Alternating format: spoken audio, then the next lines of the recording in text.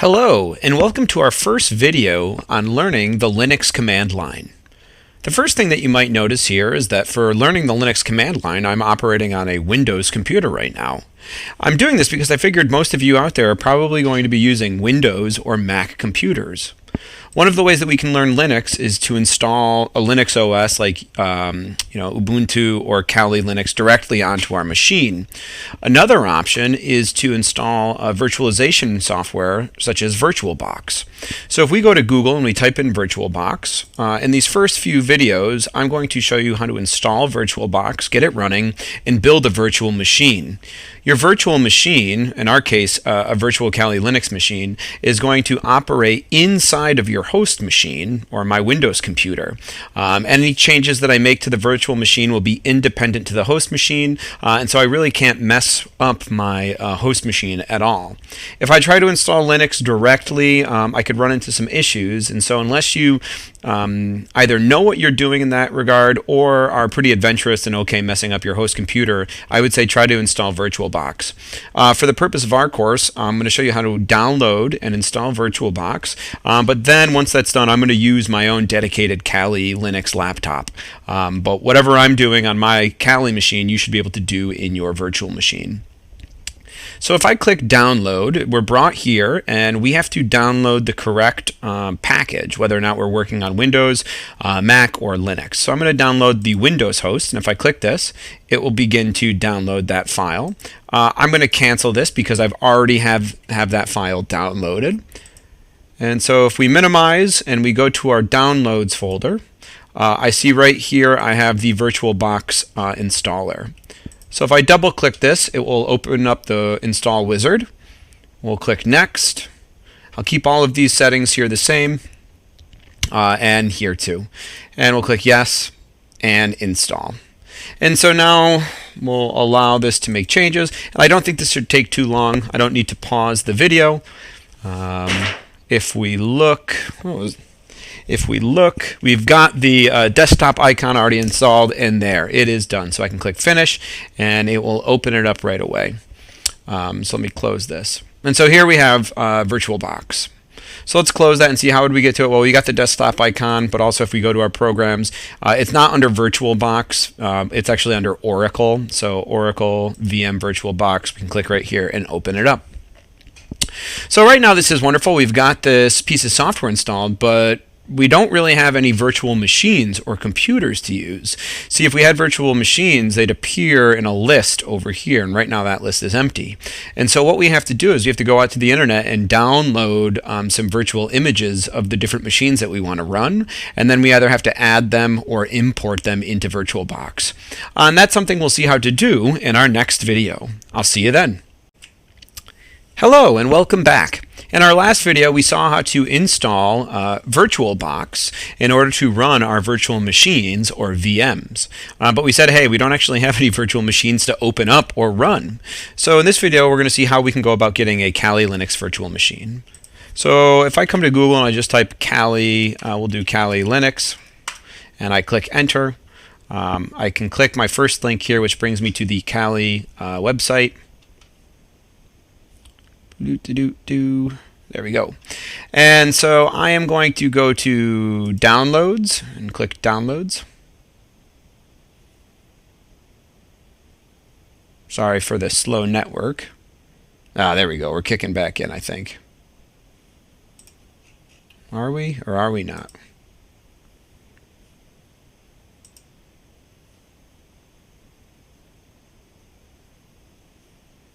Okay, and once I'm here, if you're interested in downloading Kali directly to your machine, maybe you want to wipe your OS and install Kali, you're going to want to follow some maybe tutorials here, and you're going to download like the 64-bit image or the 32-bit image. We don't want to do that. We want to install this in VirtualBox, so I'm going to come down here to where there's virtualization options, and we're going to click the link that brings us to the Offensive Security VM download page. So here we are on offensive security. We can download some virtual images. There's different types of virtualization software out there like VMware, Hyper-V. We're using VirtualBox, so I'm going to click VirtualBox. And then you got to get the right version, whether or not you're running a 32-bit or 64-bit operating system. If you're not sure, you can just type about in your search engine or your search bar down here.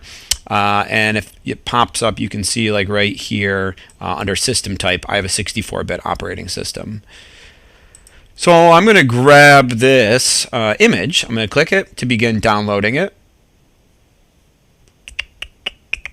And thankfully, my internet's being extremely slow right now, but thankfully I already have it downloaded. So when you click this link, it will begin to download. I'm going to cancel the download by just closing out my browser.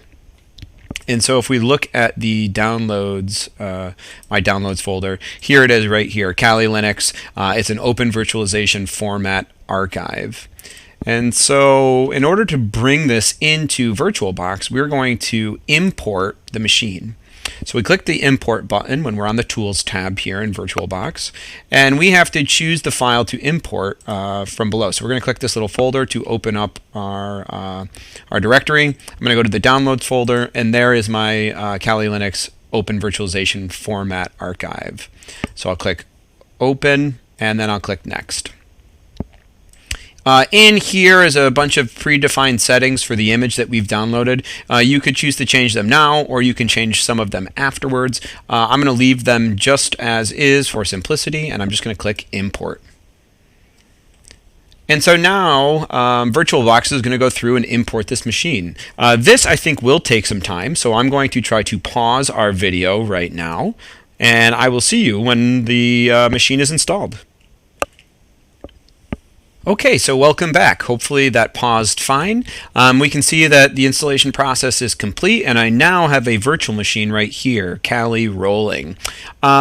We could start this machine, but first let's look at the settings for this machine. So if I click Settings, we have some things that we can change, like here's the name. We could change that if we wanted to. Let's look at the System tab. We can give our virtual machine some memory. Anywhere in the green is normally good. You may think that like, hey, my virtual machine is running really slow, I'm going to pump it up and giving it all of my memory. That's maybe not good, because that means there's only a little bit of memory left for your host machine, which is sort of running your virtual machine. So your host machine is going to lag, which in turn is going to lag your virtual machine. So you got to find kind of the sweet spot right in here for the memory of your VM. Similar, we could change the number of processors that we have for the VM too. Under the display setting, one of the things that I'm going to click right here is I'm going to disable 3D acceleration, because I found that when I run my VM, oftentimes the screen will flicker, and so if you disable that, that should take care of that issue. And then if we look here under network, we want to make sure that we have enabled the network adapter, because that's going to give our virtual machine access to the internet, essentially. And there's a lot of different ways we can do this. When you have the NAT selection picked here, what that's going to do is it's going to give your virtual machine its own like private network, essentially, and its own private like IP range that is it's like isolated from the rest of your devices that are on your network. So even though you're connected to the internet, it might look like you're the only thing that's on your network, which can be good for us. And that's probably where we're going to start off. If you look here, another nice feature is the bridged adapter. What this is going to do is it's going to give your virtual machine its own IP address that's on your actual network. So your virtual machine is going to be able to talk to your computer, your router, your TV, anything that is connected to the network. So those are the two that we might work with primarily throughout the scope of this course and maybe some other courses. I'm going to keep this on NAT network for right now. One of the things I'm going to note that is that right now I'm not getting an issue for USBs. For any USB ports here, but you may see that you have like a little message here that says USB 2.0 and 3.0 is not working. If that's the case, you have to install some extra software. So if we come back to VirtualBox and I click on Downloads, let's see. we have to get like an extension pack, I think is what they call it. And so the extension pack we can download. I'll show you where you find it. Once it's downloaded, yeah, okay. So we're running 6.1 for VirtualBox, and here is the extension pack. So you just click this and you download that. Once it's downloaded, all you have to do is go to your downloads and double click the extension pack, and it will install the extension pack to deal with USB 2.0 and 3.0 problems. So that should fix that. We don't have that issue though, so that's good. All right, so I'll save those settings. Let me just verify that those settings saved. Yep, okay, perfect. And so now if I want to start my machine, I'm just going to click Start.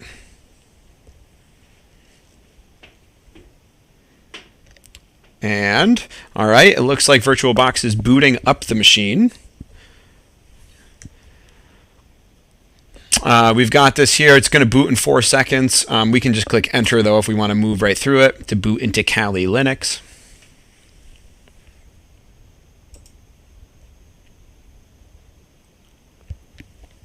So we got a nice black screen here, hopefully. Okay, there we go. Ooh, we've got the nice Kali Linux logo here, this splash screen, so that looks nice. I'm hoping that the screen resizes itself, and yep, there it goes. So we've got full screen mode working nicely here. Wonderful. And so it looks like here is Kali, right, by Offensive Security. Our virtual machine seems to be working nicely. We're prompted to enter your username and password. Now you may say like, hey, I didn't set any usernames or passwords. The default username is root, and that's a common Linux username. It's the super user. We'll talk more about that. And for Kali, your default password is Tor, T-O-O-R, or root backwards. So root and Tor. If we enter those in and log in, we should get set right in. Yep, perfect. And here we are. And so just really quickly, if we look through here, we've got a bunch of programs that are pre-installed. The 99% of these programs are going to be beyond the scope of our course, but in future courses we're going to look at things like how to perform password attacks or wireless attacks, and sniffing, and look at some of the tools like Mac Changer or Wireshark. Really, the thing that we're going to concern ourselves with primarily is if we come down to, I think it would be under accessories. Nope. If we scroll down to System, we're going to look here at the terminal. And so if I click this, it opens up what is known as the terminal, which is kind of like our command line, where we can type in all of our commands into the terminal and interact with Kali Linux via this prompt rather than our graphical user interface. Another way we can do it, it's kind of pinned right here to our start bar, so we can just click that and it will open it right up. Now for the rest of these videos, I'm going to be using my laptop. Right now I'm on my desktop. My laptop's an actual Kali Linux laptop, and so it's going to look just a little different because I'm running an older version of Kali on my laptop. But everything that I'm doing on my laptop should transfer over to what you're doing in this current version of Kali in a virtual machine. Before we leave, one of the first things that we're going to do is we're going to actually type a command here into the terminal. So you should open up a terminal, and the first thing that we want to do is we want to change our root password, right? You probably don't want to keep it as Tor. If it's, the default password, anybody has it, anybody could log into it. And so what we're going to do is we're going to type into the terminal the password command, PASSWD, and then let's put the username root. And so we are prompted for a new password. So I'm going to put a new password in. I'm not going to tell you what it is, and you shouldn't tell anyone else. And it says right here that the password was updated successfully. So let's log out. And so I can log out right here in the top right-hand corner. I can switch users, shut down, etc. I'm going to log out. And so now if I log back in as root, if I enter in Tor, T-O-O-R, and I click log in, it tells me I have the incorrect password, which is good. So that it looks like that change has been made. So now if I enter in my password, you enter in your password, we should be able to get into this system. And we do wonderfully. Perfect. Excellent, excellent, excellent. And so now it looks like we've got our working Kali operating. To close out of the virtual machine up at the top, I'm going to click X, and we can power the machine off. And so I will just close the machine right there, and we are all set. I will see you in our next video. Hello, and welcome back. In our last video, we saw how to install Kali Linux via VirtualBox as a virtual machine on our Windows computers. For the rest of this course, I'm going to use my Linux machine directly. Everything that I'm going to do is going to transfer over to your virtual machine if you're using VirtualBox. The only thing that might be different is my version of Kali Linux might look a little different than yours because I'm actually using an older version. So the first thing, and the reason why I'm doing this is I just personally feel that the internal recording software on my Kali computer does a better job at capturing audio and video than my Windows computer using the software that I have there. So I want to bring you the best quality videos, so I'm going to be using this Kali machine here. The first thing that we'll note is if I go to Applications and I scroll down to Useful Applications, under my Utilities, I see that I have my terminal program right here. You should have a terminal installed directly on your machine. You can click through it through the Applications menu on the upper left-hand corner. I also think that on your virtual image, you're going to have the terminal kind of pinned to your taskbar up here. You can just click it. I'm going to use a different terminal emulator that I've downloaded. It's called Tilix. It's a great terminal emulator because you can split your terminal and have multiple terminals going at once. It's kind of beyond the scope of our course. We're not going to use that yet. But whether you're using Tilix or the built-in terminal emulator, everything should work just fine. So our terminal is a way for us to interact with our computer in a different manner than the point-and-click methods of a graphical user interface application. So for instance, if I click here and open up one of these programs like the text editor, we can see that a graphical user interface opens up, and I can point and click. I can click to save, I can click to open, etc. And I can visually see what I'm doing here. So this is a really convenient way to interact with our computer, and it's the one that we are probably most used to using. However, we can do more and do more efficiently by learning how to interact with the computer via the terminal. Rather than the point-and-click interactions, in the terminal, all of our interactions are via text. So we have to type some commands here on our command line. The first thing to note is that when our terminal opens up, we are presented with some information right here. This represents our user's name and the host name or machine name. So my username right now is root, and my machine name is right now Kali33. So if I quickly switch users, and you can switch users using the su command. So I'm going to switch users. You don't have any other users on your machine right now. We're going to add some in the future. So I've switched users to a new user, mermo, and you can see that the username has effectively changed. Perfect. And so one of the first commands that we're going to learn here is the command whoami. So if I type whoami, it will spit back or output the username, the current username. So right now I've switched users to this mermo user account, and so whoami outputs mermo. Now if I just type exit, it closes this mermo terminal and it brings me back to root, and so we see my username right here. So now if I type the whoami command, we see that I am now the user root. So one of the things that we should be noticing here is that in the terminal we can very quickly and conveniently switch from one user to the next, and that's something that we're going to do as we move forward and we build our terminal skills. We're going to create multiple accounts and give multiple accounts different privileges and see how they behave. Now we can get a lot of information about our current system from the terminal using another command, the uname command. So if I just type uname and hit enter, it's going to print certain system information to the terminal. So right now, it's just outputted Linux, which is pretty good, right? That's sort of, I guess, maybe the operating system or that we're running. We're running Linux. It's not saying Windows. It's not saying Mac OS. But if we think about it, we can get so much more information from this command if we use it properly. You see, commands in the terminal can take options, which dictate how the command is run.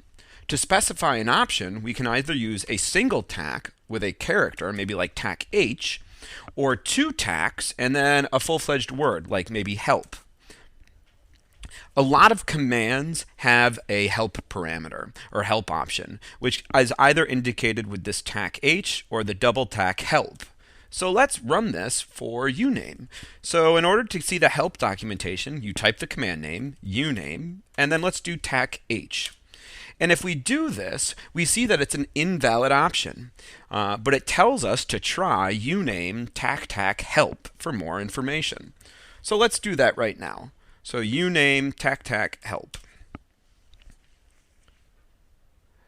We see some helpful information here on how the uname command can be run. So it says that it prints certain information to the screen. Note here that it says with no option, same as tac s. So right, our usage is uname and then you type your options. And so tac s is just the kernel name. It prints the kernel name of the current system. So let's see, if I just type uname, it's with no option, it's the same as tac s. So if I type uname tac s, it should give me the same output. And it does. So it tells me that I'm running the Linux kernel here. Now, we can call uname tac a. If we look at some of the other options here, uname tac a gives us all of the information in the following order, except it will omit the tac p and tac I for processor and hardware platform if unknown. So let's see, if I type uname tac a now, I'm setting a different option, the output should be different. And it looks like it is. We now see a more robust output. We see the kernel name, we see the network host name, we see the kernel release and version, all of these, etc. And now it looks here like my terminal is getting a little bit crowded, right? I mean, I guess I could scroll up, I could scroll down. One of the things that we could do here is just type a clear command, and it will remove all of the information there and erase the screen. Now, I can pass multiple arguments to a command using multiple tacs. So let's see, I'm going to do uname tac help again to see my command options. And so let's say I want to just print, the kernel name and the node name. Well, I can do tac s and tac n, and it will give me the kernel name, Kali, and the node name, or the node host name. So my host name is Kali33 right now. I could also just do this with one tac. I could say uname tac sn, and it will print them. I could do uname tac ns, and it will still print them in the same order. So, maybe we're claiming here with not 100% certainty, so I have to be careful that the order with which you pass your options doesn't matter. It seems like it doesn't matter for this command, but maybe that's not the case for some other commands. Now, let's say I want to rerun a command that I have previously typed. I can use the up arrow on my keyboard to look through the history. And so here we see I just keep hitting the up command, and we're going through all of the different commands that I have typed. So now that I've found the one that I want, I can hit enter. Now, anytime we run a command, it's helpful to first check the help documentation using either tac h or the double tac help. We can also reference the manual or man pages of a command or program by typing in man and then the name of the command. So sometimes the help document won't have enough information for you, but the man pages are normally a little bit more detailed. So I'm going to clear the screen, and if I want to look at the manual pages for the uname command, I can type man uname. And here we have the manual for that. More detailed. We see, some more of the information, and we can kind of scroll down, up and down through here. And when I get to the end of the file, it says press H for help or Q to quit. So I can press Q, and it will get me out of that manual. I think this is a great place to stop.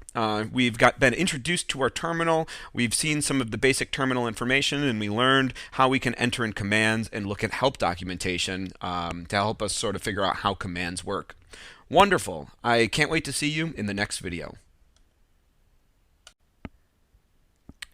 Hello, and welcome back. In our last video, we saw how we could enter in commands via the terminal and look at help documentation, either using the tac h option or the man pages. We saw that there was a command uname that allowed us to look at some of the information in regards to our computer. We're going to continue looking at information about our computer by learning a few new commands here. And the first one that we're going to use is ifconfig. If we look at the man pages for ifconfig, it tells us that this is a command used to configure network interfaces, maybe like your wireless card or your Ethernet connection. We see that it can take some options. So synopsis, ifconfig, there's a variety of options, and then we can specify some interfaces. And so if I scroll down here, we can look at, get a little bit more information about what these options are. TAC A will display all interfaces which are currently available. TAC S displays them in a short list. TAC V, you're going to see, is a common option. It stands for verbose mode, which means give us a little bit more output in the terminal, especially if there's some errors, we can kind of see what's going on. And then here we can describe the interface. And so the interface is the name of the interface, usually a driver name following by a unit number. For example, ETH0 for the first Ethernet interface. So let's see what happens here. Let's quit out of the man pages, and let's run this command. So let's run ifconfig, and then let's pass the TAC A for all. And so it looks like here I have three interfaces, internet interfaces on my computer. I have ETH0, LO, and WLAN 0. If you're using VirtualBox, you probably only have these two right now. You most likely don't have WLAN 0.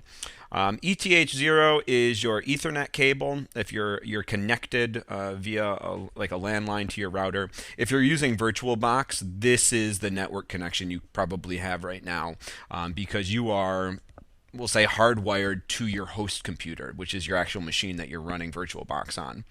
LO is your loopback address. This is like an address that your computer maybe uses to just talk to itself. And then in my case, WLAN 0 is my wireless card. Now, we use the TAC A option here for ifconfig, but the default case for ifconfig, if I just type ifconfig, is that TAC A option. So, if we just run that, it's exactly the same. If I type the TAC S option, we see a similar output here. I get the interface names, but with much less output. So I'm going to clear that screen here. Now let's call ifconfig again, and let's look at the output. This output shows us some helpful information, such as our internet-enabled devices, our current IP address, and our MAC address. This is essentially like important information that's used for internet connections that we'll focus on in another course. But for now, just know that on your network, your computer has a unique IP address. And so if I look here, my IP address, I'm using my wireless card right now, WLAN 0. My IP address appears right here on my network. And we also have a unique MAC address that's set by the manufacturer. And so my MAC address is right here under Ether. Okay, so there's my MAC address, there's my IP address, and it's those two pieces of information together that sort of help, let's say, my router pinpoint my computer on my network and make sure that all of the correct information that should go to my computer goes to my computer and doesn't end up somewhere else. Again, we'll talk more about IP addresses and MAC addresses and their importance maybe in another course later on. I'm personally used to using ifconfig for all of my networking needs. It's kind of the command I've used through my learning. But Linux has introduced a new command which is called IP, which is a little bit more versatile. So let's check the help documentation by typing iptac-h. And it looks like we're given some usage here, IP and then options and then an object. And it tells us down here what some of our objects can be: link, address, route, etc. Maybe M address, maybe that's MAC address. And then we have some of the options down here. Let's look at the man pages though too. So let's type man IP. And we get a little bit more information here. So we're seeing what some of these options mean. We can go through and read these. It's really great when we're first starting out to get comfortable working through the man pages and the kind of like the help documentation to figure out how these commands work.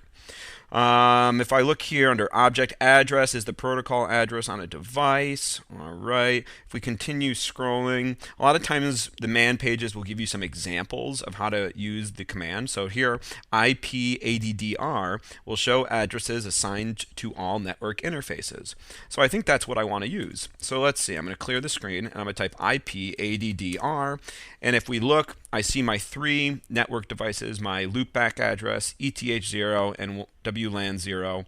Under WLAN 0, I see the MAC address as before, and I see my IP address as well. So here's another command where we can kind of get some network information about our current computer. Another useful command in regards to your network is the ping command. So let's clear the screen.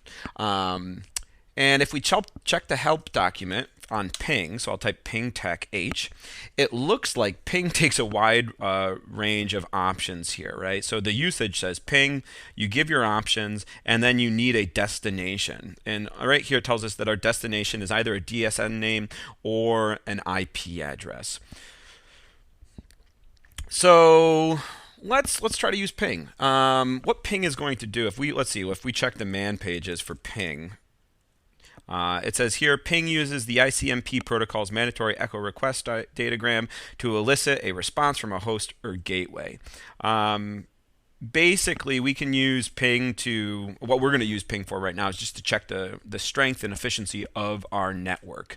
So in order to do this, we're going to type ping, and we're not going to use any options, but we have to provide a destination, a DNS name or an IP address. So let's ping google.com.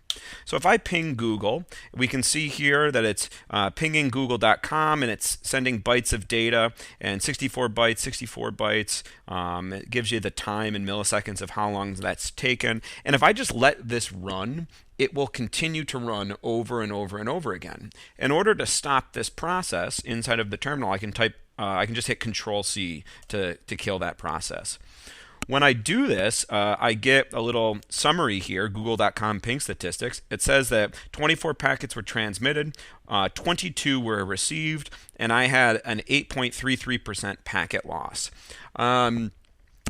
I don't like that. I would love to see 0% packet loss, because the less packet loss, the better. The better your network is working.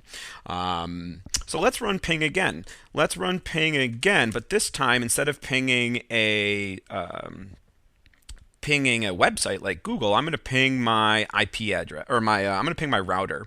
So your router, let's see, let me clear this and let me type IP ADDR.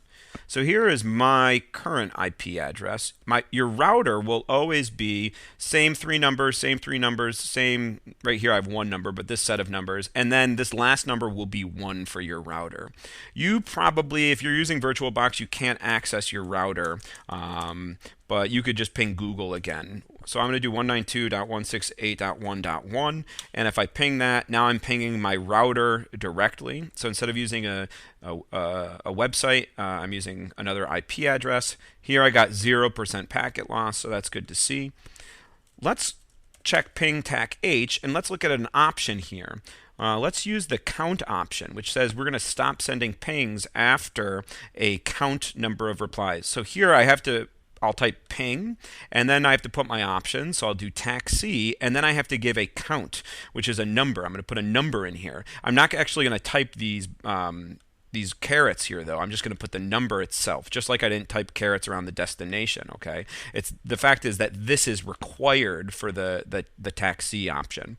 So let's see, if I type ping, and we'll do TAC-C, and then I'm going to do 5. I'm going to send 5 little packets of information, and we'll do it to google.com again. Now I shouldn't have to hit Control-C. We're altering the behavior of the command. It should just stop after 5 packets being sent, and it looks like it did. So 5 packets transmitted, 5 received, with 0% packet loss. So the ping command stops automatically, and we've essentially altered how this command is run, given some of our options.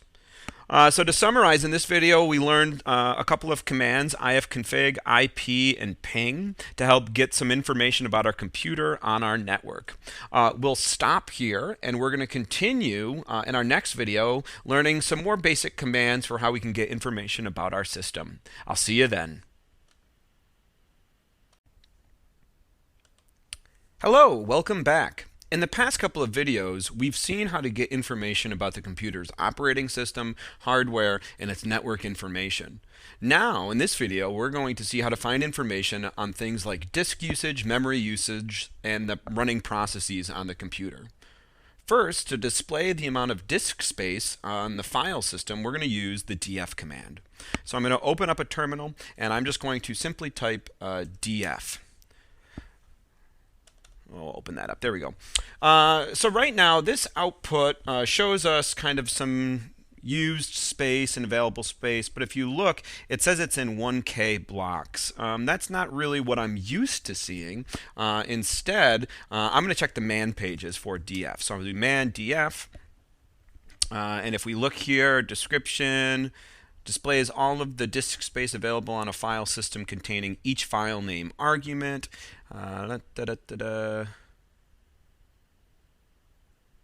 Disk space is shown in 1K blocks by default. So I don't want to show it that way. So let's look at the options. If I look down here, there's an option TAC-H, which will print them in powers of 1024 in a human readable format. So I'm going to use the TAC-H option now. So I'll do df TAC-H, and it's going to change the behavior of the program, and we now see it in a format that I'm more used to seeing, right? And so it looks like I have on this little partition here, SDA1, I've used 33 gigs. I have 180 or 168 gigs left. 3.9 gigs, 3.9 gigs, and 3.9 gigs.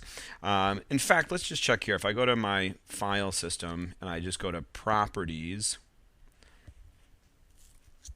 it looks like I have about 180 gigs free. 180, right? So what am I at here? I'm at 168, and then let's say 4 and 4 is 12. Yeah, so that puts us right at about 180. So that's perfect. But this is a little bit nicer because I can see how it's being broken down and the percentage in use. We can also look at our current memory by using the free command.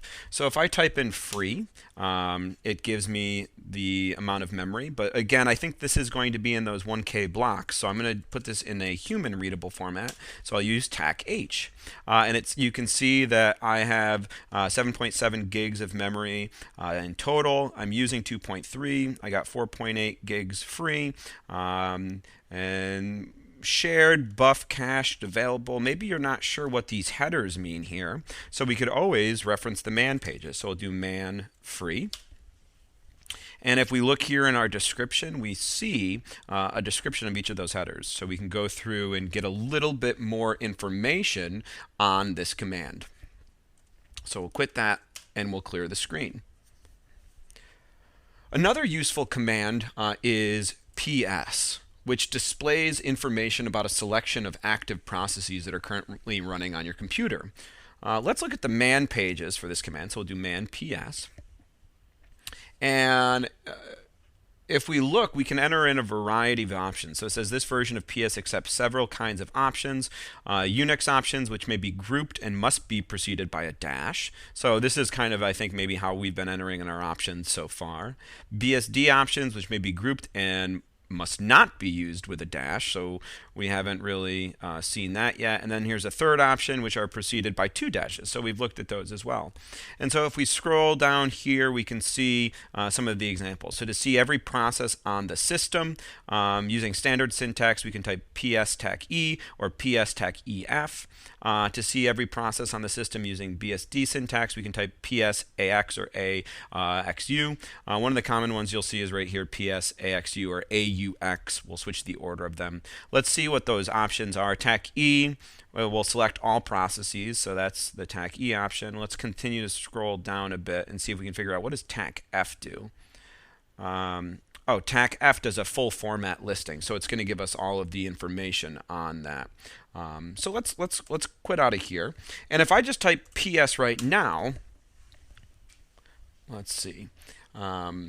It will give us, it looks like there's only maybe 2 processes running. Don't think that there's only 2 processes running on this whole computer. If you just type PS, it's only going to give you the current processes running within the terminal session that you're in. So it looks like I have a bash terminal running, and then I'm running the PS command. So for instance, let's say I want to open up a program from my terminal session, such as Firefox. And if I want to do this, all I got to do is just type Firefox. So I'll just type Firefox. And if I do that, Firefox should open up. And it does. Look at that. hey, cool. And so I could go and surf the web. But if you look now, I've sort of lost my command prompt right here. So I can't enter in commands. I can't type ps and run the ps command. It's not letting me. So I'm actually going to close Firefox, and when I do that, I get my command prompt back. It comes back. If I want to run a program and keep my command prompt, I just have to use the ampersand sign after the program. So I'm going to type Firefox. Let's clear the screen. I'm going to type, actually, let's type PS. We'll look at the processes currently. And now I'll type Firefox and an ampersand sign. And look here, we got this thing 1, and then there it looks like there's a number. All right, Firefox opened up. Beautiful. And so now if I type PS, there's a lot more processes running from this terminal session. In fact, right here, it looks like we have the Firefox browser. And here's that same number that kind of opened up when I hit my command, 10399. That value is a unique PID number. If we look at the header right here, which stands for process ID. The process ID number, or the PID number, is a unique number that's linked to the process that it is running. So if I close Firefox, these PIDs should disappear. And you see how they're all unique. And so here's the main PID that we opened up Firefox, but then these are maybe sub-processes that were run by the browser. So if I close this now, all right, so I'll close this. Okay. And so now if I type PS, if I type PS, we see that all of those processes are gone. So if I want to see the processes running on the whole computer, right, not just in my terminal, I can use some of the options. So if I do PS tech E, this will list all of the processes that are currently running on the computer. And it looks like, wow, there are a lot of things going on. I can actually type PS tech EF to get the full format listing. And now we see even more information here. So if I scroll up to the top, there are some headers. Yeah, it gives me the user ID who started the process, the PID. I think this might be the time that it was started. Yeah, the time that it was started. And then I have what is this? I think this is like the command or the location of the process that's starting right here. And we'll talk more about that hopefully later on. I can do something similar with a different output. Instead of using the tax, I can just type AUX, PS AUX, and it will give me all of the processes as well. So that's the different kind of option parameter here. It also shows me maybe how much CPU and how much memory when I use PS AUX. That's nice. It shows me the amount of CPU and amount of memory that they're using, these processes are using at this time. So maybe like something's bogging down. Look at that, 81.8%, 26.8. My GNOME shell is using up a lot of my resources. Now, PS will give us a snapshot of the processes that are running, but if we want a dynamic look, one that updates in real time, we can use the top command. So I'm going to clear the screen, and I'm going to type top. Top provides a dynamic real-time view of running the system, and it's going to list our processes based on their CPU usage. And so, yeah, right now I am overexerting my CPU right now, probably because I'm recording video as well as running all of this stuff. So that's probably what's happening there. Hopefully my computer doesn't catch on fire and sort of blow up. But you can see how this is updating in real time. And we have some statistics here at the top, like our tasks, 172 total tasks, 1 running, 171 sleeping, etc. So let's actually let's open up a web browser. Let's open up Firefox. All right, and I'm going to see how Firefox is affecting our system. So here is the Firefox ESR, right? There's the PID for that. It looks like the stuff on that is, well, it's fluctuating, right? Sometimes we're using some of these resources, sometimes we are not. So web extension, there it is. I see Firefox ESR down here. The PID is 11831. So 11831. Now we can use that process ID to reference the process in other commands, such as maybe the kill command. So I'm actually going to stop this and clear this. And so I'm just going to type ps tac ef. And let's look at that Firefox browser. What did I say? 11831. So here it is. Okay, there's the process that's running the browser. And you can kind of see the browser open in my background. And so in the past, we've gone and we just closed that browser manually. But that's kind of like a GUI way of doing things, right? Point and click. We can actually close the browser or kill the browser right from the command line. So if we type, let's check the man pages for the kill command. And if we do this, it says kill. Send a signal to a process.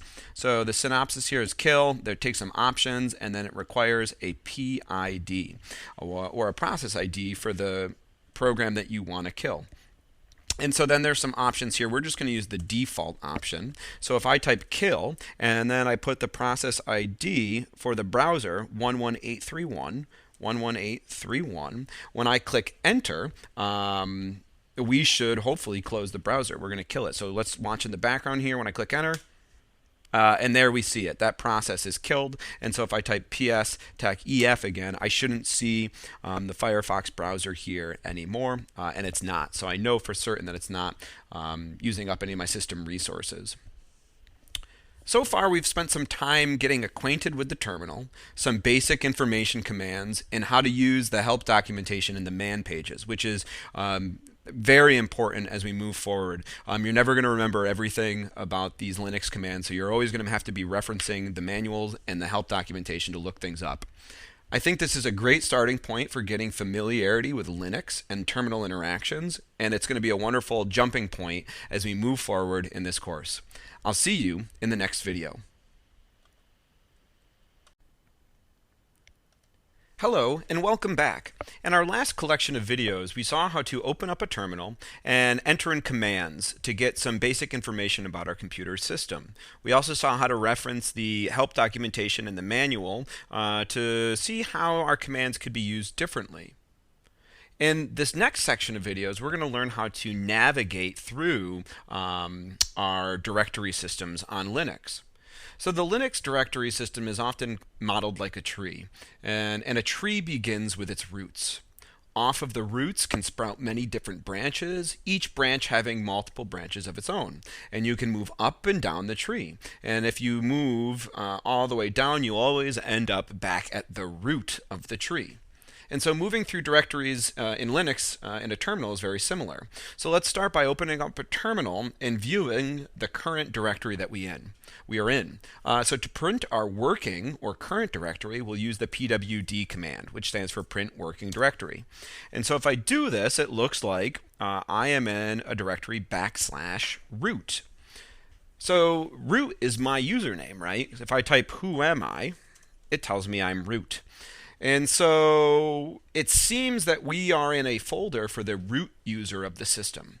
Now, this is not the root directory or the starting directory of the computer. It's not like the roots of the tree. This is confusing, I know, because our username is root.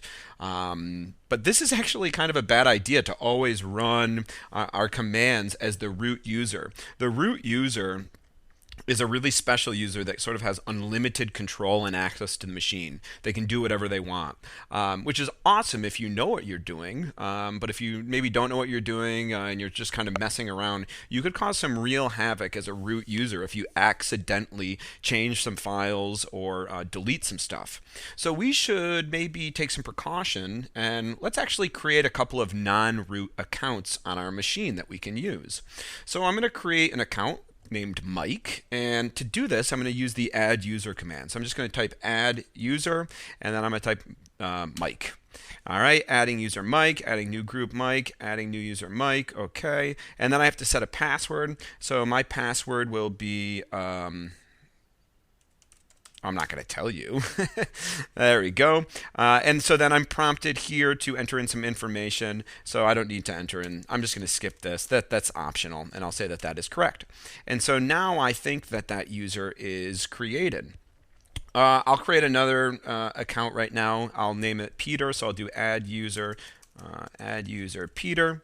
And okay, it went through. I'm going to make a password. And then I'm just going to skip this information and say that that is correct. All right, so now I should have two non-root accounts onto the machine.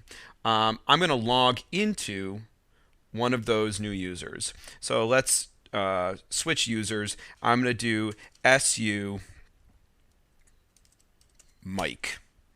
All right, and so when I do that, we can see right here that my username has changed. I'm now Mike.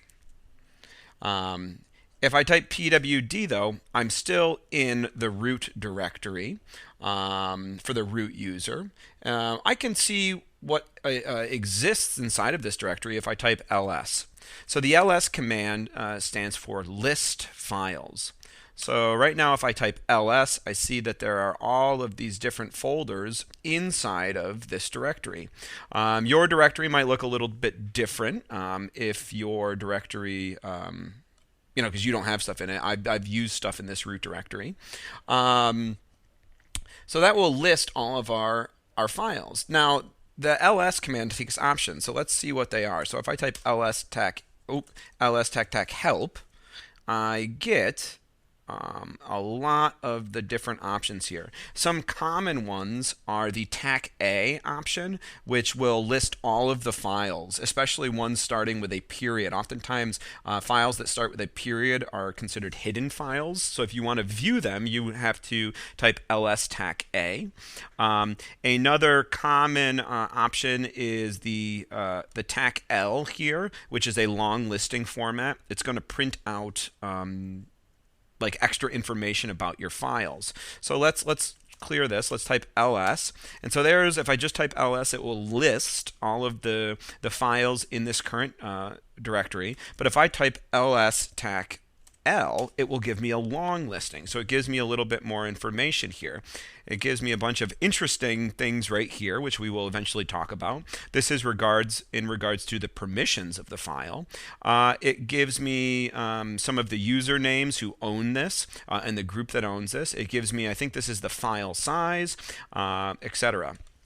Let's type ls tac-a, and if we type ls tac-a to list all of the files, we see that there are a lot more hidden files, right, that start with the period. And so we're going to look at some of these hidden files later on.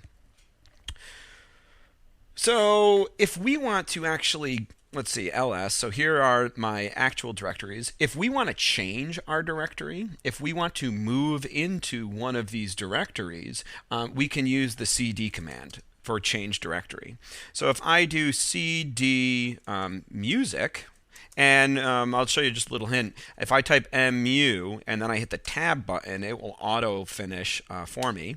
So now if you look here, if I type pwd, I'm no longer in the root directory, but I've branched off. I'm in, so this is the root of the system, and then I'm in the user roots directory, and then I move to the music directory. So if I click ls, it looks like I'm empty, right? So I have nothing in here. So I want to change, I want to get out of this. Well, to go up one directory in our sort of path here, we'll call this a path that we're in. To go up one directory from music to root, you can just type cd and then period, and that will bring you up one directory. And so we see that we've now gone up, we're back into the root document or directory. So if I click ls, let's move into another directory. Maybe I want to move into the documents directory. And so now I'm in the documents directory. So if I type ls, wow, I see that I have a lot of stuff right in here that maybe we could move into. So maybe I want to move into the scripts folder. So I'll say cd scripts, and I know that this is a directory because it's a different color. But if I didn't know that, I could type ls tac-l to see a long listing.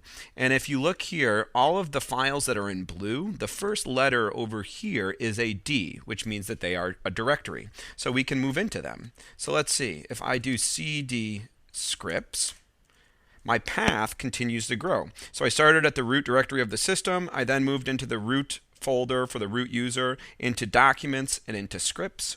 And so if I type ls, it looks like I've got a couple of scripts right in here that I have written. Now, I want to get out of this directory. I want to go back to the root directory. Let's go back to the root directory right here. So I could do this by typing cd dot dot and cd dot dot again, and so it gets me out of there. But I can also change, and I should say that this is known as the like cd dot dot cd dot dot. So now I'm here, I'm at root. If I want to change directories like this, all we have to do is, let's see, ls. So right now I'm in the root directory. If I want to change into one of these directories from where I currently am, all I have to do is just type the name of the directory, right? So if I just type in cd pictures, it's going to move me right into the pictures directory, which is exactly what it does. However, now if I type ls, we see that I've got a bunch of pictures in here, but I'm not currently, there's no directories that I want to go into. So like, let's say if I wanted to go back to documents, I can't just type cd documents. It says there's no such file or directory.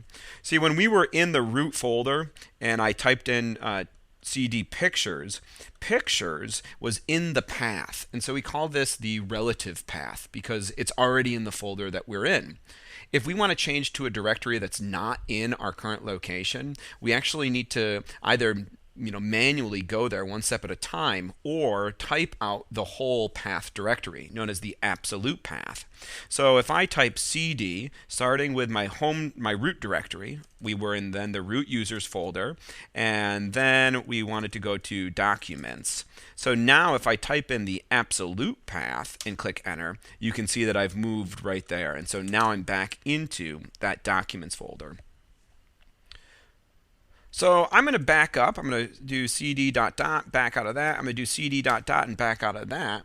And now if I click ls, it looks like I have lots of options here. And so the first thing that I'm going to do, we're going to learn about what all of these folders are, but I'm going to change directory to the home directory. So if I do cd home, and let me clear the screen now. So I did cd home. I'm back into something called the home directory. If I do ls right now, it looks like we've got directories for some of the users that we've created, like Mike and like Peter. So let me cd into Mike's directory, and if I click ls, it looks like I don't have anything there. But I bet if I logged out and logged back in, which is what I'm going to do for the next video, we are going to see that there is probably, like a home directory for the user Mike and then for the user Peter. I think this is a great place to stop. Actually, one more thing I want to show you. There's a couple of shortcuts. If I want to go directly to the root directory of the system, all I have to do is type cd/, and that will bring me right to my root directory. So here's where this is our starting point for our path. So right now, if I type pwd, it's just the root directory. And let's do cd. We'll go into the root directory, the root folder, and so now I'm building my path, and then I'll do cd documents, and so I'm building my path, and then we'll do cd scripts, and you can see that my path adds a location each time. All right. If I want to go back to that root directory, all I have to do is type the absolute path cd/, and it brings me right there. So I'm back here, and we can see that all of those things are here. If I want to go right to my home directory, I can type cd and then a tilde, and that will bring me right to my user's home directory. So if I type pwd, you can see I'm in my home directory right now because I've switched users to Mike. I'm at home, Mike. Now, if I want to get out of the session of being this Mike user, all I have to do is type exit. And let me bring this up to the top of the screen. And when I do that, you can see I'm now back to the root user. And so when I type pwd, where am I? Now I'm back in my home directory of the root user. At this point, I'm going to stop. The next video, when we start that next video, I'm not going to be logged in as the root user. Instead, I'm going to be logged in as one of these non-root users, Mike, like Mike or Peter. And so I would suggest that you log in as one of your non-root users. And if you had issues making that account, please feel free to leave questions below. Wonderful. I will see you in the next video. Hello, and welcome back. In our last video, we created some non-root user accounts, and we saw how we could maybe navigate through some of the directory structure of Linux using the cd command. I have logged in as one of those non-root accounts, and so you can see things look a little bit different over here because I have a new account. And now I'm going to use the default terminal app, and if we look, our terminal looks a little bit different because, again, I'm a different user. If we look here, I am logged in as the mic user. And so if I type in pwd here, instead of being in the root users directory, I am currently in my own directory. And so previously that was empty, I think, when we were the root user and we typed ls, but now if I look, I have all of the the directories that we expect to see for a user. So if I change to documents, it's empty because I just created this account. There shouldn't be anything in any of this. At least I hope not, right? So let's see, pwd, there we are.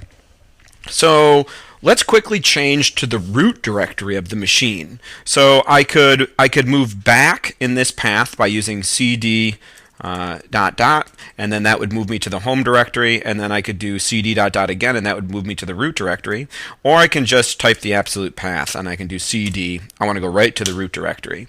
And so now if I type pwd, there we are, and if I list everything that's in here, or I don't know, what else is in there? Any hidden files? .cache maybe.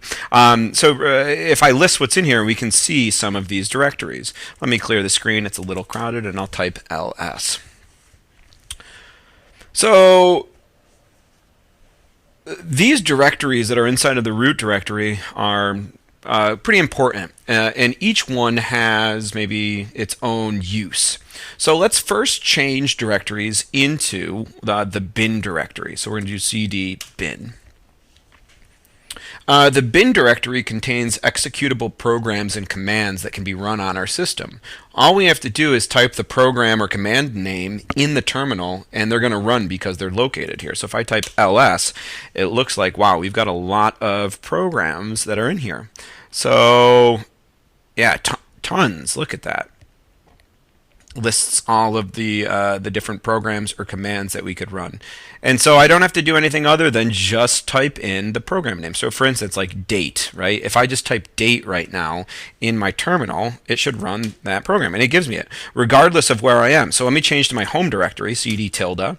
So now, right, I'm not in that directory, so the date command is no longer there, but if I still type date, that program runs. And the reason why is because, let's go back to the root directory and then bin, and the reason why is because if I list all these files, the date command is in this folder. Okay, the date command is in this folder. Where did it go? Where did it go? Can I not find it?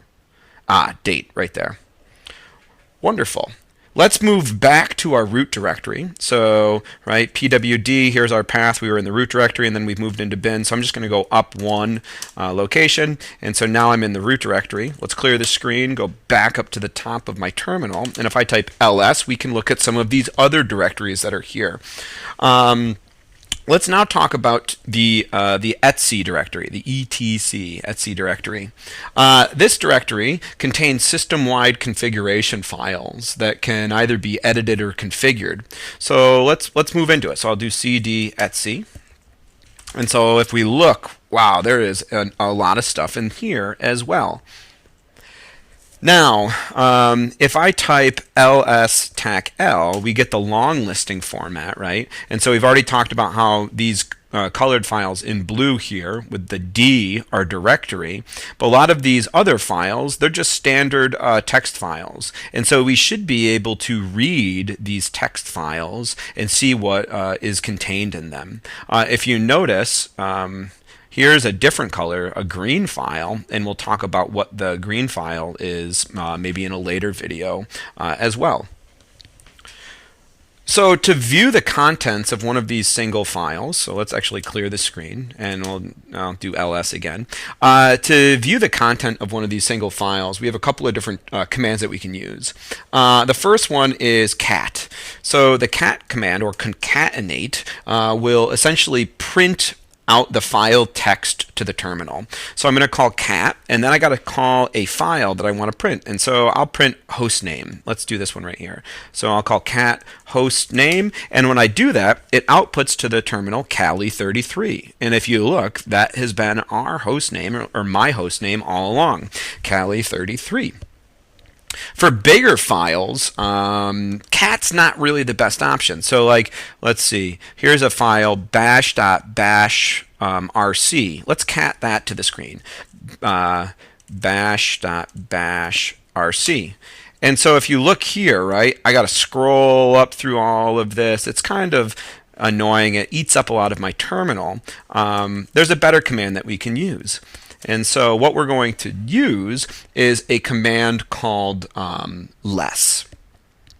And so for bigger files, the less command is sometimes better, as it allows us to flip through a document, almost like it's a book. So I'm going to call less and then bash.bash rc, and now if we look, I've given the whole terminal takes up the window, and I can click space to flip through the pages. And so now I'm at the end of the document, and all I have to do is hit Q to quit, and I'm right back to where I was in my terminal.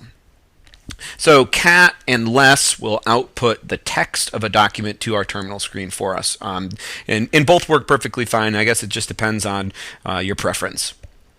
So now let's back out of the Etsy folder. And so if we look here, ls, let's now look at our home directory. So we've already looked at the home directory a bit, cd home. And if I list here, this is the home directory of all of our users that are not the root user. So I have one called mermo, I've got one called Mike, I've got one called Peter, I've got another one called archvsync. Let me just move into that really quick. Nothing's in here, so I'm going to back out. Okay. So these are our users directories, right? So right now, since we're the Mike user, if I go to my home directory, so cd tilde to go to home, it looks like it puts us in that directory. Let's go back to our root directory, so cd root ls. Media, let's talk about media. Media is where you're going to have any external flash drives or hard drives typically mount to your system. So if you want to use them or access some of the files that are on a flash drive, you should look in this directory. So let's do that. So I'm going to do cd media. Let's clear the screen. All right, so if we look at my root structure, I'm at the root directory and then the media. If I click ls, it looks like I have CD-ROM, CD-ROM 0, and root. Do I not have anything attached right now? Let me check. Let me see if I plug something in.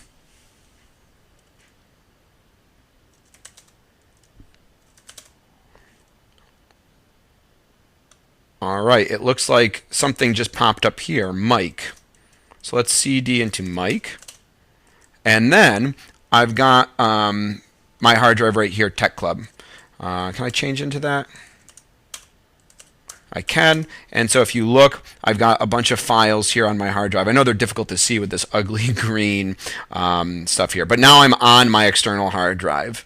All right, so that's where it mounts. Your external hard drives, your flash drives will mount to. So let me change back to my root directory, clear the screen. Let's talk about the OPT file.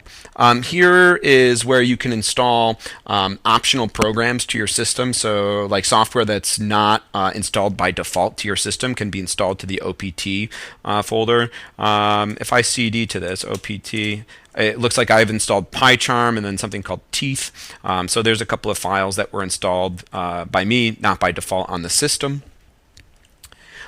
Let's go back one. Our root directory, we said that's the root users directory. So if I cd to root, I can see all of the stuff that was in there. So if I go to cd documents, right here, I can cd scripts. So there's the stuff that we had seen before that was specific to the root user. If I do ls-tach-l, oh yeah, that's pretty good. Okay, so let's clear the screen and go back to our root directory. If we look at the the sbin folder contains executable scripts that are going to run on your machine. So if I do cd sbin and then I list them all, we have lots of scripts here, lots of scripts. If we look, we've actually looked at some of these, right? Here is IP, here is ifconfig. So some of the scripts that we've previously run when we were trying to get information about our network appear here in this program, or in this directory. All right, let's go up one more. Let's go back to root, and let's look at the var directory. So cd var. So I'm going to clear the screen, and we'll type ls to list them all. The var directory contains variable information that essentially like changes over time, such as log files and web server files. And so I'm going to actually cd into one of these directories. Let's go to the log directory. And so here's all that good stuff. And if I try to read some of these files right now using cat, like maybe I want to read this log user.log. So let's do cat user.log. And it tells me that my permissions have been denied. It looks like I don't have permission to read this file. And so if I want more information, I'm going to do a long listing, ls-tac-l, and here is that file user. And so if you've noticed, we've talked a little bit about some of these characters that appear here. We're going to get into permissions later on, but for right now, just know that if you look right here for users, we just have tacs here. The three letters that would appear here are R for read, W for write, and X for execute. Right now, and if you notice, there's three groupings of these letters. There's three here, there's three here, and there's three here. We are a user that belongs in this last group. We do not have read privileges, write privileges, or execute privileges for this file, which stinks. This first group is the owner of the file, which is root. And it looks like, is admin, and it looks like they have read and write privileges, so they can read and write to it. So let's try to maybe escalate our privileges. So in order to do this, we can always type sudo, which stands for super user do. If your account has sudo privileges or is part of the sudo group, and we're going to learn about groups later on, you can run commands as the root user by typing sudo first. So let's try this. We'll do sudo and cat. I got to see what was the name of the file. User log. So we'll do sudo cat user.log. And it tells us here, we trust that you have received the usual lecture from the local system administrator. It boils down to three things: respect privacy for others, think before you type, and with great power comes great responsibility. And so now it's asking for our password. So I'm going to type in my password. And it says here that Mike is not in the sudoers file. This incident will be reported. And that's good, because I am not in that sudo group. We didn't do anything to put ourselves, this Mike user, into this special group which can execute some kind of more important commands. Let's actually switch users to our root user. So I'm going to type su to switch my user, and I'm going to type the name of the user I want to switch to, root, and then I'm going to type in my root password, and you should type in yours as well. And so now we've seen that we've effectively switched our users. And so now I should be able to cat user.log. And if I do, it's giving me lots and lots of information. I'm going to stop this because that's way too much. Let's use less. So we'll do less user.log.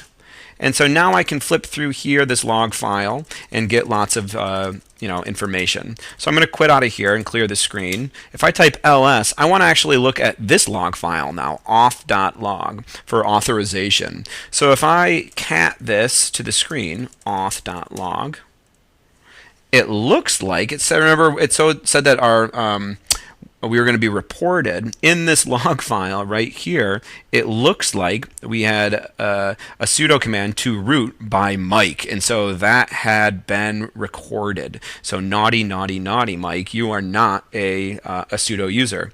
And so the reason why we're able to read this is because we have the right permission. So we're going to clear the screen. And I'm going to exit out of the root, and we go back to being our non-root user here, Mike. Wonderful.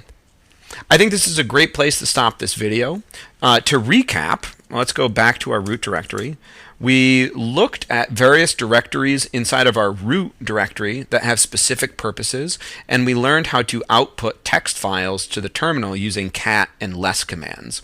We're going to build on these skills in the next video, and I look forward to seeing you then. Hello, welcome back. In our last video, we saw how to read the contents of a text file.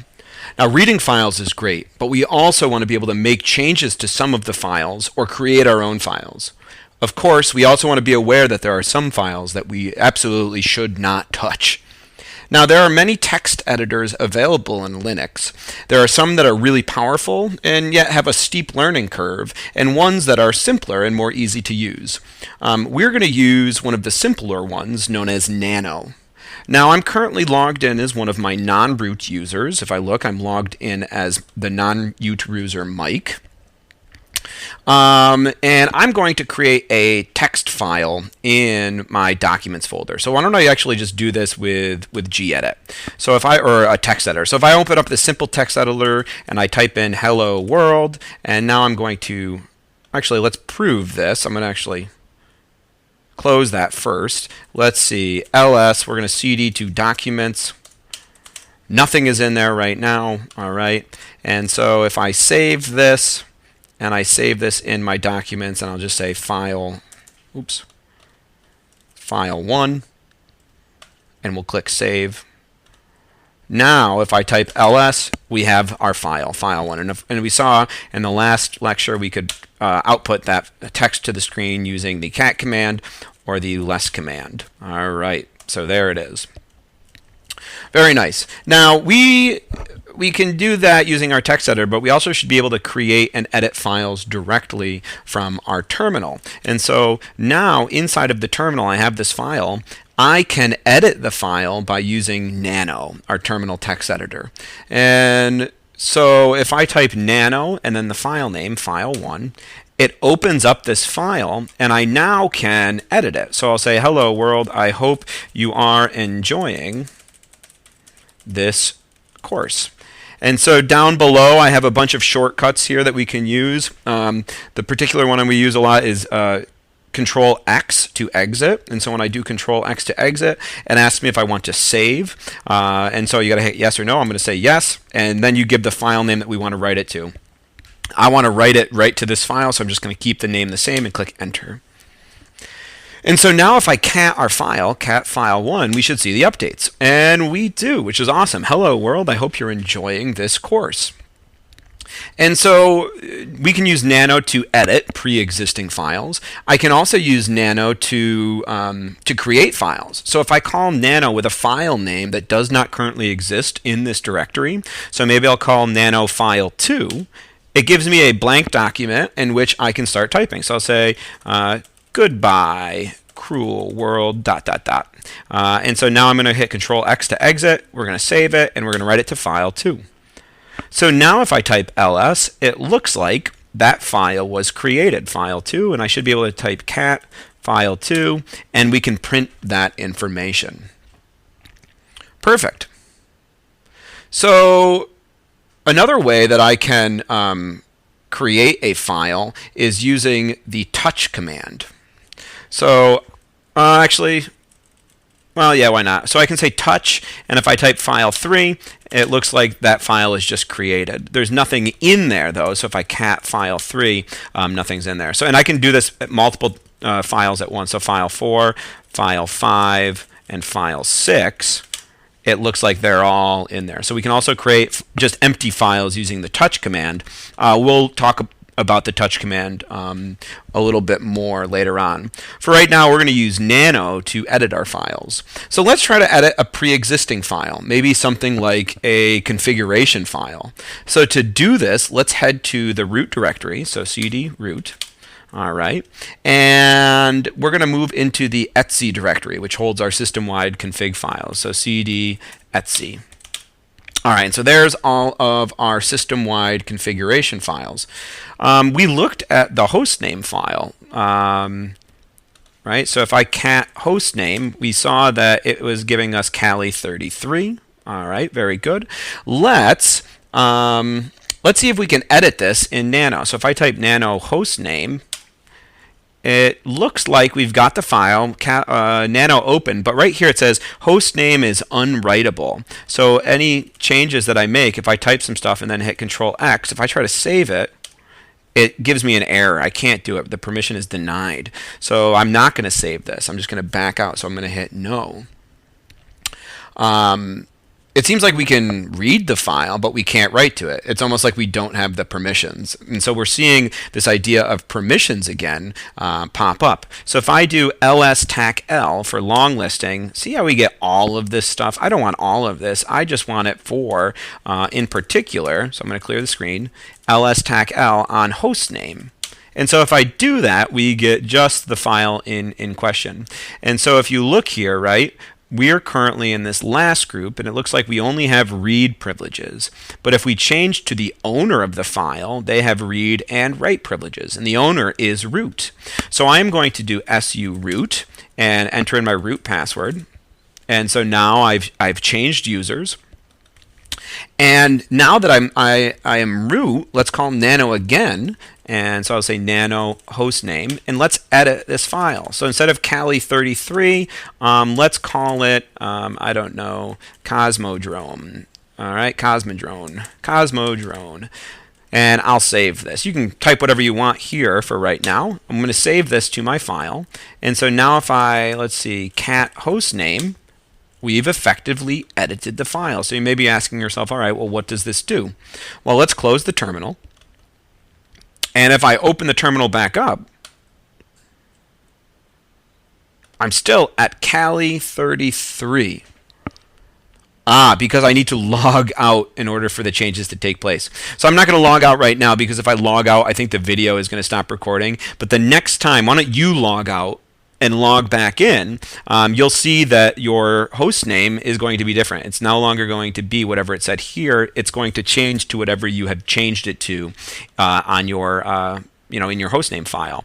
And it should be, the change should occur whether or not you're one of your non-root users or your root user. And the reason why is because we changed a file in the etc folder, which is system-wide configuration files. And so we can verify that the next time we start a video, I'll relog in, and you should see that the host name has changed from Cali33 to Cosmodrome. Let's go to our own personal directory. So let's get out of the root directory for the entire system, and let's just go to our home directory, right? So if I do pwd now, it seems like we are in, oh, I changed to the root directory. Change to home directory. Okay. There we go. And so here we are. We're back in our home directory. If I list the files here, we know that there's some hidden files. So let's do ls-tac-a to see all of those files. Oh, I'm sorry that wasn't opened. There's some configuration files here that are particular to the user, Mike. And in particular, we're going to look at the .bash rc file. So let's open this file. Well, let's cat it to the screen first. We'll do .bash rc. And so if we scroll up, this is executed by a bash for non-login shells. So anytime we essentially open up a terminal, this code runs. All right, and it kind of dictates what's going on in our terminal session. So let's actually change this configuration file. So right now, I'm going to close this. If I open it up, you see this is what's happening. It doesn't look like anything's going on, but a lot is going on underneath the hood. So let's do ls-tac-a, and let's open up bash rc with nano so we can edit it. All right, so now I'm able to edit this file, and I'm going to scroll all the way to the bottom of this file. I'm going to put just a hashtag for a comment, and I'm going to say print this message every time a terminal opens up for user Mike.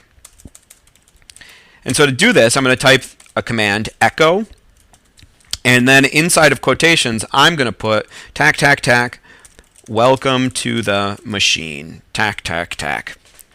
All right, and so we've edited this configuration file now for the user Mike. What echo does is it prints to the screen this information right here. So if I click Control X, I'm going to save it, and I'm going to write that to the file. For instance, inside of the terminal right here, if I just echo hi, it echoes to the terminal hi. I will give it, print back whatever we give it. So now if I close the terminal and I open it back up, for the user Mike, we see that the behavior of that kind of command or script has changed, and so now it's initially saying welcome to the machine. If I switch users to someone else, like su, we'll do root.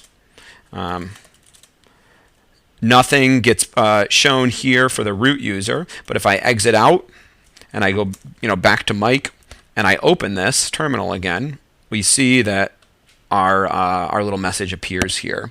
And so this change is only specific to our user. So if we logged into another account, we shouldn't be able to see it. Perfect. Now we know how to create and edit files using Nano. In our next video, we're going to see how we can manipulate these files by copying them, moving them, and removing them from the system. I will see you in the next video. Hello, and welcome back. The first thing that we're going to do here is open up a terminal and notice that I'm logged into my non-root account, Mike. And in the last video, we made some changes to some configuration files. First, a system-wide configuration file to change the host name of our machine. And we see that change has taken place now. Instead of saying Cali33 right here, it says Cosmodrone. And then a user-specific change here to the bash rc file for Mike to anytime we open up a terminal, we printed out this little message here. We echoed this to the screen. Welcome to the machine. So those changes have taken place. Now, let's see, where are we right now? We are in Mike's home directory, so I'm just going to cd to my desktop. And if I ls here, well, look, there is nothing on the desktop, and that makes sense, right? Visually, we see nothing here. We saw in the past that we can create a file using Nano. So if I do Nano, we'll say Nano test, and I'll say this is a test. And I'll hit Control X to save it. And we see now that the file test has appeared right here on the desktop. So if I click ls, there it is, and I can cat that to the screen and open it. We also saw that we can use the touch command to create a file. So if I want to just create an empty file, I can just type touch and then the name of the file, touch file 1, and there we see file 1. And if we look at file 1 though, cat file 1, there's nothing in it. So let's actually edit file 1. Let's just put a little bit of text in here, file 1, and we'll say, hello, I hope you are enjoying this course. Oh, and let's capitalize that I. There we go. Control X to save, and there we go. So if we look at file 1 now, now there's some text in there. Perfect. So let's clear this. Now, we can copy files using the cp command. So to use the cp command, first we're going to type cp, and then the name of the file that we want to copy. So I want to copy file 1, and then what we want to call the new file. So I want to call this new file file 2. So right here, this command, it says copy this file and turn it into this file. And right there we see that a new file has appeared on our desktop. And so if I list these, we see file 2 is here as well. And if I cat out file 2, it's an exact replica, right? Hello, I hope you are enjoying this course.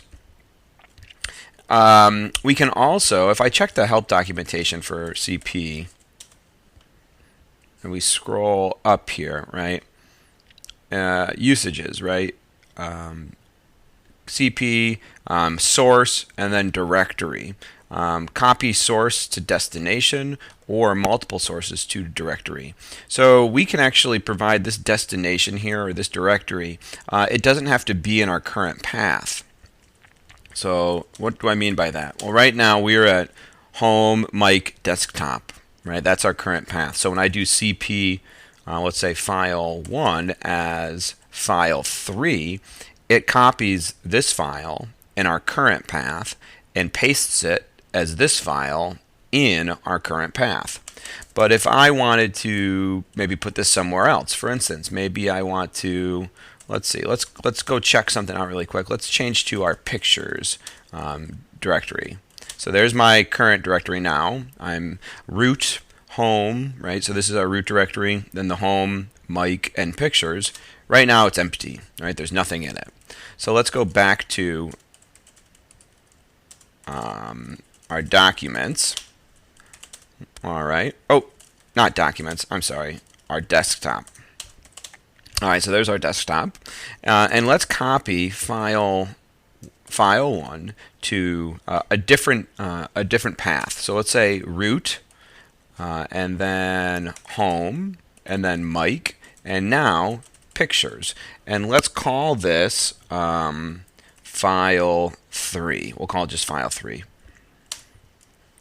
All right. So if I look now, file 3 doesn't appear on the desktop. It didn't appear over here. But if I change my directories and I go to my pictures folder, there's file 3. We've effectively copied that in the new location. And so let's just verify. Yep, perfect. Now we can remove a file by using the rm command. We'll type rm and then the name of the command, or the name of the file that we want to remove. So I want to remove file 3 here from pictures because it's not a picture. So I'm going to type rm and then I'll do file 3. And if I type ls now, voila, it's gone.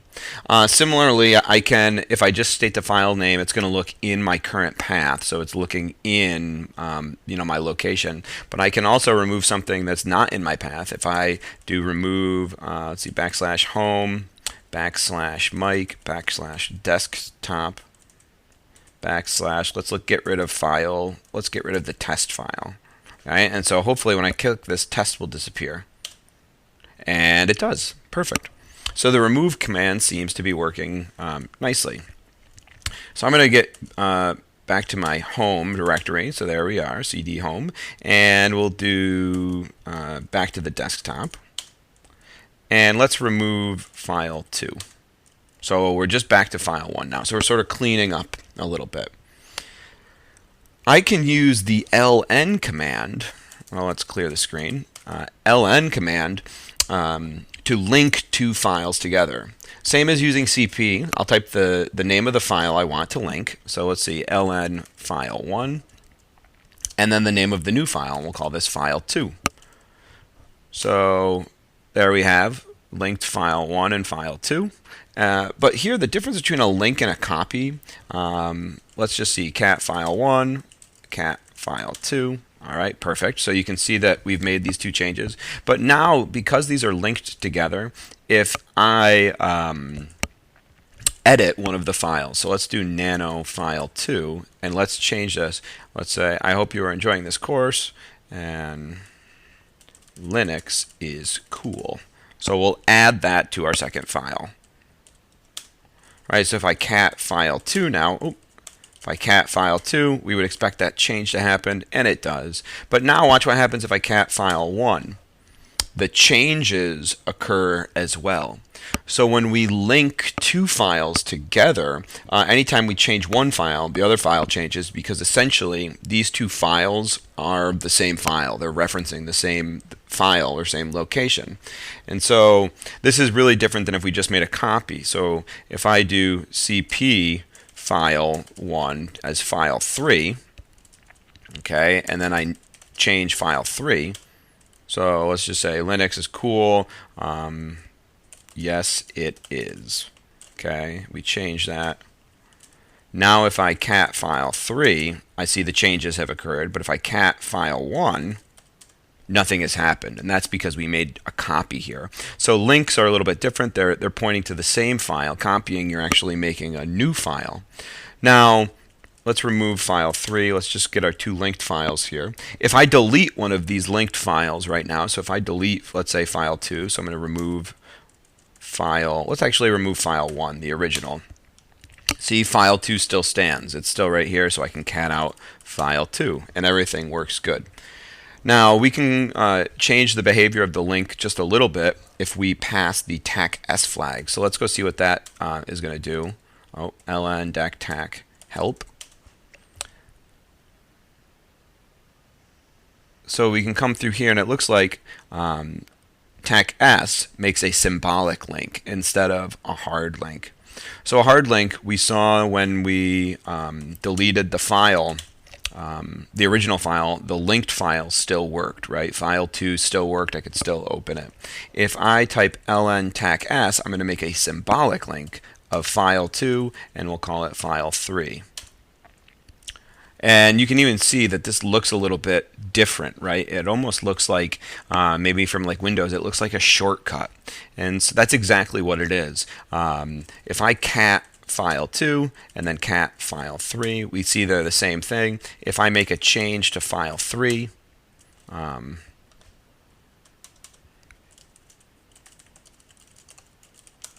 don't know, we're just talking, right? Hello and goodbye. If we cat file 3, there's the change. If we cat file 2, there's the change as well. The difference between the hard link just using ln and the symbolic link using the tac s is that now when I delete the original file, so let's remove. Here, let's look at our things first. File 2, file 3. Notice our link has a different color in the terminal bar here, and if I do ls tac l for the long listing. Right here, I have an L for a link, and it tells me what file 3 is linked to. File 3 is linked to file 2. If I remove file 2 now, watch what happens. You saw visually the little X appears, and if I click ls, it looks like file 3 has changed in appearance, and that's because we have a broken link. So if I do ls tac l, file 3, file 2, we're going to get an error if I try to open file 3. And it says there's no such file directory, even though it exists here. It's a broken link. And that's what a symbolic link will do for you. So let's remove our broken link, remove file 3. Perfect. If I want, I can use the move command to move a file. So let's go to, let's create a file. I'll just do touch file 1. So there's our file. And if I want to move it, I'm going to say mv. And the move command takes the file and then the path where you want to move it. So let's move it one directory up. So I'm going to say move file 1 to move. Well, let's first get all right, so here's our path, right? And so I'm going to say move file 1 to home/Mike. All right, it looks like file 1 is off of our desktop. It's not there anymore. If I go up one directory, I see file 1 is right here in our directory now. So we were able to move that file. We can also use the move command to just rename a file. So if I do move file 1 and then I don't specify a path, I'm going to use the current location, and I can just say it as new name, right? I'm going to give it a new name, and we'll put it right there. And now the file has changed from file 1 to the file new name. Okay, before we end, let's go through and just clean up any files we might have created. So I'm going to remove new name. All right, let's check our, I think I've got a lot of things in my documents from a previous video. Yeah, so let's remove these. Here's a nice trick. When we're removing, I'm going to remove, I could type remove file 1 and then remove file 2 and then remove file 3 and 4 and 5 and 6, etc. Or I can do it all at once using an asterisk. The asterisk is a wildcard symbol that stands for anything that comes after. So we're going to remove all files that start with FILE and then have anything else after that. So if I click enter, all of those files are gone in one nice little command. So that asterisk, that wildcard, is really nice there. And I think that might be it. Did we remove the file in the pictures? We did. All right, perfect. I think this is a great point to stop. We saw how to copy files, how to create links, and how to move files in this video. In the next video, we're going to learn how to do similar operations with directories. I'll see you then. Hello, and welcome back. In our last video, we saw how to copy files, remove files, and move files to different locations. In this video, we're going to learn how to do similar things using directories. So if I open up my terminal, logged into my non-root account, let's go to our documents directory. So we'll do cd documents. So right now there's nothing in here. In the last video we removed all of the text files that we had using the rm file and then the wildcard symbol. And so it's an empty directory. I want to create a new directory inside of the documents folder, and I want to call it text files. So in order to create a directory, we're going to use the mkdir, make directory command. And so we type make directory and then the name of the directory. And so I'm going to call my directory text files with an underscore. And so when I do this now, it looks like I have a new directory, text files. It's in blue, and if I do the long listing, I see the D right here for directory. Perfect. Let's make a few more directories. So let's see, I've got this. I'm going to do mkdir. Let's do one called stories, mkdir, one called, I don't know, jokes. Oh, mkdir, jokes. Spelled it wrong. And so there we go. We've created 3 directories inside of our documents folder. So now let's go and put some files into each directory, maybe using the touch command. So let's do cd jokes. So we're inside of here, nothing's in there. Let's do touch file 1, file 2, touch file 2, touch file 3. So there's 3 files. Let's go into stories and we'll do touch file A, touch file B, touch file C. Alright, so they're all there. And then let's go into cd text files. And we'll do touch file, I'm out of numbers and letters. Let's just do touch test 1, touch test 2, touch test 3. Alright, and so now we'll come back up here. Now, we've got 3 directories, all with files in them, and we can copy directories just like we could copy a file, except it requires one extra bit of information. So if I want to just try to copy one of these directories, like maybe I want to copy the jokes directory, kind of like we did before with the cp command. When we're using files, I would type the name of the directory, and then we'll say new jokes. Right? If I try to do this, I get an error, and it says tac r not specified, omitting directory jokes. Let's look at the help documentation and see what that tac r might mean. So if we look here, tac r stands for recursive. It copies the directories recursively. That means to perform an action to not just the directory, but also everything inside of it. And so I accidentally closed that out. cd documents. All right. So the reason we were getting an error is because we were trying to just copy the directory, but there's all this stuff inside of the directory, all of those files that we put in as well, that we also want to copy.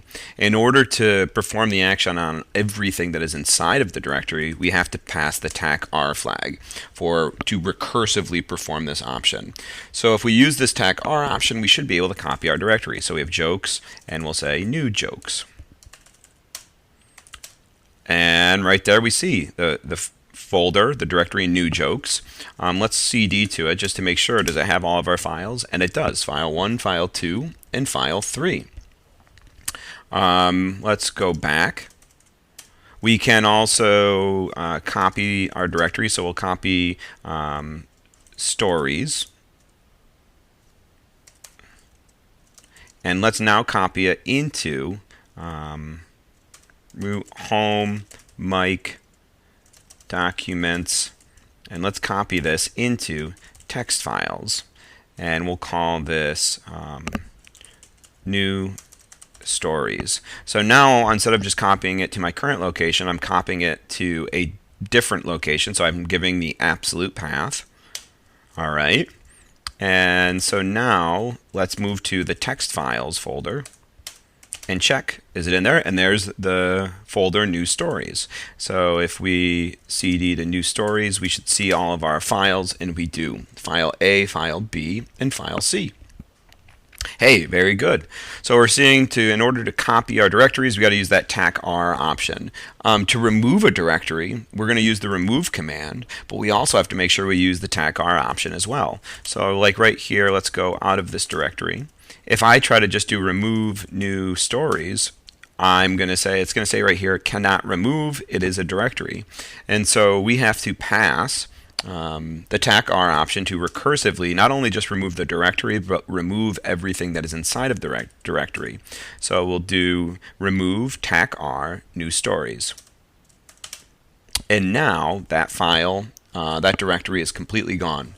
Now listen, you got to be really careful when removing directories.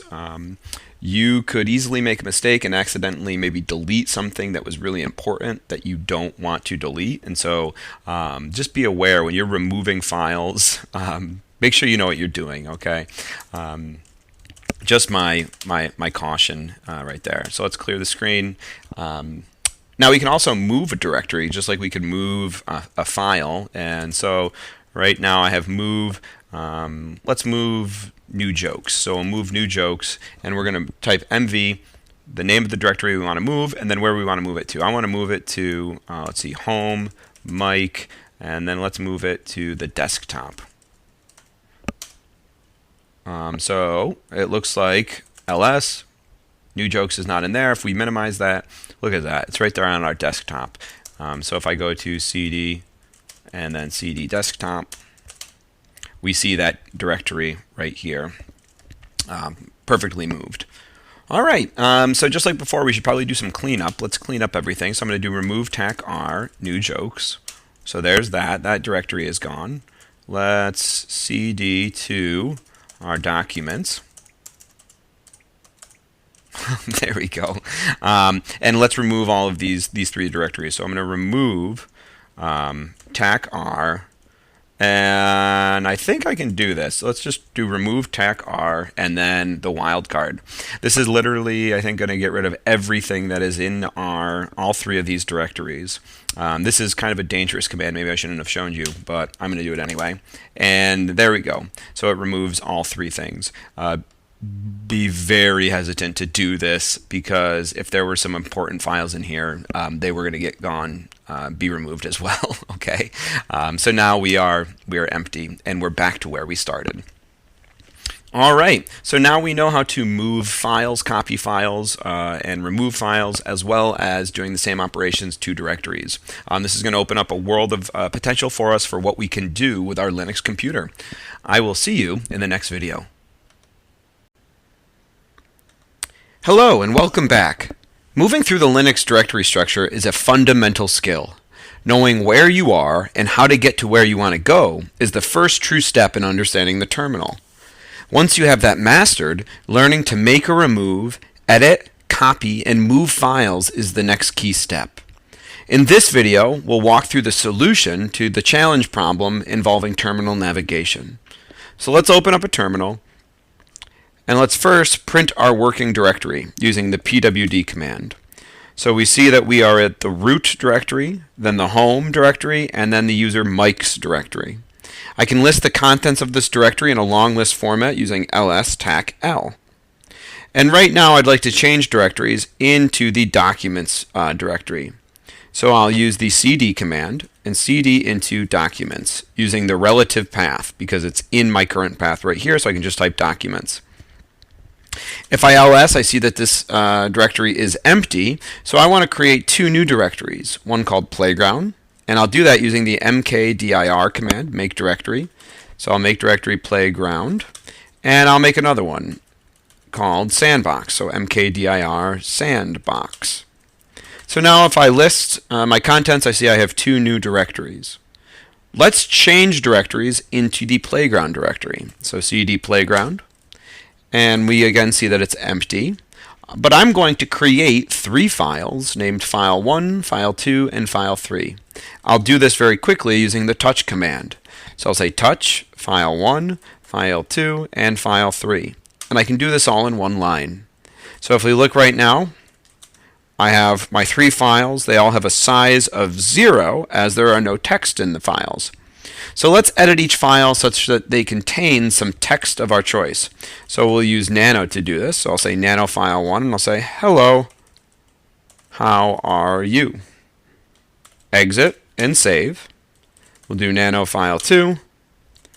I am doing well. Exit and save. And nano file 3. This course is awesome.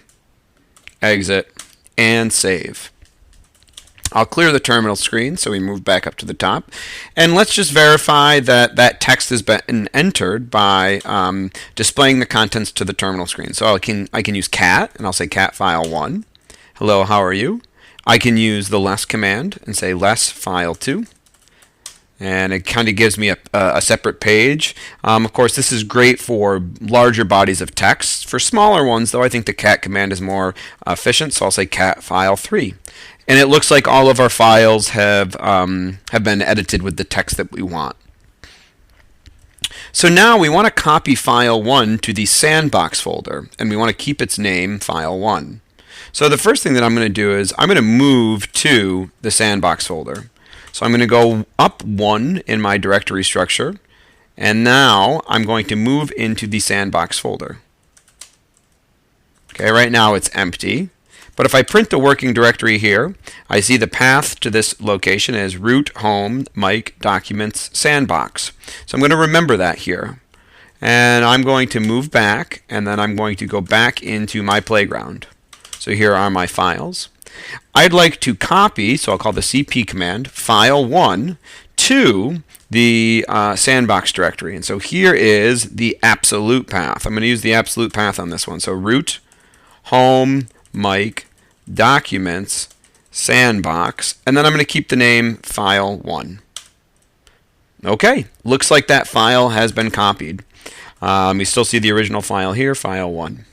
Now I want to move file 2 into the sandbox folder, and we're going to rename it. We'll call it file A. So I'm going to do the move command, and I'll say move file 2, and we're going to move it into the absolute path, so root home mic documents sandbox, and we're going to rename this file A.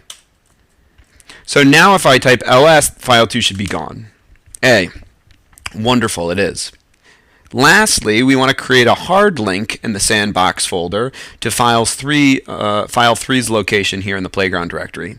So to create a link, I'll use ln, and I'm going to link file 3 to root home mic documents sandbox, and we'll keep the name file 3. Wonderful. All done. So right now, if we just cat file 1, our text is still there. Hello, how are you? And if I cat file 3, our text is still there. This course is awesome. I'm going to clear the screen, and let's now move into our sandbox directory. So I can just type the absolute path if I wanted to. Root home. Is it root home? I can't remember. Maybe I'll go up 1, and I'll cd into sandbox. So there are our files. The first thing that we want to do is remove file A. So to remove our file, I'll use the remove command, and I'll remove file A. So it is gone. Now, I want to make a change to the remaining documents. So I'm going to edit both of these. So I'll edit using nano file 1, and I'll say, hello, how are you? Could you be doing any better? I think not. I like that. So there, we've added some text.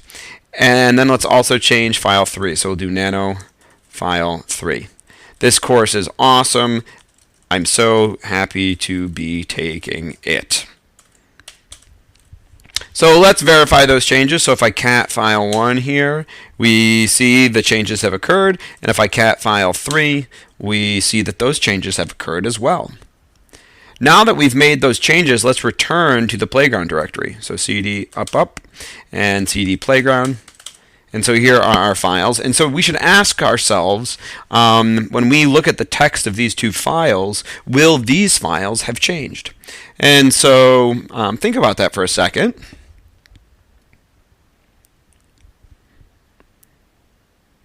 Okay, we're going to check our intuition here. We're going to cat file1 to the screen. So if I cat file1, when I printed file1 in the sandbox directory, it said, hello, how are you? Could you be doing any better? I think not. And when I do it here, it just says, hello, how are you? And that's because we had made a copy of file1 when we moved it into the sandbox directory. So they're two unique files. If I cat file3, we've made the changes in the sandbox directory to add the line, I'm so happy to be taking it. And when I cat this file here, we see that those changes did occur. And the reason why is because I made a link, so those two files are linked together. They're essentially pointing at the same file. Wonderful. So now we want to clean up. So I'm going to remove all of the files in the playground directory. I can do this by typing rm file, and then I'll use a wildcard, the asterisk, to remove anything that comes after file. And when I do this, those files are gone. I'm going to back out of this directory, and I'm going to remove the playground directory. To remove a directory, I have to use the -r flag, so remove -r playground, and that's cleaned up. And I could go in and remove the sandbox files, or I can remove the entire directory, -r. So the -r means recursive. It will not only get rid of the directory, but everything inside of it as well. So when I do that, we have no problems. And it looks like we have cleaned up any loose files that we might have made, and we're back to where we started. I think this is a great point to stop. If you were able to solve this on your own, I think you have a really good understanding of terminal navigation and how we manipulate files here in Linux, and I can't wait to see you in our next video.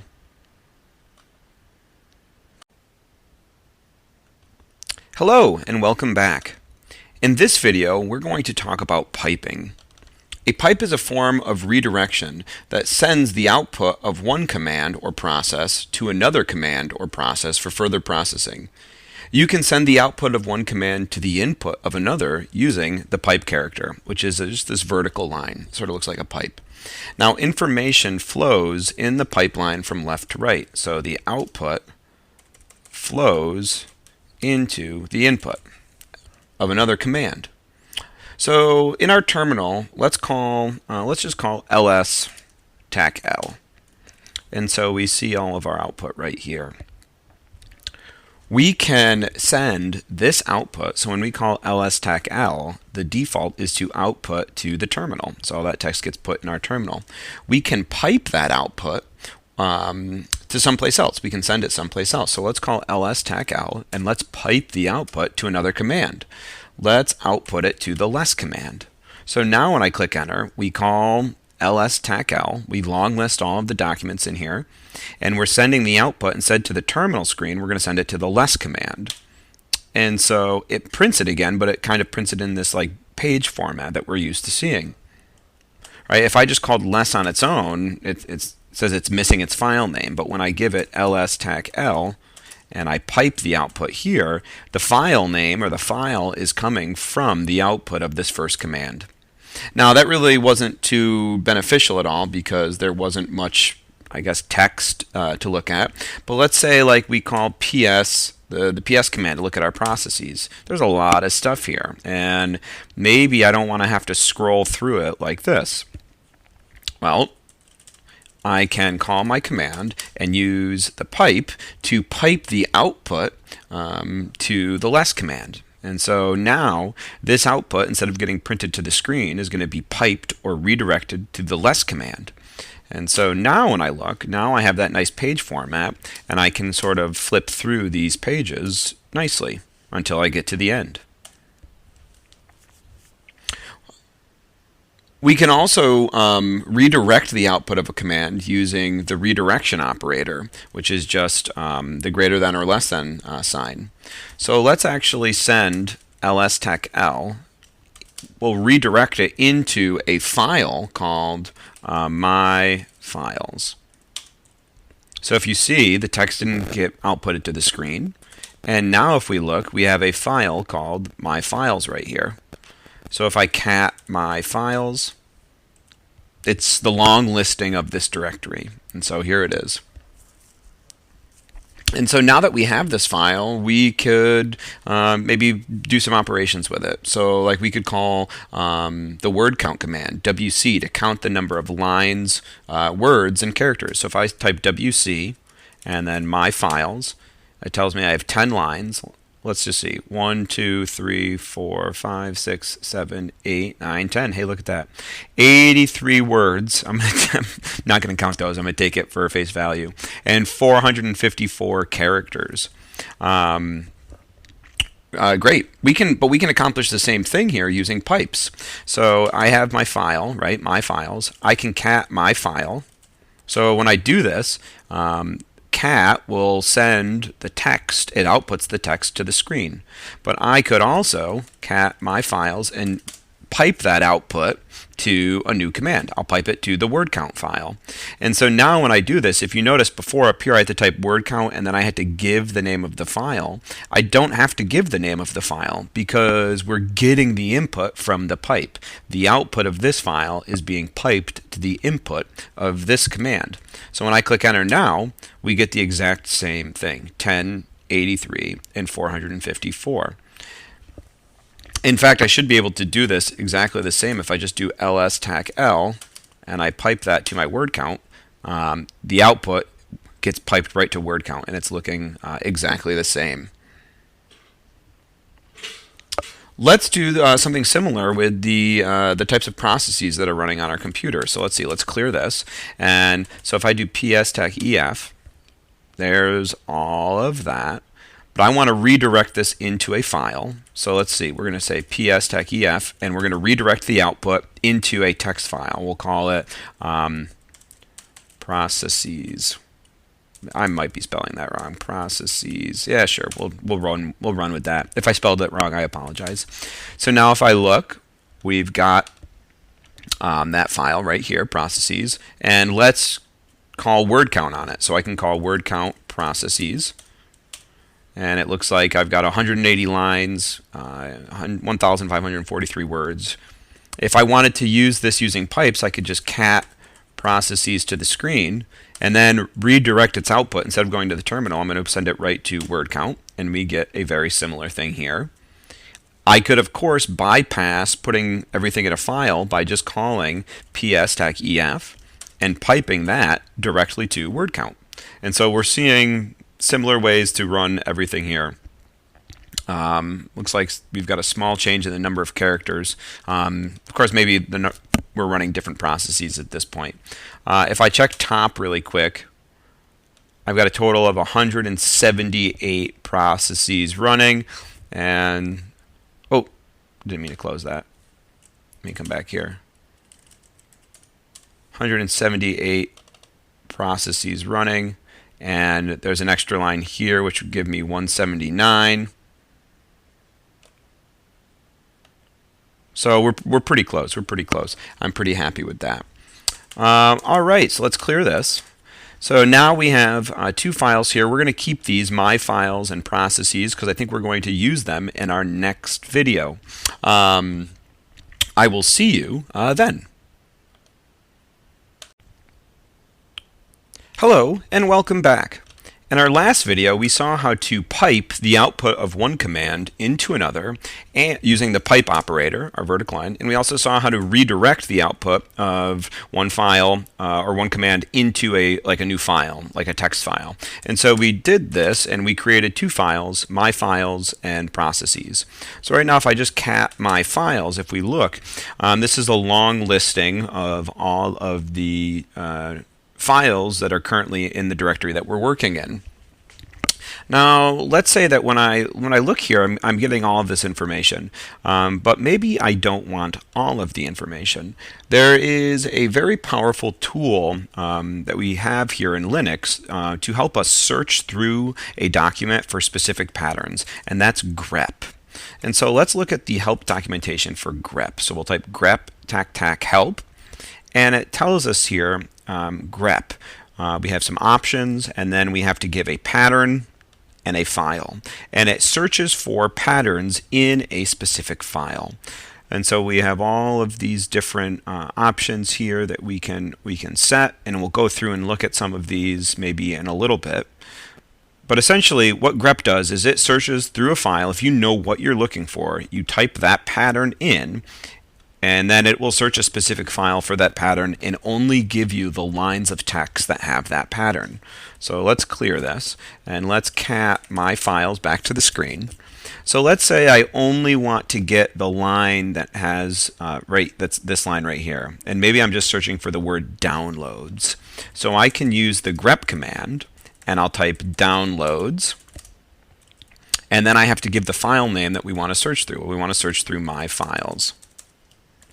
And so now when I do this, grep returns or outputs to the screen only the line that matches that search parameter, okay, or that pattern. And so there, because we have the word downloads, it gives me that file.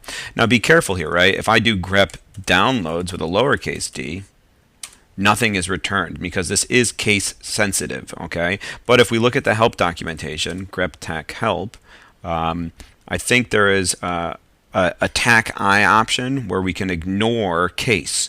So if I do, let's clear this and let me just use the up command to get this, okay? And let's add the tac I here. So now when I do this, it's ignoring the case and it's giving us that line. Perfect. So let's cat my files back to the screen. Let's see what happens if I just grep, let's say I'm just looking for the letter D-O, so capital D, capital O, and we're going to search my files.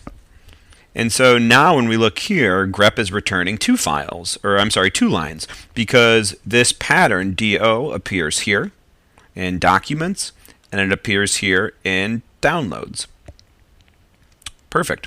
If I do grep, let's just say I'm looking for read, write, and execute privilege. I don't want to do that yet. Sorry, I apologize. We didn't talk about read, write, execute privileges fully.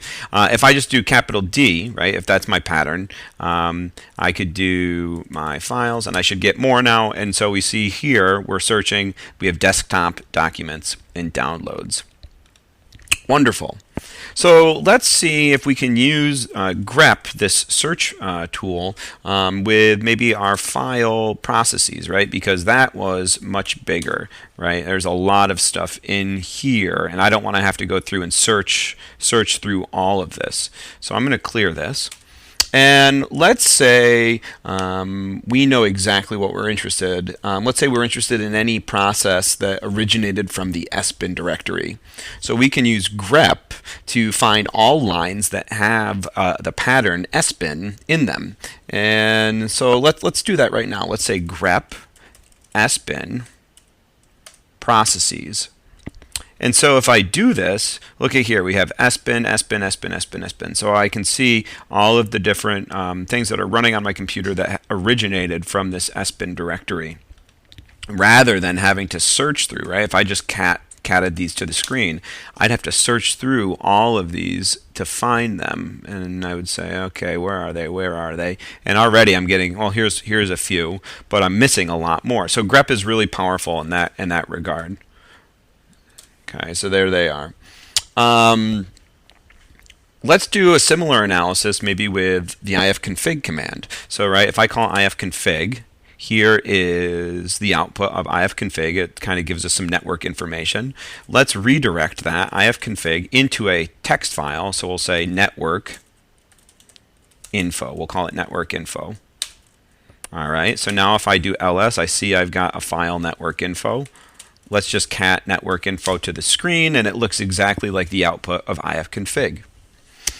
So let's call grep to just give us our IP address. So your IP address, my IP address is right here. It's in this line that's going to have inet in it. And we also have the loopback IP address. Maybe I want to grab that too. So I want to grab those two things. So I'm going to do grep, and my search pattern is going to be inet. And my file name is network info. And so if you look, we get more lines than we originally wanted, and that's because grep is matching a line as long as it has inet in it somewhere. So this line has inet, but inet 6 and inet 6 is also being matched, and those are lines that I don't necessarily want. So let's look at the help documentation for this. if we scroll up, here are some of our options. The TAC W option says match only the whole words, and so that's what we want to do. When we use the TAC W, it's going to look to make sure that the pattern is exactly appears as is, and that there's nothing else in the pattern. So when we look for inet, let's clear this.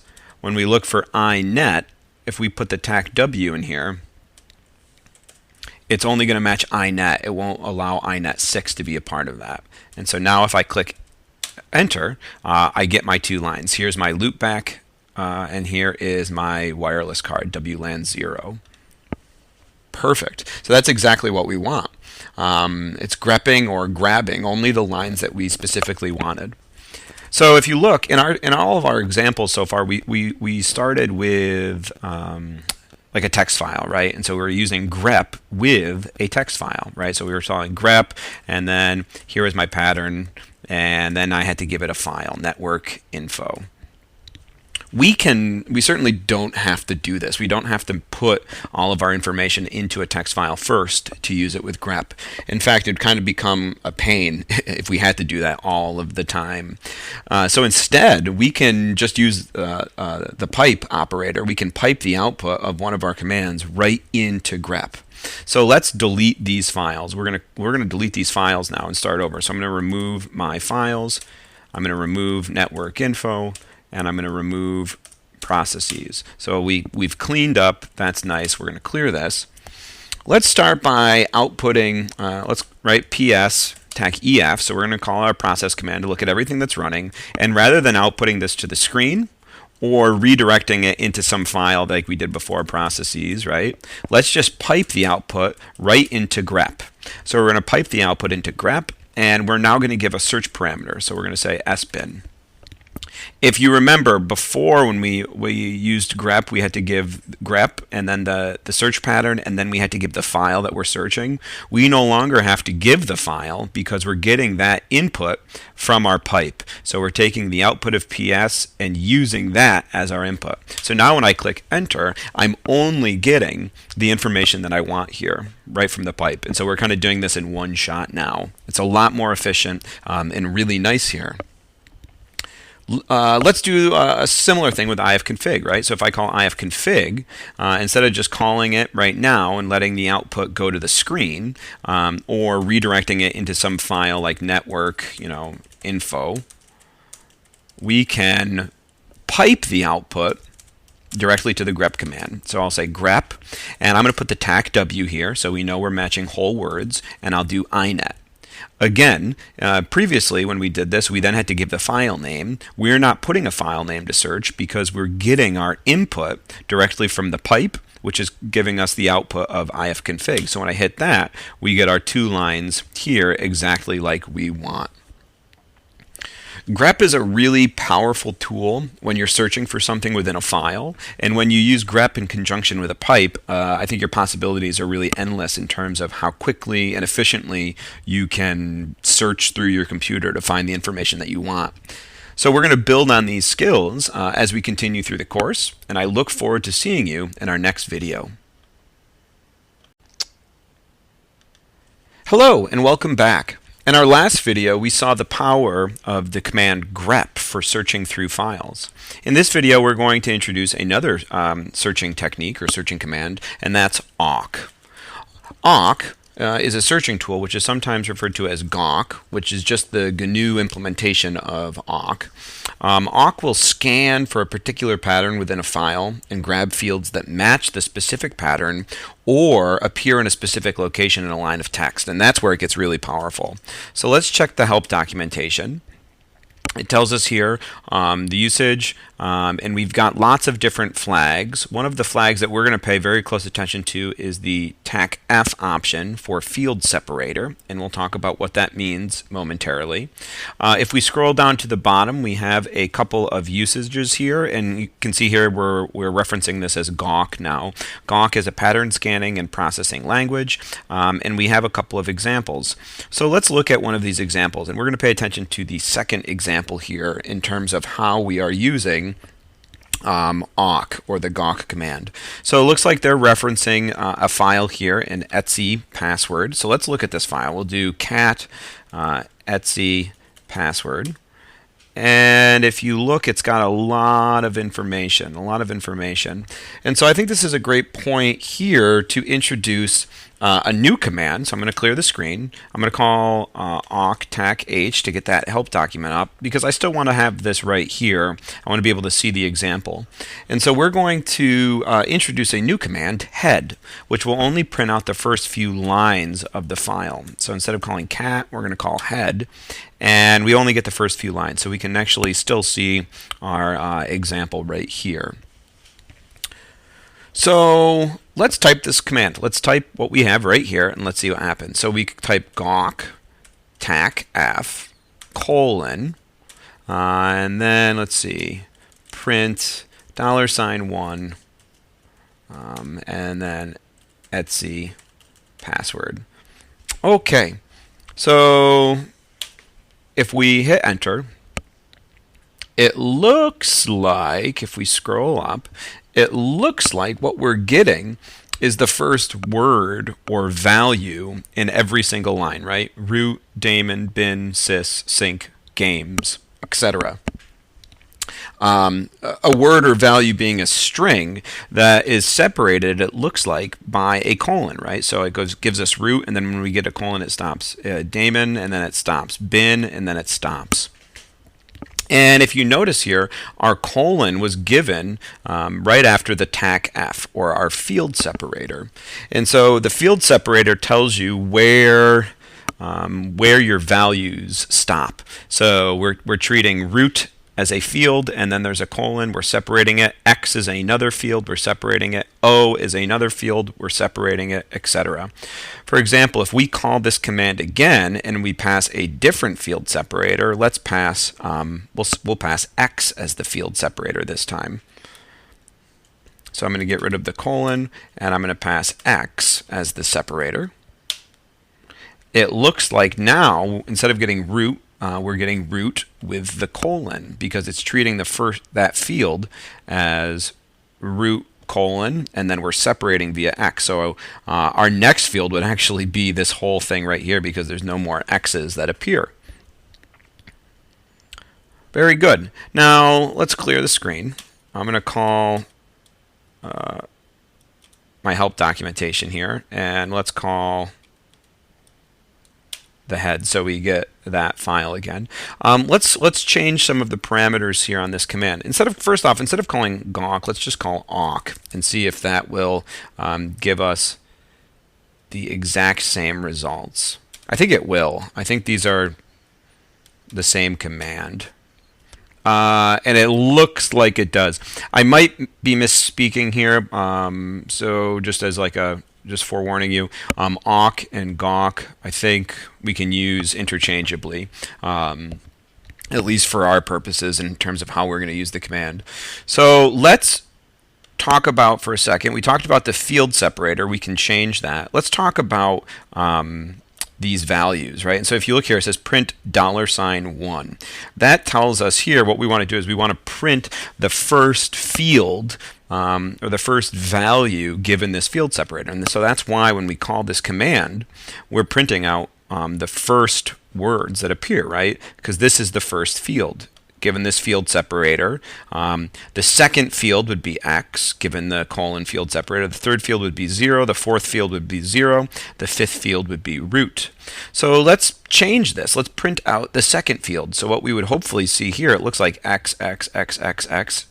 We should just print out a long list of X's if we change the field value from 1 to 2. And hey, look at that. It does exactly what we want. It changed everything to X. And we can actually print out multiple fields in here. So if I do $2, and let's do $1 for the first field and 2 for the second field. If you look, it looks like it kind of just tacked it all together. So let's add a space. So the space character we have to put inside of quotations. And if we do that, there we have it. We've actually printed out multiple fields together. Great, so that was kind of like our pre-built-in example. Let's see if we can do this with a different command. So let's do ifconfig. So I'm going to clear the screen. And so we kind of worked with ifconfig a bit, and we got our IP addresses. But if you remember, when we did it, we got the whole line. Right? It printed out this whole line. But maybe what I just want is just this value right here, the IP address, so I can do some work with it later on. So first, we're going to walk through this maybe step by step. So let's first call the ifconfig file command, and let's redirect the output into a text file. So we'll say network info. And so this is kind of a review of what we had done previously. So if I cat network info, we see that there is our output. Now let's call grep, and we're going to let's see, search for, we want whole words, inet. So we get lines that only have the characters inet in them. And we're going to search network info. And we're going to redirect, right? If I just call this right now, here's those two lines. So I'm going to call this again, but I'm going to redirect the output into another text file called IP lines. Okay, and so there's that text file now. So if I cat IP lines, we have exactly what we had previously seen. And now what I want to do is I want to use awk to get just these IP values. All right. So it looks like we have to talk about maybe what the field separator is going to be for awk. So it looks like information is separated by a space here. So our field separator is going to be a space, and we want the second field of each line. So I'm going to type in awk tacf. For our field separator is going to be a space, which we have to put inside of quotations. And then I'm going to type, all right, print. And we said we wanted the second field. And we have to give the file that we're going to search through, IP lines. And so when I do this, hey, look at that. We get just those two IP addresses. And so I can redirect this into a text file. I'll say current IP. And so now when I cat out current IP, there we have it. And so we sort of walked through that whole process, step by step by step. Maybe not the most efficient way to do it, right? So let's look at doing it another way. Let's remove current IPs, let's remove IP lines, and let's remove network info. All right, so all of that's gone. And let's do it all in one line now using pipes. And so we're going to use piping to make this really efficient. So I'm going to call the ifconfig command, and I'm going to pipe the output into the grep command. Given grep, I want to search for whole word patterns, and I'm going to search for inet. I don't have to give a specific file here because we're getting the input from the pipe, which was the output of ifconfig. The output of the grep command, I now want to pipe into the awk command. So I'm going to pipe this into awk. I have to give the field separator, which we said was going to be a space. And I then want to print the second field, which is what's going to contain our IP address. And this, I now want to redirect into a text file called IP, or we'll call it current IP. So if I click enter, doing this all on one line, it looks like we've got the file. And if I cat current IP, there we have it. So this is the power and efficiency of this line right here is amazing, right? We were able to do something extremely quick that took us multiple steps prior. Let's do this with maybe PS now as well. So let's see, PS tac ef, right? We've seen this command. This lists everything that's running on our machine. I've got some that are run by root, and I have some that are run by Mike, my current account. Let's say I want to get a list of all of the process IDs, the PID numbers that correspond to processes that are owned by the user Mike. So that's what I want to do right now. All right, and we're going to do this all on one line. So the first thing I'm going to do, I'm going to clear the, well, we'll keep this up. I'm going to call PS tac ef, and I'm going to pipe the output to grep. I want to grep for lines that contain the pattern Mike. All right. And I'm going to pipe that output to the awk command. My field separator, if we look, it looks like our fields are separated by white space, so space. And then I'm going to print. This is the first field, we want the second field to get the PID numbers, so $2. And I'm going to send this, redirect this to a file called PID. We'll call it Mike PID. So when I click enter, it looks like that command has worked. I'm going to clear the screen. We'll do ls. We've got our file Mike PID right here. And so if I cat this, there we have it. All of the process IDs that correspond to the user Mike. Let's just verify this. Let's just do ps tech ef. Right, 1108. Oh, did I not get? Oh, maybe that one just opened up. Oh, 1108 was root. Ah, good. See, that was corresponding to the root user. So our first one should be 1113, and that's exactly what we have here. Wonderful.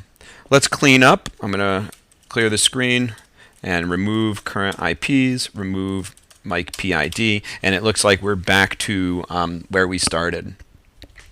So now within our toolbox, we have some really powerful searching tools using grep, awk, and piping, and you can see how we take what could be a kind of multi-step process and we can do some really powerful commands in one line right here in the terminal. In our next videos, we're going to build on these skills. I look forward to seeing you then. Hello and welcome back. When our Linux machine boots up, we're often presented with many diagnostic messages that tell us what's going on during the boot process. Sometimes these messages are hidden, or they just move too fast to really read what's going on. However, these messages are often logged for further viewing. In this video, we're going to look at a solution to the challenge problem on piping, grep, awk, and redirecting output using these log files. The first thing that I'll note is I'm logged in as the root user, and I'm going to open up a terminal and I'm going to change my directory to where the log files are kept. So we're given a hint. We're told to start at the root directory, and if I list the contents here, I see the var folder. I'm going to cd into var, and if I list the contents here, I have the log directory, and this is where a lot of our log files are going to be kept. So we'll cd log. Now I'm looking for a file called kern.log, which is going to log a lot of the processes during the kernel booting up, and so it's right here, kern.log. And so this is going to be a pretty big file. So if I cat kern.log, we see, yeah, it's got lots of stuff in it, right? So maybe a more efficient way would be to use less. So I'll do less kern.log. And so now I can flip through all of these pages. But you see my file, it's got information going all the way back to like August 27th, there's the 28th, September 1st, the 3rd, lots of information. I'm really only interested in maybe today's diagnostic messages. So today is the 11th. So if we do cat kern.log again, right, I'm really only interested in, give it time, logs that were made today on the 11th. So I can use the grep command. So I'm going to take cat kern.log and I'm going to pipe the output to the grep command. And the question is, what is the pattern that I'm going to search? So you may think, hey, why don't I just search 11? That's the date we want. So if I hit enter, it looks like, yeah, we're getting all of the January 11th entries, but we also get a lot more. And so like here, maybe December 13th, because if you look on this line, an 11 appears right here. And so we do not want that. We do not want that. But we can grep our patterns with spaces, like for instance, January 11th, we can grep this whole pattern as long as we put the pattern inside of single quotes. And so let's try that right now. So I'm going to clear the screen and I'll call cat kern.log. We'll pipe the output to grep, and our search pattern is going to be Jan 11. All right, so I think we're making some progress here because now we're only getting the log files from January 11th. But even here, this is a lot of information because it's logging. Let's see, I booted my computer up at 7:05 this morning, and it's like almost 2:40 in the afternoon, and so we're seeing quite a bit of information here. So we want to kind of narrow it down. I think I only want to look at maybe information that is about USB devices or my USB ports. And so let's call the same command. So I'm going to clear the screen. I'm going to call the same command we did. So I'm call cat kern.log. I'm going to pipe it to grep and search for January 11th. And then I'm going to pipe the output again to the grep command, and we're going to search for USB. And so now we're getting just information that is in regards to maybe setting up our USB devices or our USB ports when the computer boots up. Okay, let's search through here and see if we can find something that's maybe interesting.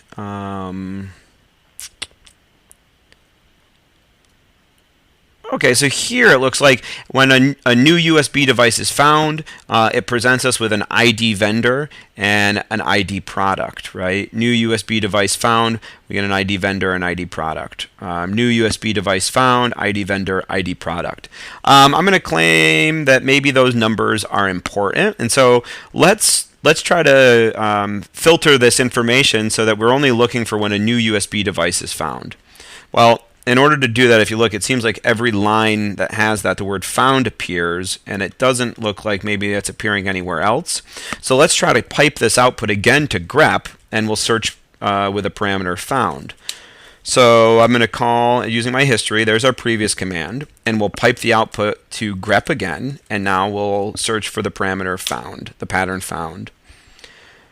And there we have it, right? That is just, looks like what, 6 lines of information that's easy to digest, and maybe we can figure these things out. But you know what? We said we're only really interested in the ID vendor and the ID product. We're not necessarily interested in all of this other information. So I want to use awk now to just grab the fields that have the information that I want. So I'm going to call my previous command, and now I'm going to pipe the output to the awk command.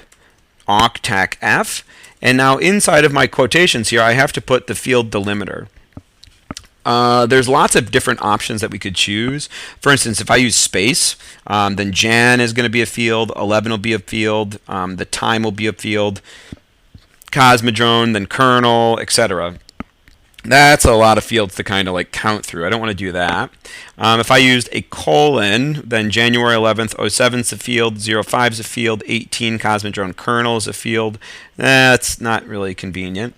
If you look here, what I want is ID vendor, and so it seems like they're separated by comma and a comma here. So I'm just going to use a field delimiter as a comma, and so when I do that, now I want to print.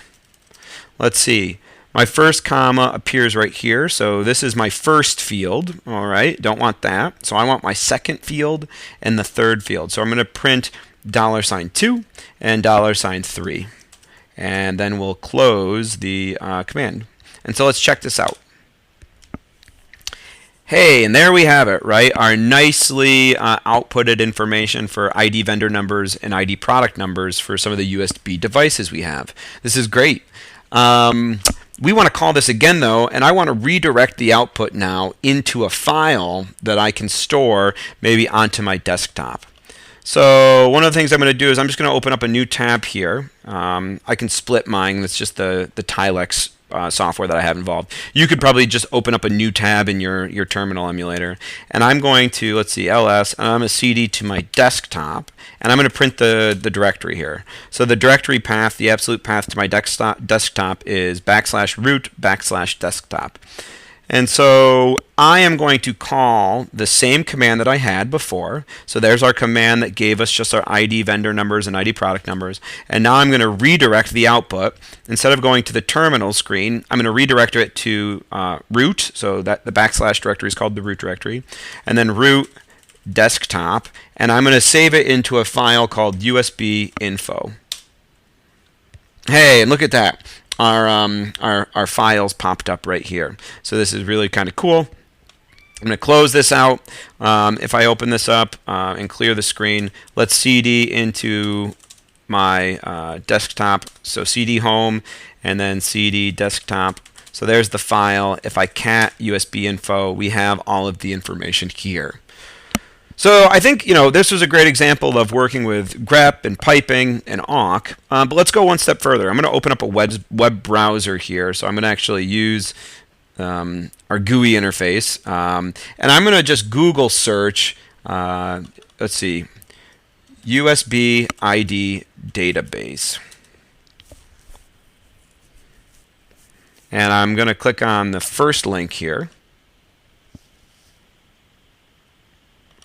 and I'm going to enter in some of this information, and let's just see. So I'm going to start with my last one. So the vendor number I'm going to put in is 046D, and then the product ID I'm going to put in as 0A02. And I'm going to search this. And let's see what pops up. So this says it is from Logitech, and it's a premium stereo USB headset 350. And I know you don't believe me, but if I look at the current headset that I'm using, on the cord here it says Logitech premium stereo USB headset 350. So that's kind of interesting that we were able to get that information just by looking at some of the log files. So I use a Logitech headset when I make my videos. I don't know, let's look at another one. Let's do the next one, 0461, and the product ID 4DE7. And so if I search this, you can see, so I guess maybe you could say we're doing some like Intel gathering, right? So Primax Electronics Ltd. It looks like that's maybe my webcam. Of course, my webcam, I have a small little sticker over it to cover it up, because imagine if someone got this information, now they know what type of webcam I'm using, maybe it has some vulnerabilities, etc. So I keep mine covered just in case. And let's just do one more for good measure. Let's do 8087, and then the ID product is 0024. So we'll search this, and it looks like this is Intel Corp, an integrated rate matching hub. I'm not really sure what that is. That might be for the actual USB ports that I have, but I might be wrong there. Regardless, what we've done here is we looked through a log file, probably a really big log file. We sort of filtered the output using pipes and greps and awk, redirected the output into a nice text file, and then we were able to look up some of the information about the devices that we have connected to our computer here. I think this is a great place to stop. I hope you enjoyed this video, and I look forward to seeing you in our next video. Hello, and welcome back. When we long list the contents of a directory, we get quite a bit of information. We glanced over some of this information, but in this video we're going to go more in depth with what the long list format tells us. So we can see here I'm logged in as one of my non-root users, the user Mike. Let's start by just doing a simple ls to see what is in this directory. And so we have those just our common directories, desktop, documents, etc. For our purpose, let's add a couple of text files. So we're going to use touch to create two blank files. We'll say file 1 and file 2. So I can do that all on one line, and so now I have file 1 and file 2, and if I cat them, they're empty. Perfect. Let's use nano to create a third file. So we'll do nano file 3, and let's actually write some lines in it. We'll say this file has information in it, and then I'll hit Control X to exit and save it, and we'll write it to file 3. So now file 3 is there, and if I cat file 3, perfect, it prints that information to the screen. So let's see, let's also make a couple of links using the ln command. So let's link file 3 to a hard link. So we're going to do ln, and we'll say file 3, and we'll call this hard link HLN for hard link file 3. Okay, so there's our hard link. And let's also make a symbolic link for file 3. So in order to do that, if you don't recall, we can check the help documentation. Ln tech help.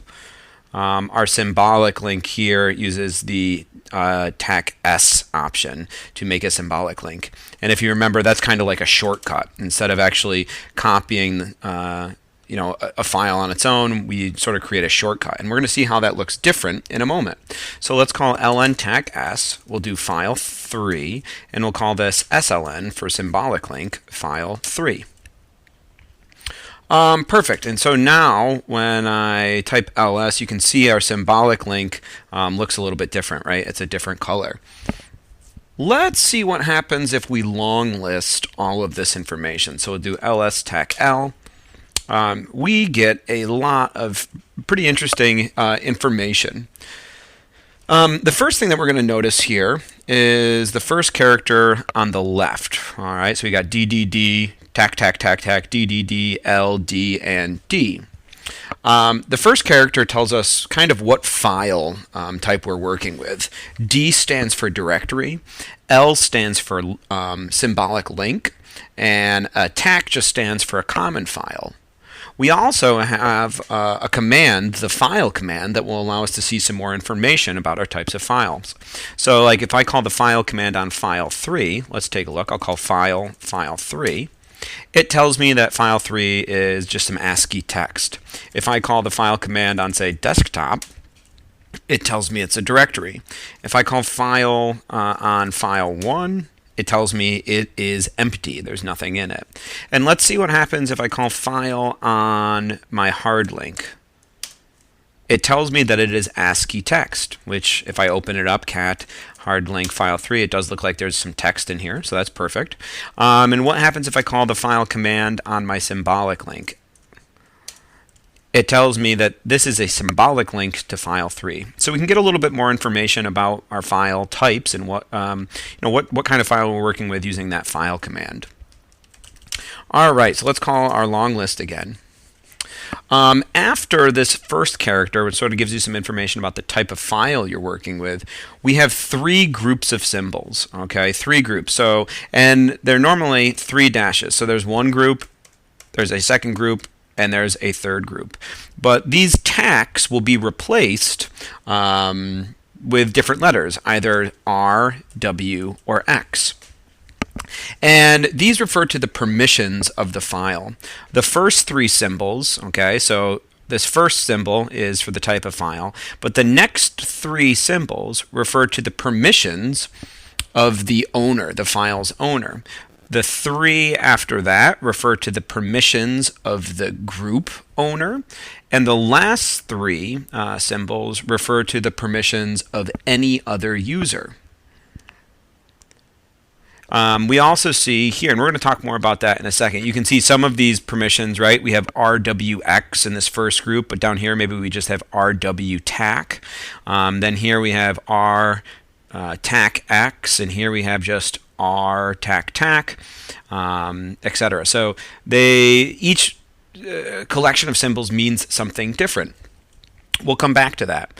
We're going to disregard these numbers right here. This is just a reference to how many, I believe, links there are to the given file. First here, these names are important. This first column of names represents the owner of the specific file, and the second column represents the group the file belongs to. So the owner's permissions, these 3 symbols right here, RWX, which stands for read, write, and execute, they are only going to be applied to the owner here.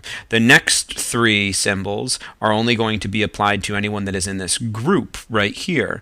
The last 3 symbols will be applied to anyone that doesn't fall into those 2 categories.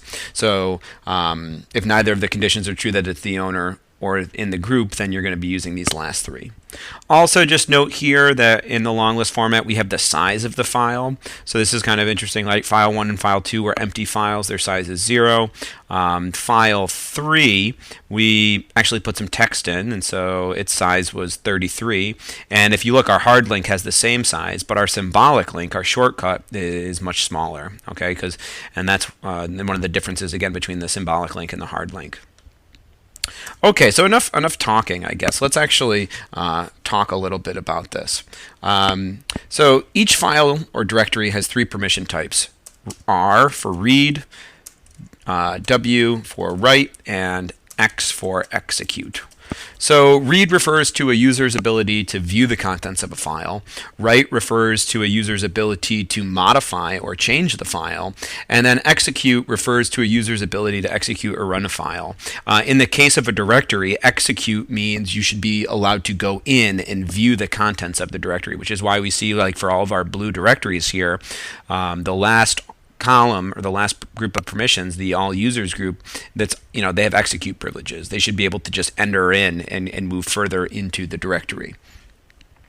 So let's take a look. If we look at file 3, so here's file 3. If we look here, we are the owner, right? So if I, and if I'm not sure who I am, I can type who am I, and it tells me my username is Mike right here. So I am the owner of file 3. And so I should have, if we look here, I should have read privileges and write privileges. So we should be able to read the file. So if I do cat file 3, I'm able to read it. All right, that's indicated by the R. And we have write privileges. So if I do nano file 3, I should be able to make some changes. And it says this file has information. I have privilege. I can't spell privileges. I have the power, we'll say. I have the power. And so if I write to that, there's no problem, right? So now I can cat file 3, and we've made those changes. However, we don't have, if you look here, we don't have execute privileges. There's a tac here instead of an X. But that's okay, since we don't really know how to execute a file yet, and there's really nothing to execute in that file. So let's move to someplace else. Let's move to maybe like the root directory of the machine. So I'm going to do cd/ to go to my root directory. And so here's a bunch of stuff in the root directory. Let's move into the var folder, cd var. And then let's go into the log folder. So we're moving through this directory, right? So here's my current working directory, root, var, and then log. Here, if we look at ls, there's a lot of files. So let's do a long list. So let me clear the screen, and we'll do long list. Ls tac l. So now if we look, we've got a lot more files in here, and we have different owners of the files. So there's the root owner, MySQL, NTP, and look at the different groups we see. We have a root group, an admin group, we have an UTMP, admin, NTP, so lots of different groups in here. Let's pay attention, we'll look at the auth.logs here. So we're going to look at this file. If we look here, it looks like the owner of the file is root, and the group owner is the admin group. So if we check here, it's a common file as indicated by the tag. The owner, root, has read and write privileges. It doesn't have execute privileges. The group has read privileges, and then all other users have no privileges. They don't have read, write, or execute privileges. So that should mean because right now I'm the user Mike, I'm not in the admin group, and I'm not the owner of the file, I shouldn't be able to do anything. So let's try cat auth.log, and it says permission denied. If I try nano auth.log to make some changes, it doesn't even show me what's in here, and it says error reading, permission denied. So let's get out of here. Let's switch to our sudo account though. If we do su root, so I'm going to change to my root account, and I'll enter in my password. Now if you look, who am I? I'm root. So now I'm the owner of this file. And so as the owner, I should be able to read and write to this file. And so let's just take a look. If I do cat auth.log, I see all of the file contents, so I'm able to read it. That's good. And if I do nano auth.log, it looks like I'm able to maybe make some changes to this. And so I can come in here, and maybe if I wanted to, I could delete one of these lines from the file. I'm not going to though. I'm just going to hit Control X to exit, but it seems like I have read and write privileges. Perfect. Let's clear the screen and do ls tac l one last time. So to summarize, in this video, we saw that the long listing of a file of a directory contains a lot of information. It gives us some information as to the file type we're working with in the first character. And then it gives us three groupings of symbols, R, W, X, for read, write, and execute privileges. We're going to see in the upcoming videos how we can first change the file owner and change the file group so that we can either give or restrict access to a file to specific users. And then we're going to look at how we change the privileges for the owner group, for the group, and for the all other users as well. So we're going to see how to change not only the user owner and the group owner, but then change the permissions as well. And so we're going to start looking at those skills in our next video. We'll see you then. Hello and welcome back. The first thing that we're going to note that is in this video, I am not logged in as Mike. I am logged in as my root user. And so you're going to want to log in as your root user account as well. Right? Just to prove it, there we go. Who am I? We are definitely root. And so right now we're going to navigate to Mike's home directory. So we're going to go back to here in our root directory. We're going to do cd home. And then we've got some of our users, and I'm going to do cd Mike. Okay, and so here we are. And so let's long list all of these files. And so we have some of the files that we created in our previous video. We see file 1, file 2, file 3, and then our hard link and our soft link as well. And so if we look, the owner of, say, this file right here, file 3, is Mike. And so Mike can read and write to the file. And anyone in the group Mike could read the file, and anyone else that's maybe not in either of those can read the file as well. Of course, we should note here, I'm the root account, so I can pretty much do whatever I want. So for instance, I can cat file 3 and read it, but then I can also, I should be able to edit this as well. So if I do nano file 3, I can just come down here and say, I am root, I'll take over, something like that, right? Because root can do whatever they want. And so now if I cat file 3, yeah, we see that those changes have in fact been made. So just to note, one of the reasons why we have to be careful when we're root is that we can make whatever changes that we want. So now if we look, ls tac l, let's look back here. I think owner is kind of self-explanatory, right? You know what the owner is. It's the person who maybe created the file. So if Mike created the file, then Mike's the owner. So right now I'm root. So let me just touch. Let me do file 4. And so if we do ls tac l, here's file 4. You can see the owner and the group are different, right? It's root because that's who made them. So owner is self-explanatory, I think, but let's talk about group for a bit. To view the current groups on our system, they're stored, there's a list stored, and I'll show you where it is. So we're going to go to the root directory, and then we're going to cd to the etc directory. And so I'll clear the screen and we'll type ls. And there is a nice text file right here, the group file. So if we cat this to the screen, cat group, we see all of the different groups that are currently on the system. So here's the root group. There's the admin group that we've seen a few times. And if we scroll down here to the bottom, maybe we see there's a Mike group and a Peter group. And so all users, when created, get put into their own group. And so we can actually view the current user and groups using a special command, the ID command. So right now I am the user root, and so if I just type ID, it tells me who I am, it tells me my group ID, and it tells me the groups that I belong to. And so we see that right here. And so let's switch up our users. Let's see, if I do su Mike, I'm going to change my user to Mike. And so now if I type ID, I get my user IDs, Mike, group ID, and then the groups that I belong to. And I'm going to exit out of that, and I'll do su Peter to see that that's a little bit different too. So if I type ID, we get our user information and our group information. Perfect. So I'm going to exit out, and we're back to being our root account again. So now let's create a group that we're going to put our two non-root accounts in. In my case, I'm calling them Mike and Peter. And we're going to put these non-root accounts into a group together. So in order to do this, we're going to use the command group add. First, I'm just going to get to my home directory. Really doesn't make a difference. I just like to be here. So we're going to use a command called group add. So I'm going to type group add, and then I'm going to have to type the new name of the group. So I'm going to do group add, and I'm going to call my group test users.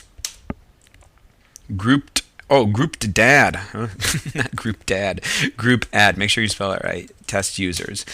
Okay, and it looks like there's no issues, and so one of the ways I can check that this group was created is I can just cat that file. So I'm going to cat, and I'll use the absolute path, so I don't have to go to the location. There's our root directory, and then it was etc group.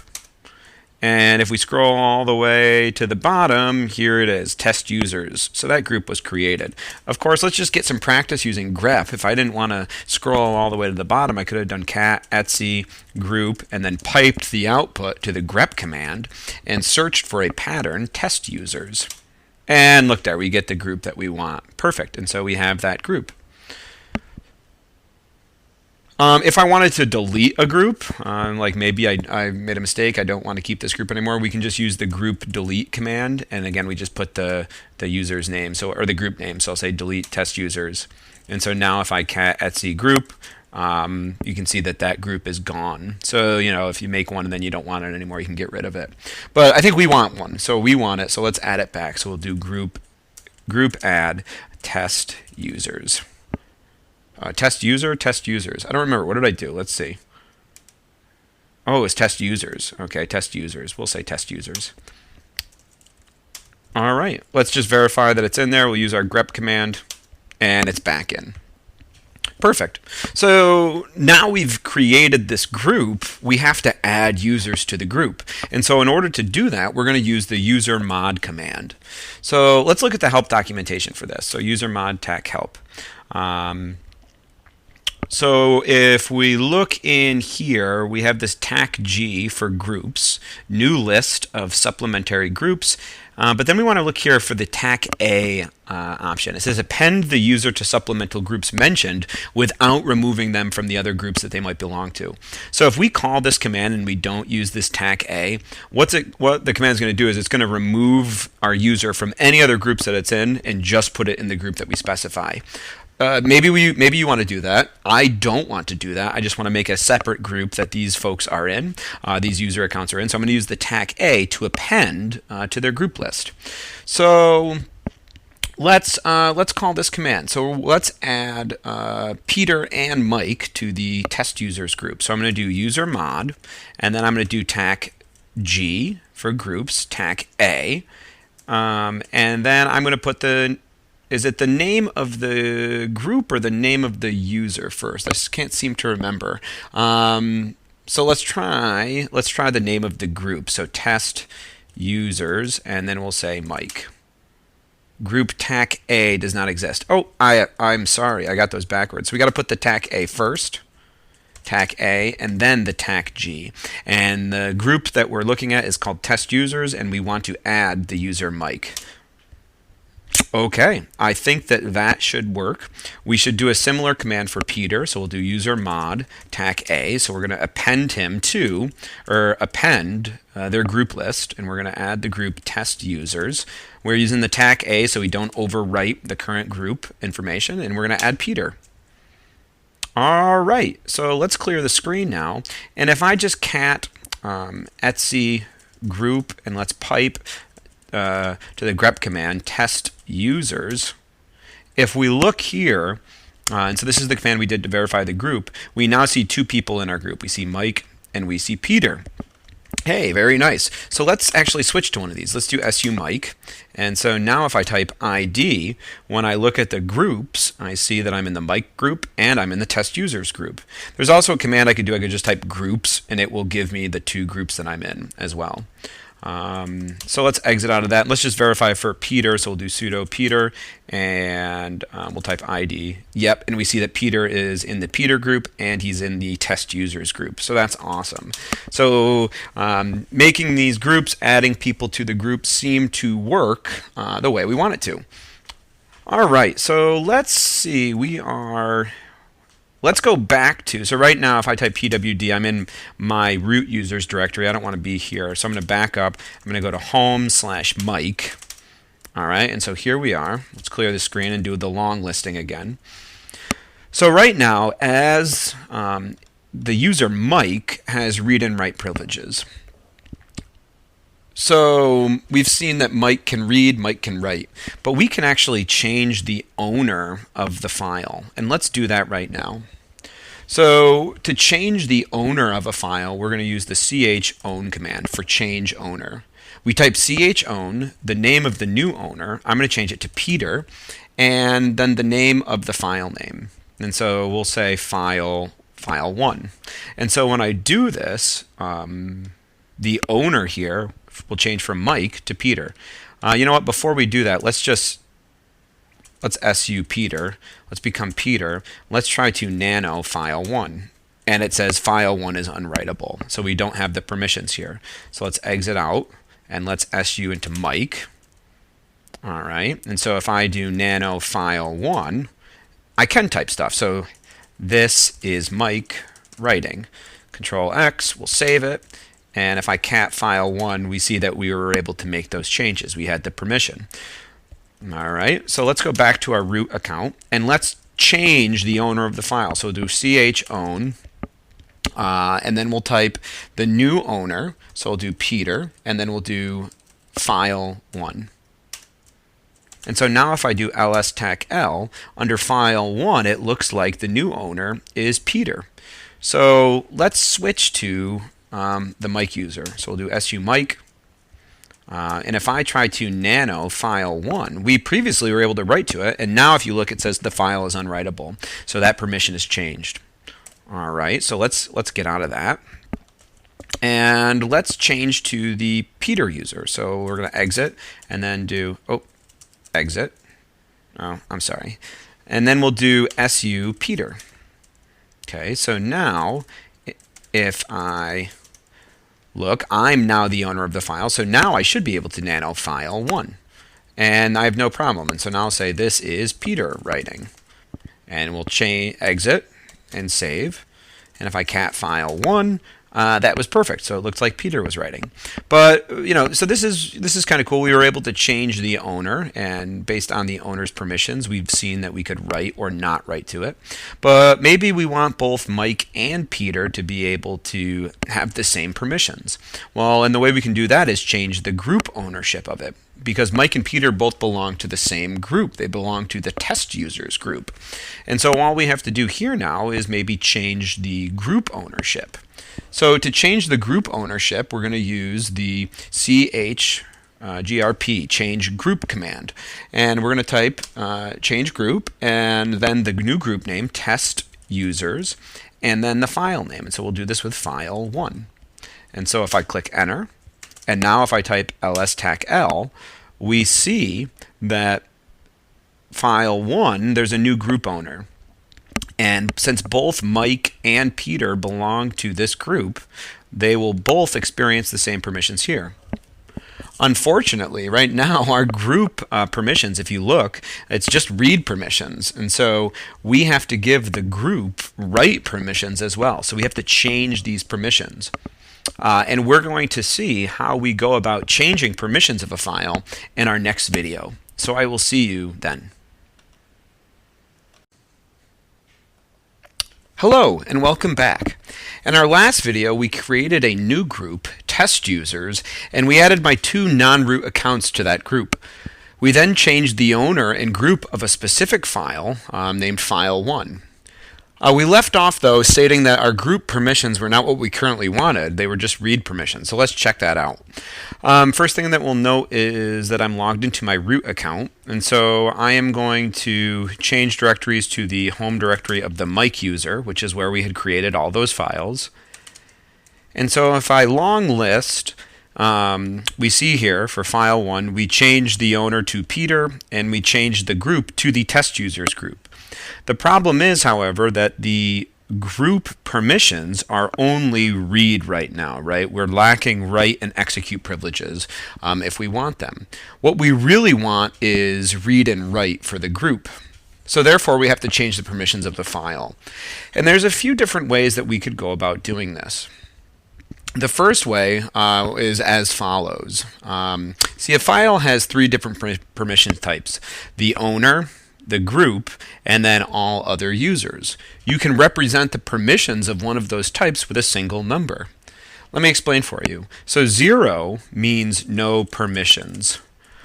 1 stands for execute permissions. 2 stands for write permissions. And 4 stands for read permissions. If you add up all of the permissions, you get a single number. For example, read, write, and execute privileges would be 4 plus 2 plus 1, which is 7. Therefore, if we type 777, this stands for read, write, execute privileges of the owner, read, write, execute privileges of the group, and read, write, execute privileges for all other users. If we wanted just read and write privileges, it would be read and write. 4 plus 2 is 6. So if we did 666, this would represent read and write privileges for the owner, the group, and all other users. And we could do any combination. For example, if I did maybe 764, this number would represent read, write, execute privileges for the owner, read and write privileges for the group, and then read privileges for all other users. And so we can use these numbers in conjunction with a new command, chmod, to change the permissions of a file. We just type chmod and then the permission code, those three numbers that we want, and the file name. So let's change the permissions of file 1 to read and write for the owner and the group, and then let's remove the permissions for any other user. So in order to do that, let's see, I want read and write for the owner, so that's going to be a 6. I want read and write for the group, so that's a 6. And then I don't want to give any permissions to any other users, so I'm going to do 660, and then I'm going to type in my file name, file1. And so it looks like maybe those changes took place. So let's check. Let's long list. And if we look down here for file 1 now, we see we have read-write privileges for the owner, read-write privileges for the group, and then no privileges for anyone else.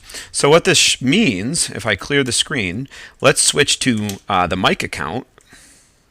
Let's see. I should be able to write to file 1. And we'll say hi Peter and save it, and so that seemed to work just fine. And if I exit out, we're back to root. Let's su to Peter, and I should be able as Peter to also write to the file now. So let's see, nano file 1, and we'll say hi Mike. Awesome. So it looks like we effectively changed the permissions for the group. And so now both Mike and Peter, because they belong to the test users group, can read and write that file. Wonderful. So let's clear the screen and get back to our root user. So we can mess around with changing, some of the permissions of these files. For instance, if I want to, let's just change file 2, I could do, let's change the owner, chown, to root of file 2. So I changed the owner to root. All right. Let's change the group to, I don't know, we can just mess around. We'll say change group, we'll change it to admin of file 2. And so if I do ls tac l, I now see that the group is changed. And if I want to change some of these permissions, we'll use chmod. And let's change them to, let's do read, write, execute privileges for the owner. Let's do execute privileges for the group, and let's do read privileges for the any other user. I guess we're just messing around, and then we'll say file 2. And so if we look, those changes should have effectively taken place. We have read, write, execute, we have execute, and then read. And if you notice here too, it looks like the file has changed color, it turned green, and we'll talk more about that later on in a moment. So let's clear the screen here.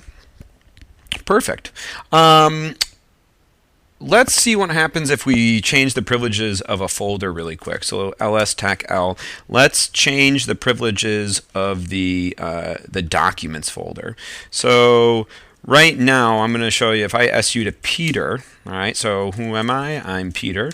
And if I do ls, I can actually change directories into Mike's documents folder, and I can see what he has in here. He's got this playground. Well, that's what I have. You probably don't have that, maybe. I think I made that when I was testing. So if I back out of this and I exit out of Peter, so now I'm back to being root, I'm going to change the privileges of this documents folder here in the Mike directory. So I'm going to do chmod, and I'm going to do, let's see, it was read, write, execute, read and execute, read and execute. So read is 4, execute is 1, so these represent 5 and 5. So I'm going to do chmod 7, 5, and then I'm going to do 0 here for the documents folder. So this non-users aren't going to be able to do anything. Or all other users are going to be able to do anything. So then let's write the documents folder. Okay, so if we look at the privileges here, those privileges have changed. So now as the root user, I should be able to get into documents, and I am able to. Okay, let's back out. I'm going to do su Mike. So we're now Mike, and I should be able to cd into the documents because I'm the owner of the folder. And we can. All right, let's get out of here. We'll exit. And now let's su as Peter. And let's see what happens if we're Peter. Right? I have ls, and let's try to cd into documents. And we can't. We got denied. So it says permission denied. So changing the permissions of some of your folders is one way that you may be able to keep people out of places that they shouldn't be going into. All right, so let's clear the screen. And let's actually change that back. I want to change that back. So ls tac l, we'll do chmod. I think it was 755 documents. Okay, so that's perfect. Now Peter would be able to get back into that.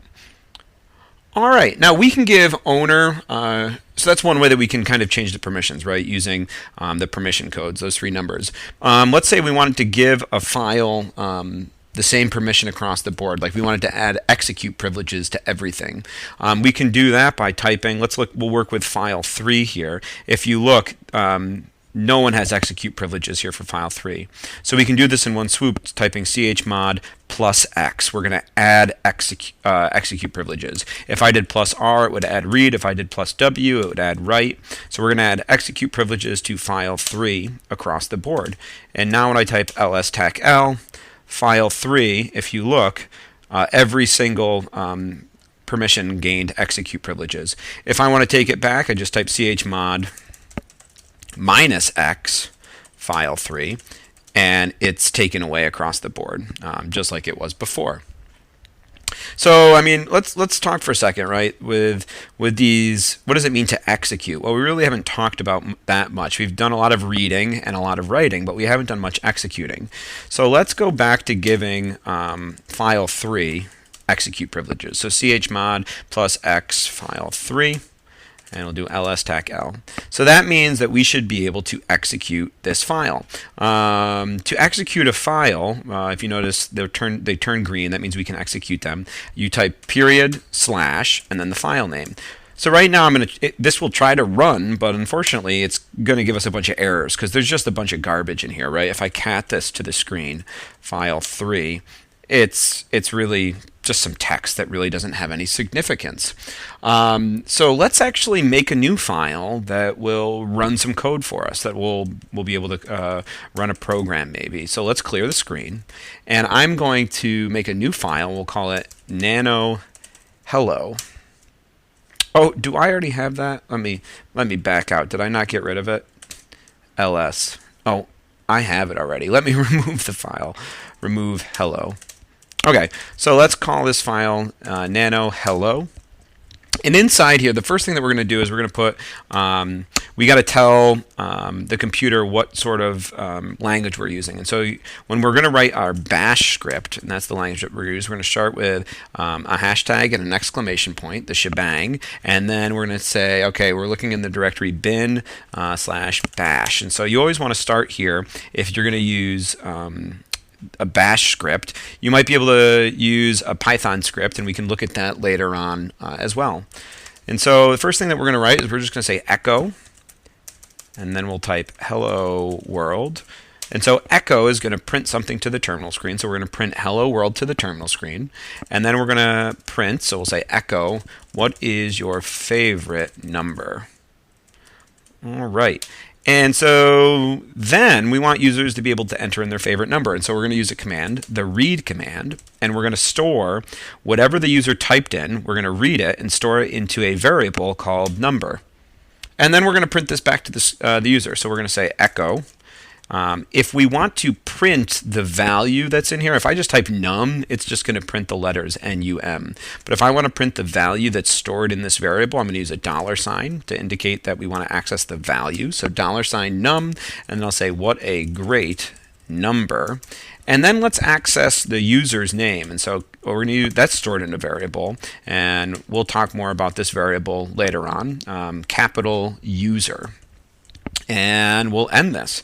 So if I click Control X to save this, I'm going to save this right now. And so right now if I do ls-tech-l, I have my file hello, but it looks like if I try to do /hello, it says permission is denied. And the reason why is because it does not have execute privileges. So we should add the execute privileges. So we'll do chmod +x hello. So now if we look, hello is green, and we have execute privileges across the board. So anyone should be able to run this file. So let's see if this works. I'm going to do /hello, and it says, hello world, what is your favorite number? My favorite number is 42, and it says 42, what a great number. And then it says root, because that's who I'm currently am. I'm currently root. Let's switch this. Let's do su, and let's put Mike in here. And so now if we look, we'll do ls-tech-l. Hello, for all other users, we should be able to read and execute this file. So we should be able to run this. So I'll do /hello, and we'll say my favorite number is 15. And now look here, it says 15. What a great number, Mike. And so it's changing our name. And so this is kind of like our first and really basic bash script. Now that we know how to write files and change the permission of the file, we're able to begin to look and talk about bash scripting, a very powerful tool when it comes to Linux computers. And that's something that maybe we'll build on in the future. So this will wrap up this video. I look forward to seeing you in the next video. Hello and welcome back. I realize that this is a really good time to talk about how we can add users to our sudo group. Sudo, which stands for super user do, allows non-root users to execute root commands if they take an extra precaution of typing in the word sudo prior to their command. So we want to give sudo privileges to our Mike account and our Peter account by adding them to the sudo group. So if you notice here, I'm logged in as root. And the first thing I'm going to do is I'm going to look at the sudo group to see if there's any members. So I'm going to do cat, and remember our group is in the root folder, and then etc, and then group. And we are going to send that to grep, and we're just going to search for sudo. No such file or directory. What did I mess up? Let's see, cat. Oh, etc, not ect. Group, and then we're going to pipe that to the grep command, and we're going to search for sudo. And so you see we have a sudo group, and it looks like there's no members. So let's actually just verify this. Let's change our directory, and we're going to go to root var log. And so we've done this a few times here, and we see the auth log, right? As the root user, I should be able to read this, and I can, so that's great. And so I'm going to exit out of here. But let's change users to Mike. So I'm going to do su Mike.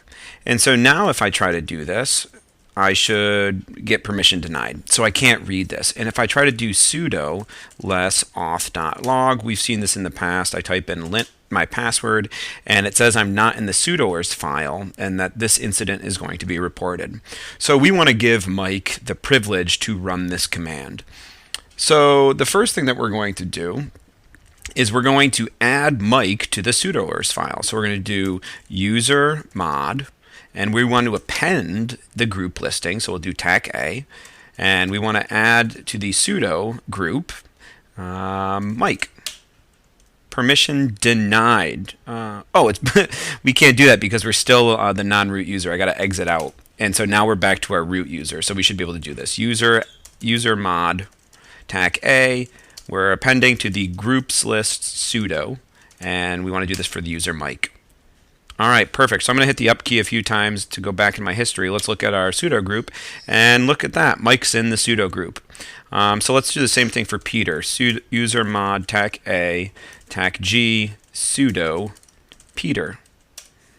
And so now if I look at that list and we grep for sudo, it looks like I've got two members in there, Mike and Peter. All right, so let's switch back to Mike. So let's do su Mike. And so now if I try to view, let's use less, the auth.log, it still tells me that the permission is denied. But what I can do is type sudo superuser less auth.log. And so by typing this sudo in here, it's now going to prompt me for my password just like it did before. Before, where I got an error saying that the incident would be reported, now if we look, I'm in the sudoers file, and so I'm able to run that command. And so let's look down here. I'm just going to go all the way to the end. I think. We're going to be here a while. Never mind. If I cat, let's do that. We'll do sudo cat auth.log.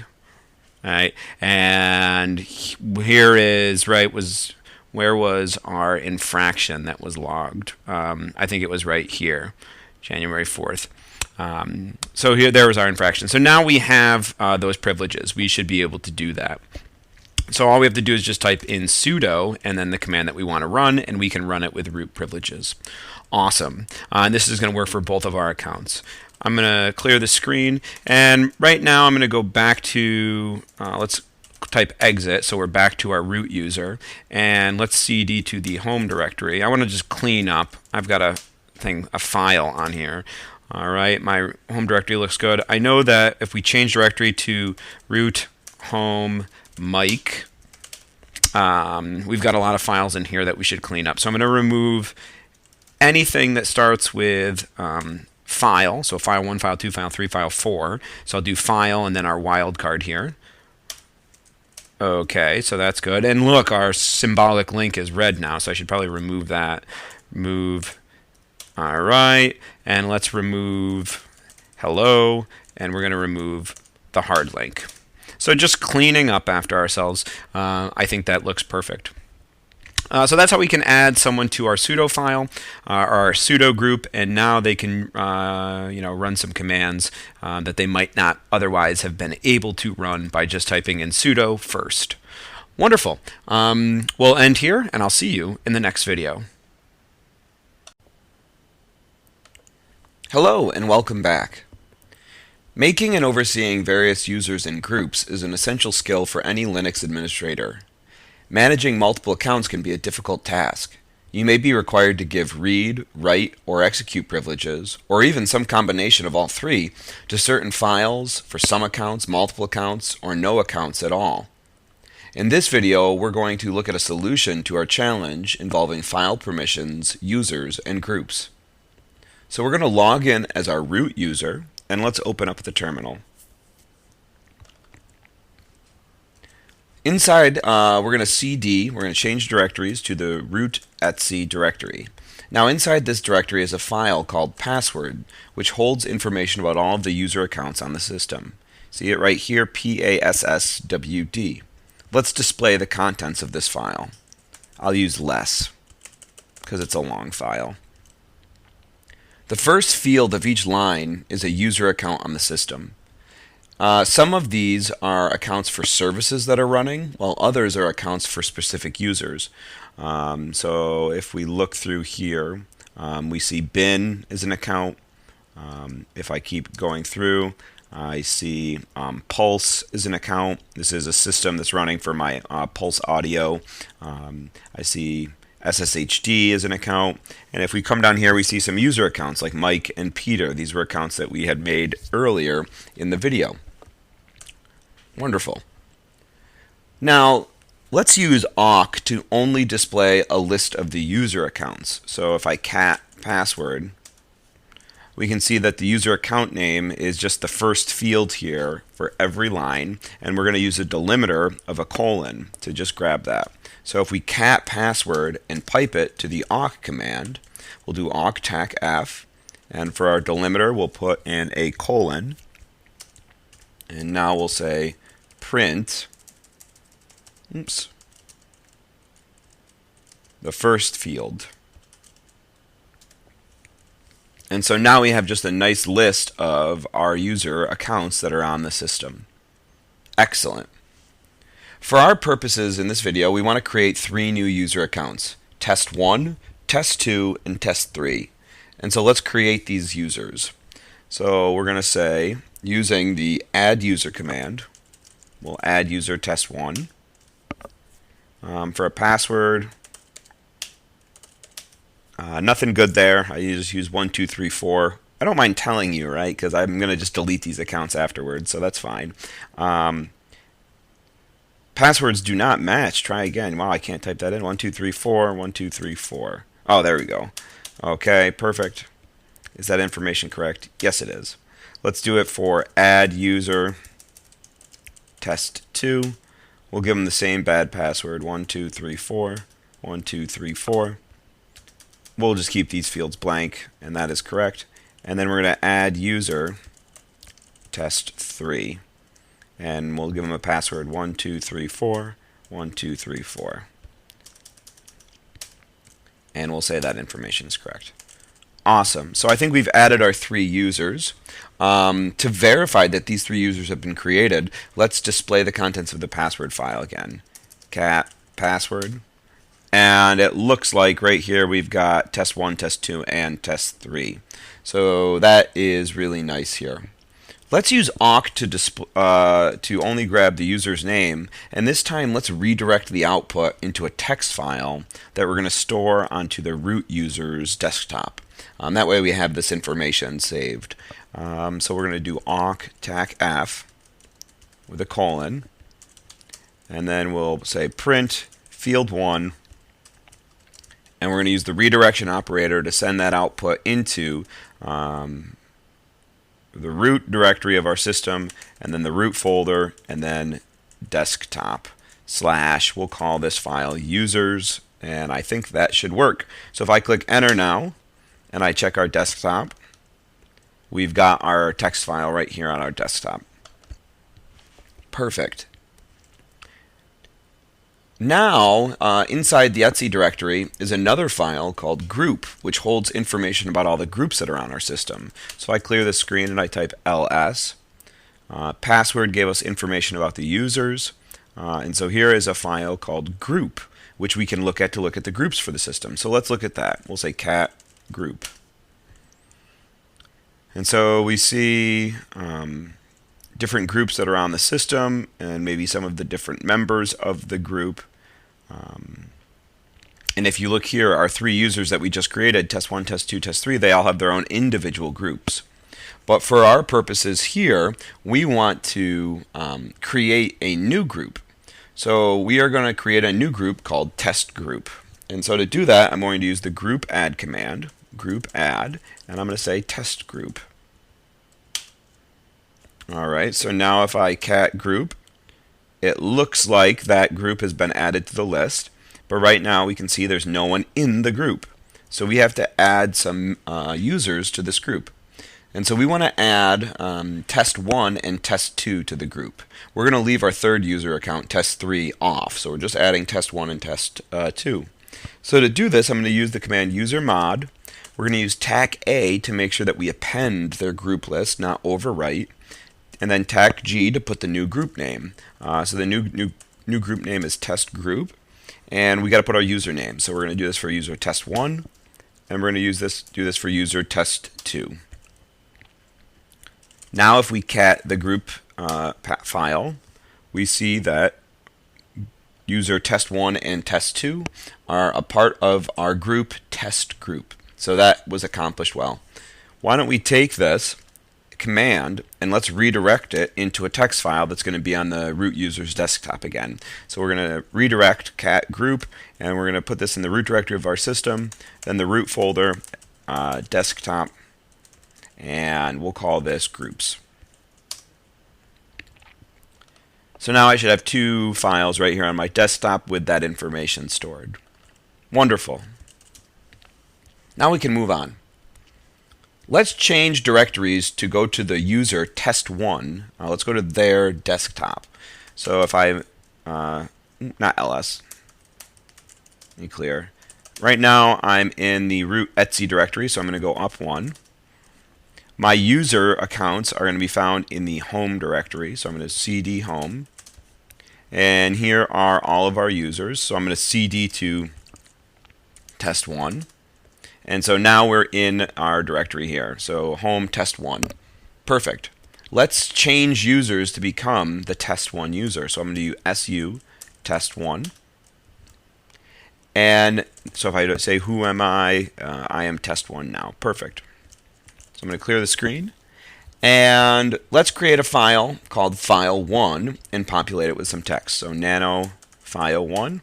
And I'm going to say, hello, how are you doing? We'll exit and save. Perfect. So if I look here, we've got our file1, and we can see its various permissions here. We want to set the permissions to read-write for the owner, which it currently is, read for the group, which it is, but then all other users I don't want to give any permissions to. So in order to do this, I'm going to use the chmod command, and we're going to use a permission code here. Read-write for the group, read-write for the owner is 6, read for the group is 4, and nothing for anyone else is going to be a 0. And we're going to set that for file1. So if I look now, we have read-write, read, and then nothing else. We're going to make another file. We're going to call our next file file2, and we're going to again populate it with some text. So nano file2, and we're going to say this class is awesome. Hopefully I'm not putting words in your mouth, right? Hope you feel that way. Hope you're learning something, getting something out of the class. For file2, we want to change its permissions to read-write for the owner and group, and then read for all other users. So ls-tach-l will show us that we're not quite there yet. I want read-write for the owner and for the group, and then read for all their permissions. So in order to do that, we'll use chmod again. I'm going to set this to read-write for the owner is 6, read-write for the group is 6, read for the owner is 4, and we'll change that for file2. So let's just verify. Read-write, read-write, and read. Perfect. Let's make one for nano file3. We'll say here, we're going to say Sunday mornings are very relaxing. And that is true, right? Nice Sunday morning. Hopefully you guys are relaxing if you're up this early on a Sunday. Let's set the permissions for this file to read-write for all users. So we'll do chmod. Read-write for all users is going to be 666 and file3. All right, let's just check to make sure that worked. Read-write, read-write, read-write. Perfect. And then lastly, we're going to create a file called file4. So we'll say nano file4, and we're going to populate it with some text, and we'll say this file is not for you. And we'll save and exit. And let's set this to read-write for the owner, and then give no one else permission. So nothing for the group, nothing for all other users. So we're going to say chmod 600 file4. All right, so let's look at our files, and it looks like we have varying permissions here now. So that's really great. But now what we want to do is we want to alter who owns the file, the owner of the file, and the group of the file. Right? Because everything right now is just test1, because that's us. We made the file as the test1 user. So what we're going to do is we're going to change back to the root user. So I'm just going to type exit. And so now, right, if I say who am I, I'm back to root. And so now what I want to do is for each of the created files, I'm going to change the group to the test group that we previously created. So in order to do that, I can use the chgrp change group command. And let's just check the help documentation for this. I gotta just make sure I'm doing it right. Change group, we put the group name and then the file that we want to change the ownership of. So group then file. All right, so let's see. Group then file. So we're going to do change group. The group is going to be test group, and the file is going to be file 1. So did that work? Ah, looks like it did. It changed it to the test group. Perfect. So let's just run this command again for file 2. And I bet I can do this all in one line. File 2, file 3, and file 4. And all of our groups have been effectively changed. That's wonderful. For the last file, file 4, why don't we also change the owner? Let's change the owner of this file to our test user 3. Let's give him some ownership, or her some ownership, right? We kept that person out of our test group, so let's give him an actual file. So to change the owner of the file, I'll use chown, and then I'm going to put the new owner, test3, and we'll do this for file 4. So now if I look, the owner here has changed. It's become test3. So now I think we've got some interesting scenarios set up for our 3 test accounts on whether or not they can read or write these files. And so let's go take a look. So let's change to, let's do su, and we'll become test1. All right, so who am I? I am the user test1. Perfect. So I'm going to clear the screen here, and we'll do ls-tech-l, and looking at these permissions, let's see if we can read and write each of these files. So as test1, we are the owner of the file. So we should be able to, for file 1, we should be able to read and write. So if I look, if I do nano file 1, I can read it, and I can say, I can write to it. All right, so if I cat file 1, read and write. Perfect. I should be able to do the same thing for file 2. This is awesome. Yes, it is. Save, and I should be able to cat file 2, read and write. Perfect. For file 3, I should be able to read and write. So nano file 3. Sunday mornings are relaxing. You must have coffee. That deserves like 18 exclamation points. Yeah, it does. And so if I cat file 3, perfect, we can read and write. For file 4, nano file 4, it says error reading file 4, permission denied. And so we finally got shot down here for file 4. And the reason why is because we changed the owner of the file to test user 3. And it's only the owner that has read-write permissions. Sure, we're in the group that owns it, but they have no permissions here and no permissions here, so we can't do it. So it looks like file 4 is blocked out for test user 1. Let's switch users to, let me exit, go back to the root user, and let me do su test2. Let's go to become test2, and so I'll say who am I? We're now the test2 user. So I'm going to clear the screen. Let's long list our files, and let's run through a similar example. So for file 1, we're now test2.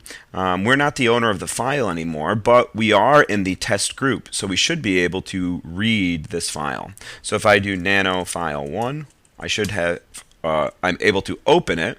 Perfect, but it tells us down here that it is unwritable, so I can't make any saves or any changes. Perfect.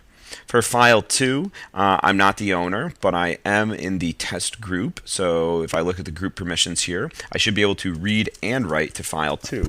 So I can read it, I can open it, and we can say this class is awesome. Yes, it is. I love learning about Linux. And we'll make those saves, make those changes, save it. And so if I cat file 2, we were able to write to that file. Perfect. For file 3, we're in the test group still, so it looks like we have read-write privileges. So nano file 3, let's just verify. I hate Mondays. Who doesn't, right? Cat file 3, That worked. And then lastly, for file 4, you're probably already there. Nano file 4, we're blocked out. Permission is denied because the only person that has ownership or has permissions for that is the owner, who are read write. So looks like user 2, we are all set. So I'm going to exit out, and then let's su into our test user 3 here. Who am I? I am test 3. That worked. So let's clear the screen. We'll do ls tech l, and let's walk through this one quick. For file 1, we're in the all users group. We have no privileges. So nano file 1, we're blocked out. Permission denied. Can't even read, can't write. For file 2, we're in the all users now, right? We're not part of the test group. I have just the read permission. So nano file 2, I can open it, I can look at it, but it tells me here that it is unwritable. For file 3, nano file 3, here I think I can finally do something, right? Because I have read-write privileges for all other accounts. I hate Mondays. Yes, but Tuesdays are so great. Maybe you love Tuesdays. I don't know. Does anybody love Tuesdays? They got some redeeming qualities, right? So if we cat file 3, here it says, yes, but Tuesdays are so great. And then finally, if we go to nano file 4, we are the owner of file 4 here. So we should be able to read and write to this file. And it says this file is not for you. It is only for test 3. We check, and we have, cat file 4. And we have effectively written to that file. Wonderful. I think this is a great little exercise in looking at how we create users, groups, add to the groups, and then change permissions so that we can either give access to or restrict access to specific files. Right now, before we end, let's clean up and let's remove all of our files. So let's see, ls, I have 4 files in this directory right now. I can remove them all by typing remove, and then I'll do file with a wildcard. That wildcard will go through and take any character, so 1, 2, 3, and 4, and remove them. Yes. Permission denied. Permission denied. Oh, I have to, let me exit. There we go. I have to exit out of here and go back to being my root user. And so now I'll do remove file with a wildcard. Okay. And so they're all gone. Let's now cd to my home directory as the root user. ls. Let's go to my desktop. See, here are our files that were the groups and the users. I'm going to remove those. Okay, so they're gone, right? If we check, they shouldn't be on our desktop. They're not. And now I want to remove the test group. We still have the test group, right? So let's go back to the cd etc file. Let's cat groups. And so we see our test group is still here. We want to remove that. So to remove the group, I'll do group delete. And then I'll put my group name, so test group. All right, so that should work. So if I cat group again, the group is gone. Wonderful. So we've cleaned that up. And the last thing we want to do is just remove our users. So if I cat the password file, we see that we still have test 1, test 2, and test 3, those 3 user accounts. We want to get rid of them. So to get rid of these accounts, we'll use the command user delete. And then the tac-r, let's actually look at the help documentation here. The tac-r command says remove the home directory and mail spool.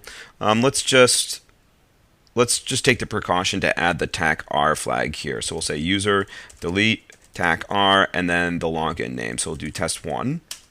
All right, user delete tac-r. I bet I can do test 2 and test 3 all on the same line. Maybe I can't. So let's see. Did that not work? Let's cat the password file. And it looks like it didn't, so maybe I gotta do this all on one line or on separate. User delete tac-r test 2. All right, and user delete tac-r test 3. So now if we look at our password file, those users should be gone, and they are. And if we go back to our root directory and then cd to home, if I look in here, test1, test2, and test3 no longer appear either. So I think we've effectively cleaned everything up. We had a great time messing around with the system, and then we cleaned up our mess. I think this is a great place to stop. I hope this video helped you get an understanding about users, groups, and file permissions, and I look forward to seeing you in the next video. Hello, and welcome back. If we open up a terminal here, the first thing that we're going to note is that we're logged in as one of our non-root accounts. And in this video, we're going to begin to look at how we go about installing software packages in Kali Linux. And so in Kali, one way that we can install packages is to use the advanced packaging tool apt. And so let's first start by looking at the man pages for apt. And so it tells us here that it's a high-level command line interface for package management systems. It is intended for an end-user interface and enables some options better suited for interactive usage. And if we look here, we have some specialized tools. We're going to make note here, apt-get and apt-cache. And those are some commands that we're going to use throughout not only this video, but I think just as we are going through Linux, we're going to use apt-get and apt-cache quite a bit. And so let's look here. First, it looks like we can use apt-get to update the current package information. This is going to essentially look at what packages or software we currently have installed and then check to see if there are any available upgrades. Once we've called apt-get update, we can call apt-get upgrade to upgrade any of the current packages that have these available upgrades. So the idea is that anytime we want to get current versions for our software, we first run apt-get update to go out and check to see if there are updates available, and then we run apt-get upgrade to upgrade the ones that are available. If we scroll down, we see that apt-get also has an install and remove command that we're going to look at shortly. Also note there is an auto remove command here for apt-get, and this auto remove command will remove packages that were automatically installed to satisfy dependencies for other packages that are no longer needed. A dependency is when you want to install a package, but in order for that package to work, it might need other packages that you have to install that you currently don't have. So when you use apt to install a package, not only will it install the package in question, but it will also go out and install all the other dependency packages that you need to make sure that your program is working. If we scroll down even further, we see here we have apt-cache search to search what types of packages are out there, and we search for a given regex or regular expression in a list of available packages. We're not going to get into regular expressions. In fact, you could probably teach a whole course on regular expressions. They're a very complicated but very, very powerful search tool. We'll leave it here that you can search the repository using this command, apt-cache search, maybe by package name. So if you know the name of the package that you're looking to install, or maybe what the package should contain, maybe you're looking for something involving Python, you can just type apt-cache search Python, and you'll be able to see all of the packages that are available. Lastly, right here we have apt-cache show, which if you have a specific package in mind, you can get some more information in greater detail before you decide to install it by calling apt-cache show and then the package name. So you may be asking yourself, well, where are all these packages stored and how are we kind of accessing all of this information? Well, we're using something known as the repositories, Linux repositories. And a repository is a storage location where we can retrieve and install packages, softwares, and updates. And repositories are hosted on remote servers, and when we enter commands like, sudo apt-get upgrade, or update will do, and I click enter, we're prompted for our sudo password, we're actually accessing some of these repositories on the remote server, and we're pulling off information from them. And so we can add or remove repositories from our Linux distribution to sort of dictate and control where we're looking for our packages when we use apt. And so the list of repositories can be found if we change directories. We're going to go to our root directory, and then we're going to go to our etc directory. And if we look in here, we have another directory right here, apt. So we're going to cd into the apt directory. And let me clear the screen. And now if I type ls, we have a nice document here called the sources list. If we check the permissions of the sources list, owner's root, the group is root. And so right now I fall into this third category. I do have read permissions, so I should be able to open it. So we'll do cat sources.list. And we can see here, a lot of this is commented out, but right here I have my primary repository for where I'm getting my my packages from. And so if you notice here, it's got main in here. That means that it's officially supported, which is good because you want to be pulling packages and software off of officially supported sites. They tend to guarantee that they're going to work and not break your system. You could add, if you log in as root, you can add repositories in here. In fact, you may find that you want to install some software that's not on the current repository you have, and so they'll tell you add this to your repository list. You can put it in, install the software, and then maybe I would comment it out just for safety. All right, I think this is a great place to stop. In our next video, we're going to look at how we use some of these commands that we've introduced to go about and install our software. I'll see you then. Hello and welcome back. In our last video we looked at the man pages for the advanced packaging tool apt, and we saw how to view our repositories list in the etc directory. Now let's go ahead and install some software. Alright. First, let's use apt-get and update our machine. So I'm going to type apt-get update. And if I just call it like I did here, you're going to notice we get that some permissions denied here. And so we actually have to run this with root privileges. Luckily for us, our non-root users, we've added them to the sudo group, so we can just call sudo apt-get update. And when I do this, it'll prompt us for our password. So I'll type my password in. And now it's going through and it is checking for updates. All right, and it says that that's done. Now that we've updated, let's upgrade by calling apt-get upgrade. So we'll again have to type sudo, right? If I just type apt-get upgrade, it tells me permissions denied, and then it's even asking, are you root? So I do have to type sudo again, apt-get upgrade. But if you notice here, and once I've typed in my password in this terminal session, I don't think I have to do it again when I call sudo. So if we look here, it says the following packages were automatically installed and no longer required. So I can type auto remove to remove them, so I'll do that afterwards. The following packages, these packages have been kept back. And here I have these following packages will be upgraded. So I do have some upgrades that are available. Would you like to continue? Yes.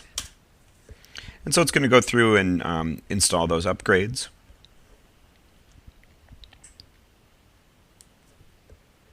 Hopefully this won't take too long.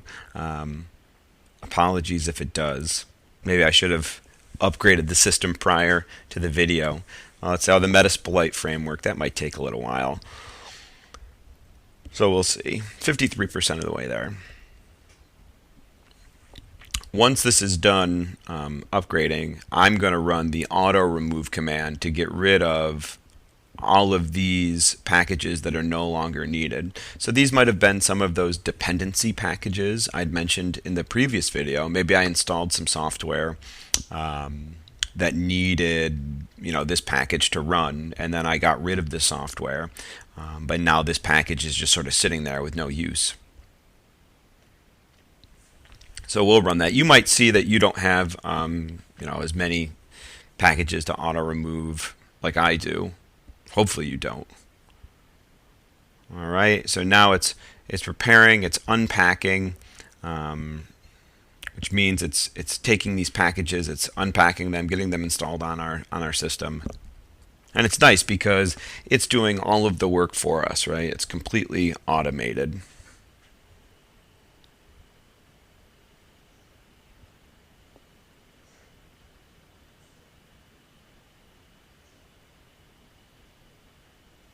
Okay, now that that's done, let's clean up the system. And if I just scroll back up here, it tells me use sudo apt auto remove to remove these packages. So these are the ones that were maybe left dependencies that we no longer need. So sudo apt auto remove.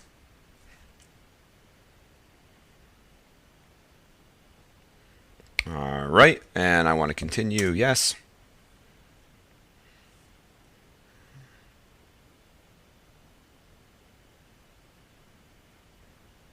Okay, we see this nice progress bar, and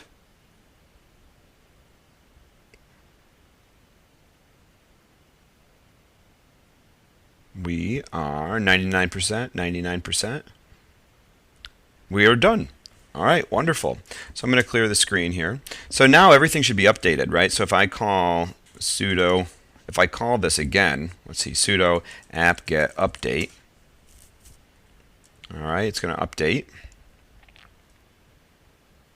And if I call sudo apt-get upgrade, we should be pretty good, right? 0 upgraded, 0 newly installed, 0 removed. Perfect. So everything seems to be up to date now. So now that that's done, let's try to install some packages. So let's just search the repository, I don't know, for Python. We'll find something that looks interesting. So I'm going to call sudo apt cache search, and then I want to search for Python. And wow, it looks like there is a lot of stuff. So I'm just going to scroll through here. You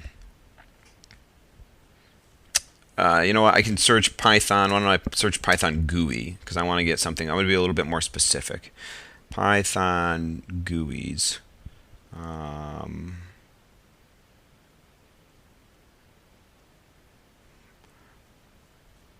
Where is... here we go. I want to install this piece of software right here, wxglade, a GUI designer written in Python with wxPython. So let's see, before I want to install it though, let's get a little bit more information. So let's call sudo apt cache show wxglade.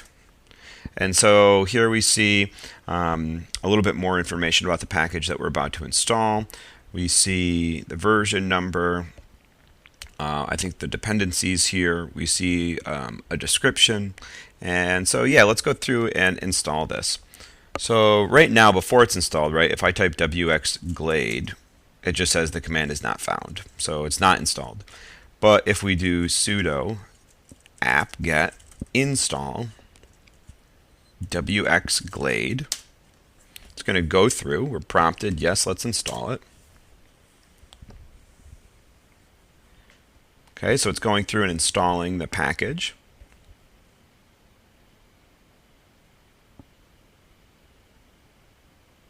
All right, and it looks like it's done. So I should be able to type in now in my terminal wxglade.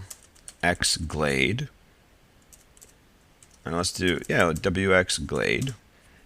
And if I do this, let's see, does anything happen? Hey, it looks like the program opened up nicely. And so it looks like I have a tool here to maybe make some GUI applications for... oh wow, nice. This is really cool. I'm going to look and play with this later. Looks like I just installed a tool to make some Python applications. So let's see, save. No, let's not save that. Okay, so we've got this. It looks like we got this program installed. We can verify this if we just head over to our root bin folder. Right, if I type ls, these are all kind of like the executables that are installed on our program. Let's call the ls again, but let's pipe it to the grep command, and let's just look for wx. And if you look, we have that executable right here, wxglade.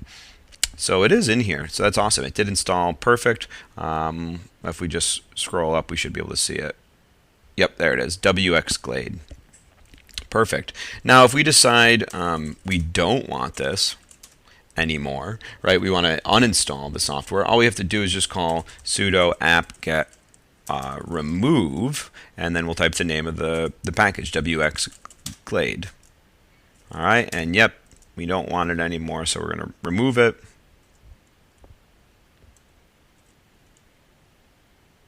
Okay, so now if I type wxglade, it says there's no such file or directory. Okay, so that's good. And if we just go over to, let's go to cd bin, and then let's do ls grep wx. We see that it's no longer in this directory. So we did officially remove it. Perfect. So now we know how to install software. The doors have kind of officially opened up for us. So we can search online, we can search on the repositories for some interesting software, we can install it, we can reference the man pages and start doing whatever it is that we really want to do with our Linux computer. There's tons and tons and tons of software out there for you to kind of download and mess around with. So it's a lot of fun, and I hope you kind of explore what's out there for you to play with and learn with. Awesome. We'll see you in the next video. Hello and welcome back. There are endless pieces of software that you can install onto your Linux machine that go beyond the base install package. If you have a specific need in mind, you can search the software repository using the advanced packaging tool apt. Once you find your software, you can install it, reference the manual or help documentation to see how it operates, and begin using the new software to accomplish your goal. In this video, we're going to look at a solution to our challenge problem involving installing new software and learning how to use it. So first, I'm going to open up a terminal. I'm logged in as a non-root account, Mike. But if you're logged in as the root account, that's perfectly fine. We did add Mike to the sudo group. So if I type group, I'll see groups. I see that Mike is part of the Mike group, the sudo group, and the test users group. Another way I could view this is by typing ID, get a little bit more information. So because I'm part of the sudo group, I'm going to be able to execute sudo commands, which is something that you're going to have to do in order to use the advanced packaging tool. So first, let's update our current package information. So if I just type apt-get update, we see here that permission is denied, permission denied, permission denied. And the reason why is because I'm not the root user.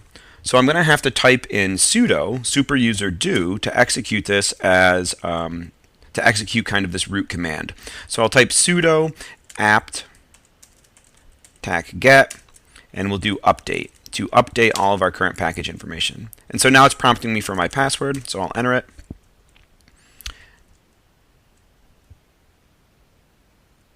And it looks like they are updated.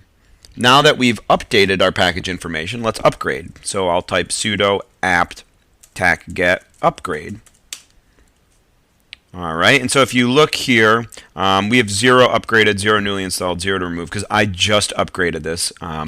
I was actually making the video before, and the upgrade was taking a little bit too long, so I canceled it and the video and just let the upgrade finish. So I have nothing to upgrade. But if you note here, I do have a little note right here that's kind of interesting. The following packages were automatically installed. They're no longer required. And so I have 3 of them, it looks like. And so we can use sudo apt auto remove to remove them.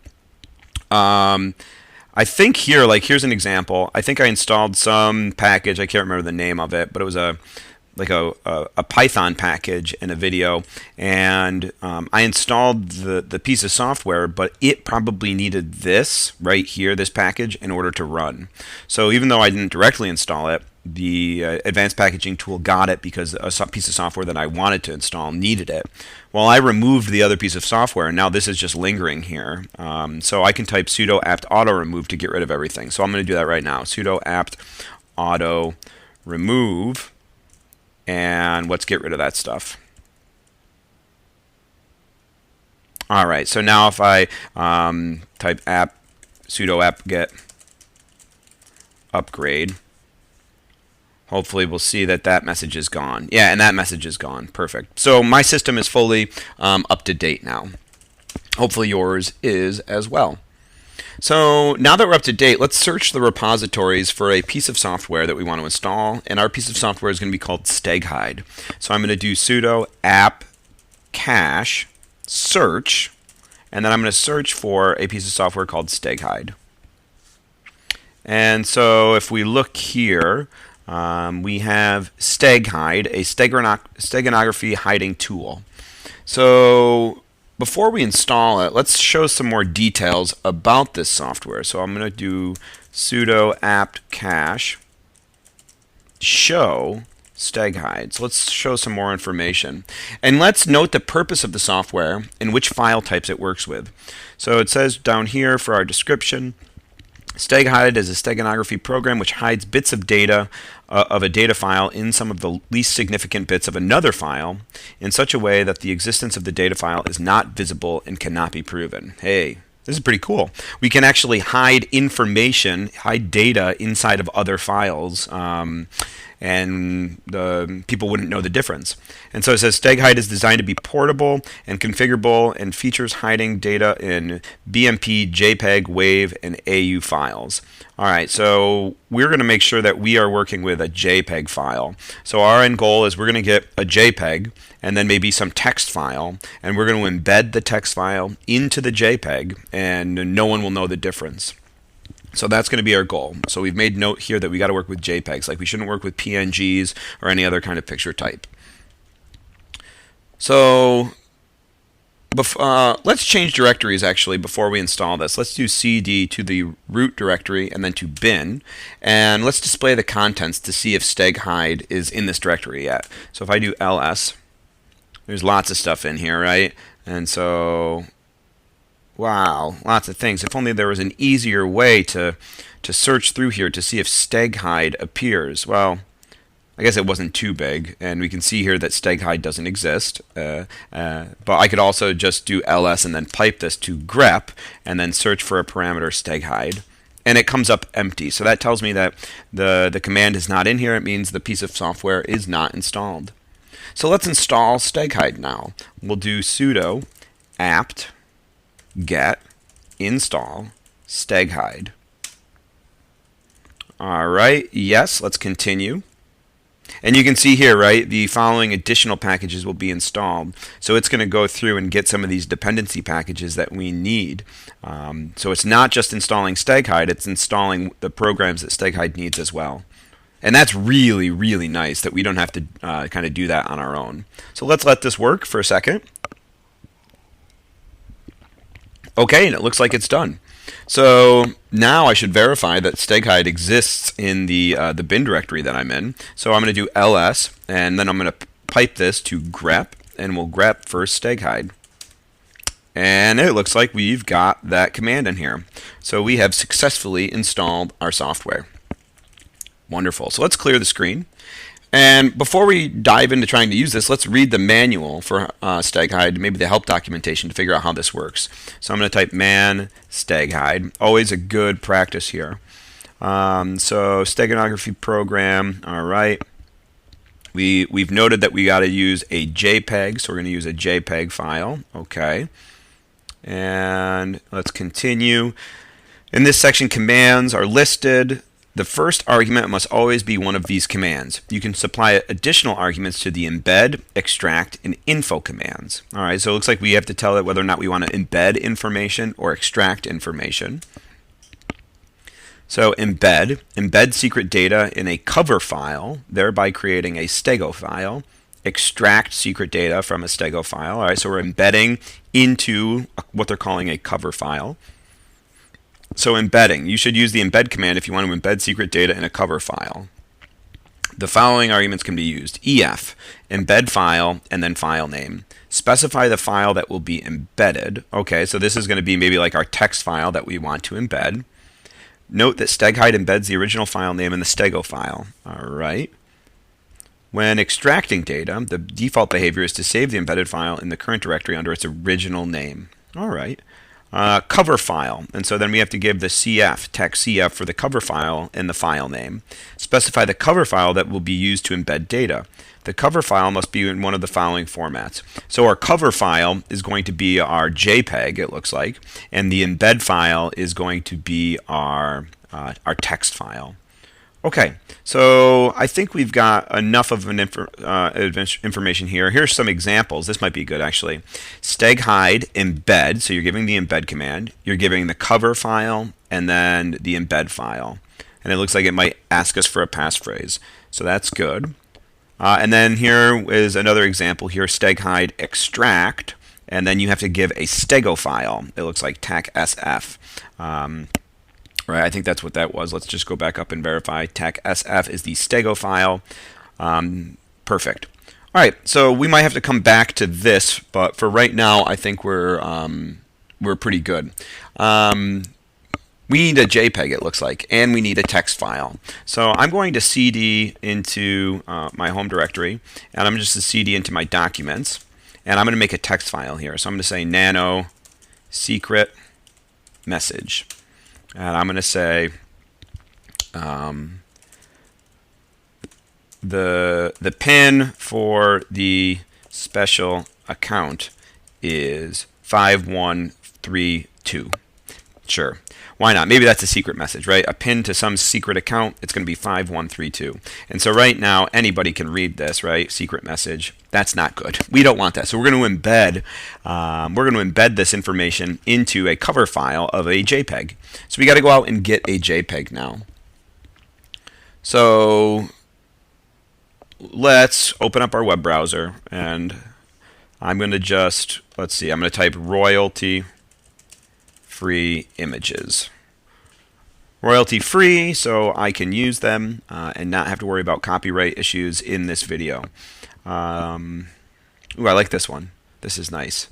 Let's click this, and let's, it's just free to use. We'll right click, save image as, and I'll just save this as, I don't know, it's stars.jpg. And good, it is a JPEG file. Now, I got to warn you, extensions don't really mean much in Linux. You can change the extension to be whatever you want. So let's go to our downloads folder. And see, there's stars.jpg, but let's call a command, the file command, to view information about this. Stars.jpg, and okay, it is an actual JPEG, so that's good. So hopefully we're going to be able to use this. Let's move it though. Right now it's in our downloads folder. Let's move it to the documents folder. So let's see, this is going to be in the root directory, and then we are in the home directory for the user Mike, and then the documents folder. So let's move it there. Missing destination. Oh, I forgot. Let's move it in stars.jpg. Missing file operand after. What am I doing wrong here? Move. Oh, silly me. What did I forget? I forgot to say what file I want to move. I want to move stars.jpg into this directory. Yep, I forgot the actual file that we're moving. Perfect. So now if we look, that file's gone. And so if I cd into my documents now, we have both files, the secret message, the embed file, and our cover file, the JPEG. So we're going to clear the screen. Okay, so now that we have both of these files here, let's use ls-tacl, let's do a long list, and we can view the size of each of the files. So it looks like the text file is small and the JPEG is big, and that's kind of what we expect, right? But now we want to use steg hide to embed the text file into the picture. So let's see if I can do this without referencing the help documentation. So I'm going to say steg hide, and then I'm going to do embed, and I'm going to do tac ef. My embed file, let's do cf first. The cover file is going to be stars.jpg. And then the embed file is going to be secret message. Let's see if this works. Ooh, I'm prompted to enter in a passphrase. I'll use my really poor password of 1234. 1234. And it's telling me that the embedding of secret message in stars.jpg is done. Okay, let's see. Let's long list. And it looks like if we look here, secret message has remained unchanged, right? But if look at the size difference in stars.jpg, it looks like it has increased in size. So that is kind of telling that maybe something worked here. Let's actually open up the JPEG, the stars.jpg picture, documents, and let's see if we can notice anything weird in this picture right now. I don't really think I do. It looks like just a normal sort of image, right? We wouldn't, if this was sent to us, we wouldn't think anything of it. All right, so that's kind of cool. Let's remove the secret message now. Let's remove the secret message, so that's deleted from our computer, and so now all that we have left is stars.jpg. Let's just call file on this. Still says it's a JPEG image data, so we're not losing anything there. So right now, we could send this file, and no one would know any wiser that there was some information embedded into this. But let's see if we can get the information out of the picture now, right? So this I'm going to have to go to I'm going to have to do the help documentation for. Steg hide tac help. Let's see.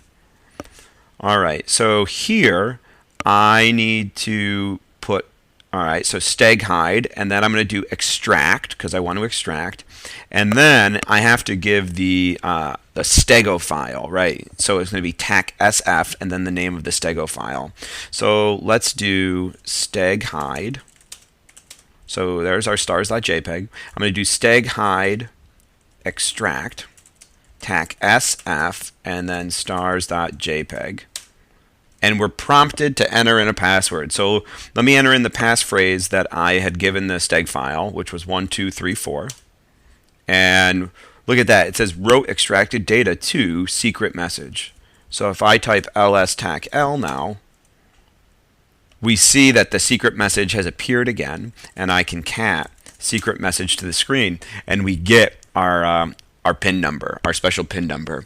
So this is really pretty cool, right? This idea of steganography, how we can embed information into other information. Really, this video is not about steganography at all. This video is about installing software, reading the manual and the help documentation to figure out how to use it. But this is just kind of a cool application of it. So now that we've accomplished our goal here, we've gotten our secret file back. Let's delete all of our files using this example. We're going to clean up. So I'm going to remove secret message. I'm going to remove stars.jpg. So my documents folder is empty. I want to uninstall steg hide from our Linux machine. If you want to keep it, that's fine. I'm going to show you how to uninstall. So the first thing I'm going to do though is I'm going to go cd root bin. And so, right, if I do ls grep and pipe it to grep and search for steg hide, we see that it's installed. So I'm going to do sudo apt-get remove steg hide. All right, and if we look here, it says the following packages were also automatically installed are no longer required. So we can use sudo apt auto remove to remove them. So we should probably do that afterwards too. So I'm uninstalling steg hide.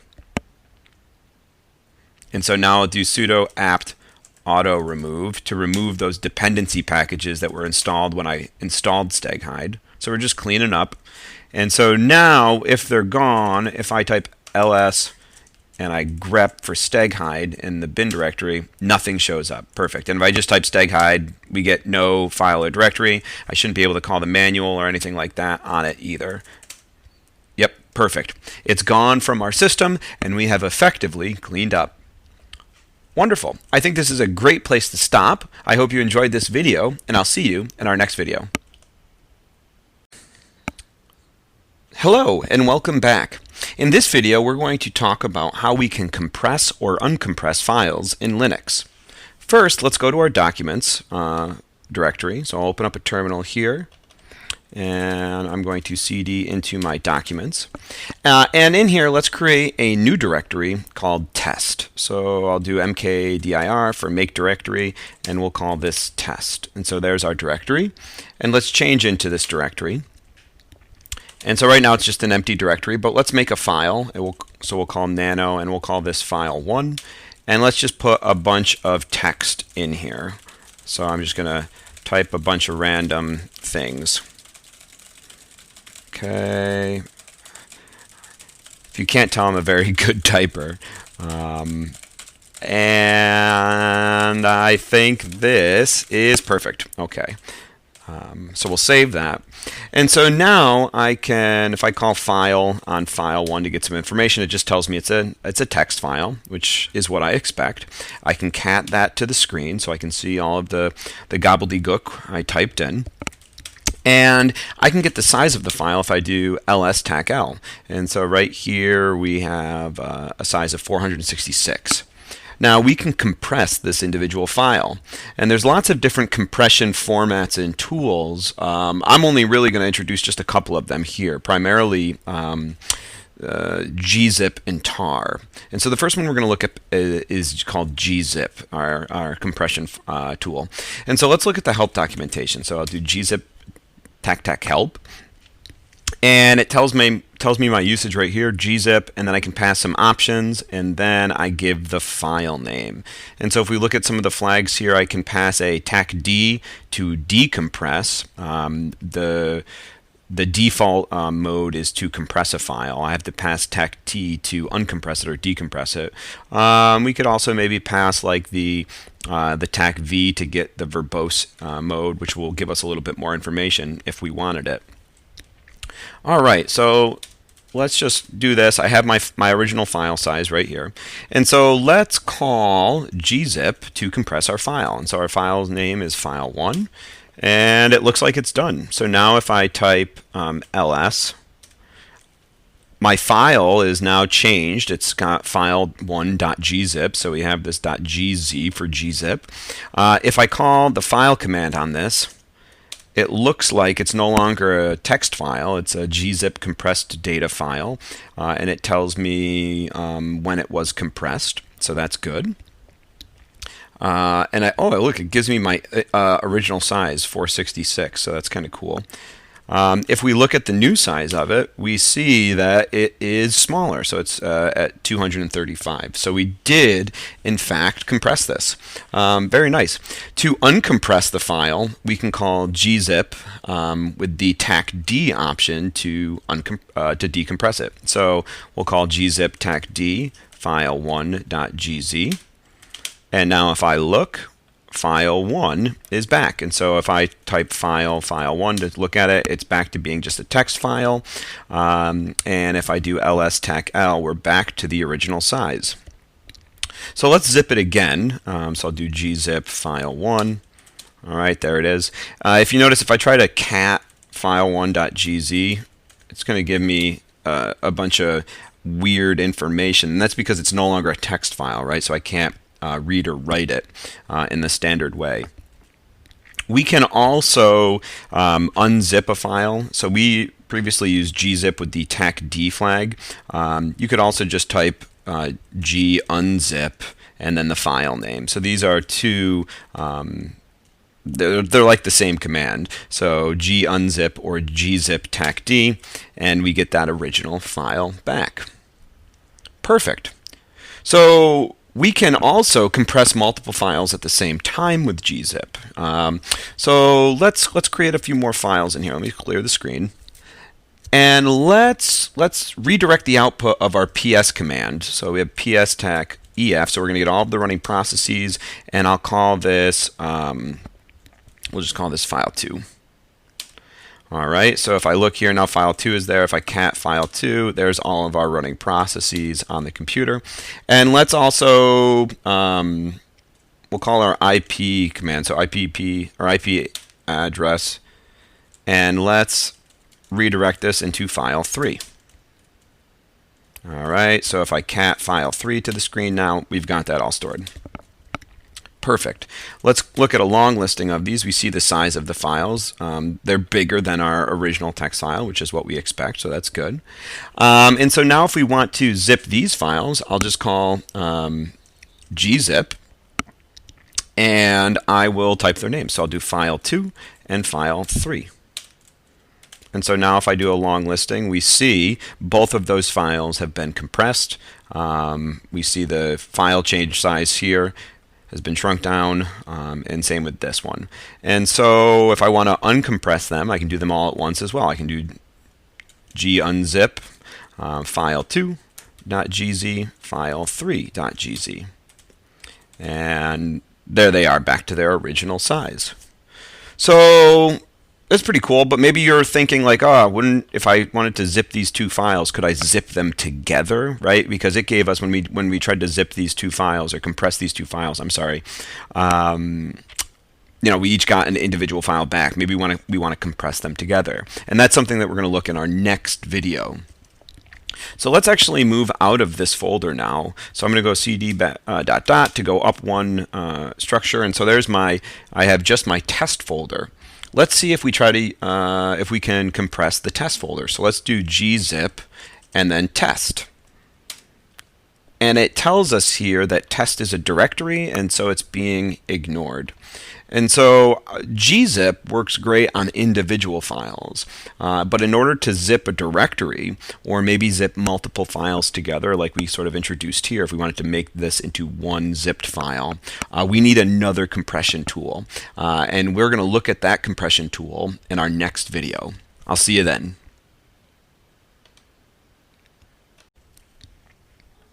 Hello and welcome back. In our last video, we saw how to compress individual files using the gzip command. In this video, we're going to introduce a way to compress multiple files together into a single archive, or compress entire directories using the tar command. So I'm going to open up a terminal here, and let's see, I'm going to change into my documents, and we had made this directory here, this test directory, which was going to hold some files we made. And so I can just quickly look at them. File 1 was just a bunch of gobbledygook.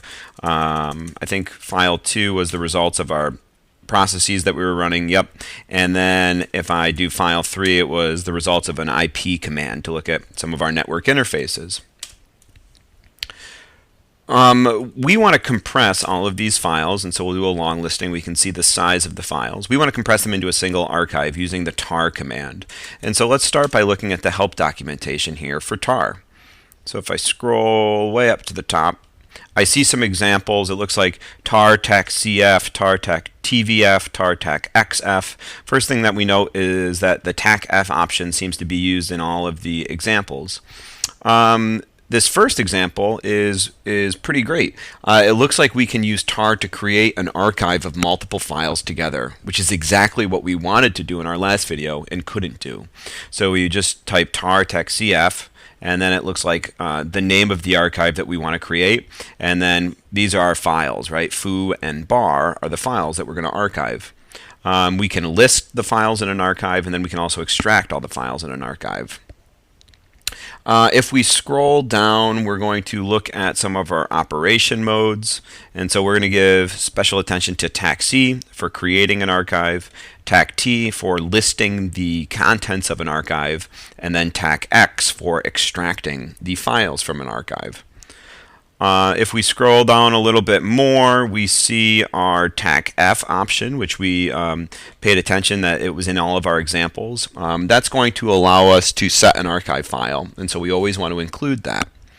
And lastly, if we scroll down just a little bit more here, we see some compression options.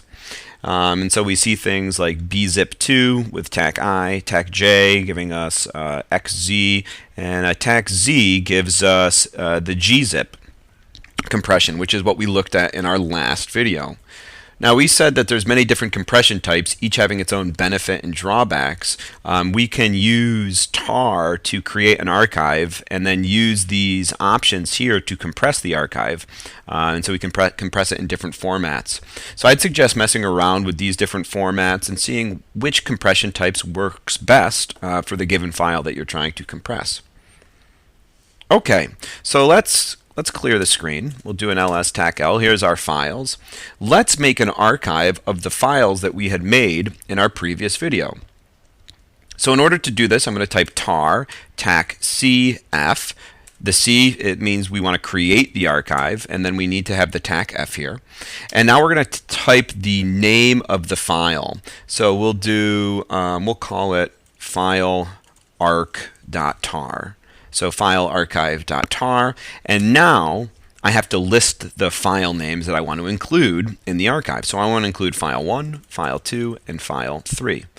So when I click enter and I long list, it looks like we've got our archive file right here. And so if I do file on the file type, file arc, it tells me it is a tar archive. Perfect.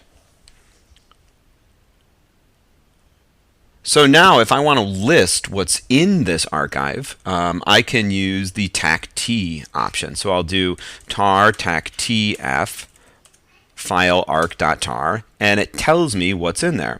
I can also pass the verbose option, so I'm going to pass the V for verbose, and it's going to give me a little bit more information, like privileges, the owner, the group, the size, etc. If I leave the F flag off, it's going to give me an error. And it says right here, refusing to read the archive contents, are you missing the tac-f option? And so we want to make sure, again, that we always include that tac-f option. So now that we have this archive, let's move the archive into a different directory. Let's move it into our documents folder. So to move the archive, I'll just type move file arc, and then I have to give the absolute path to where I want to move it. So I'm going to move it to root home mic documents. And actually, let me go back for a second. If you don't know the path of where you want to move it to, all you got to do is go to your location. So I'm going to go cd up dot to go up one. This is where I want to move it, and so I'll just type pwd, and I get the absolute path right here. So and that's one of the ways that we can always find this. So let's go back into our test folder, and let's move file archive or arc.tar, and we're going to move it to root home mic documents. All right, it looks like it's out of that file, or out of that directory. And so if we go up one, and let's clear the screen, there we see it. We see our archive right here. If we want to extract this archive now, all I'll do is call tar, and I'll call the tac-xf options, x to extract, and then I'll type the name of my archive. So I want to extract file arc.tar. And so when I do this and click enter, it looks like all three files were extracted. So this is perfect. And if we long list them, it looks like they are the same file sizes, and I can cat them now to the screen, right? And we can print them out. One of the things you might be sitting there saying is, hey, it sure looks like this archive, when we made this tar archive, it's bigger than our original files together. And so maybe we really didn't compress it at all. We're going to get to that in a bit. But remember, we can change our compression options with tar, right? There were all of those. Let's see, tar, tac help. We had some of these compression options. So let's pass one of the compression option flags. Let's pass the tac-z flag with the tar command to compress it using gzip. Oops, closed my terminal out. Let me get back to where I was. CD documents. Okay. So if I type ls tac-l, we can see all of our file sizes. Let's make another archive now with these files, but let's pass the tac-z flag. So I'm going to do tar tac-c for creating the archive, z for compressing it using gzip, and we'll pass the tac-f flag. And I'm going to call this file arc.tar.gz. So I'm giving it the .gz for gzip extension. And then I'll give it file 1, file 2, and file 3. All right. So it looks like we've got those files there. Let's call the file command to just see how these things are differing. So I'll call it on my tar file. It tells me it's a tar archive. If I call .gz, it now tells me it's a gzipped compressed data, and it gives me my file size. So they are, in fact, different files. And if we look here, if we do a tac-l for the long listing, when we pass the tac-z flag to compress the archive, it shrinks it down completely. Let's see what happens if we call gzip on our original archive now, right? So here we did it all in one step. We made the archive and then we zipped it. Here we just made the archive. Now let's separately zip it using gzip. So I'll gzip file arc.tar. Oh, it already exists. Do you wish to overwrite it? Yeah, we can, I guess. Sure. And so now if I do the long listing, you can see the file size is changed just a bit. So that was a little confusing. I apologize because the names were the same. Why don't I recreate my original archive? So I'll do tar tac czf, and I'm going to call this new arc and .tar.gz, and we'll do this with file 1, file 2, and file 3. Okay, so we made the archive and we zipped it. And so if you look here, here is the archive that we zipped with tar, and here is the archive we made and then zipped with gzip. They're almost identical in size. Wonderful. So, you know, when you make your archive, you can zip it right ahead or you can zip it later on. Now, let's take, let's move out of this directory now. So let's see, let's cd into our home directory. All right, so there's our home directory. And let's say I want to make an archive of everything that appears in maybe my documents directory. I can do that, compress the whole directory by just calling, let's actually get up here. I can call tar tac c for create. We'll zip the directory, so z using gzip f. And let's do the documents folder. So I'll call this documents.tar.gz. And I want to zip the documents folder. All right, and so if we look here, here is our zipped file. Wonderful. Let's move this to my desktop now. So I'm going to do move documents.tar.gz, and I'm going to move it to root home mic desktop. And when I put that there, hey, look at that. The icon appears right here on my desktop now. All right, let's see what we have in the archive before we uncompress it, right? That's a good check. You should check to see what's in here before you just open it and all on your desktop. So we'll do tar tac tvf. So T to list, V is verbose, and then we'll say, oh, I think I have to move to my desktop first, right? Yeah, let's move to our desktop. So there's our archive. We'll do tar tac tvf, and it lists everything that is in the archive. Perfect. So I'm comfortable extracting this all. So I'm going to extract this here. So to extract this, I'll say tar tac x to extract xf, and then the name is documents.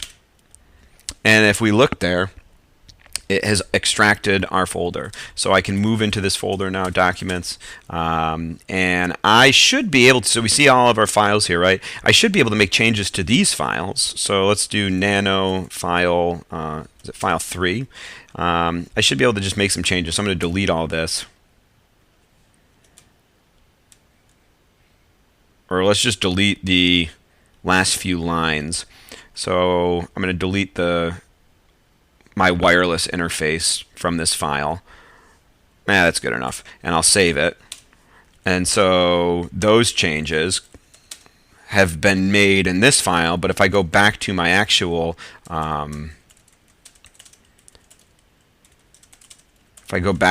documents folder and look, and I cat file, not file 4.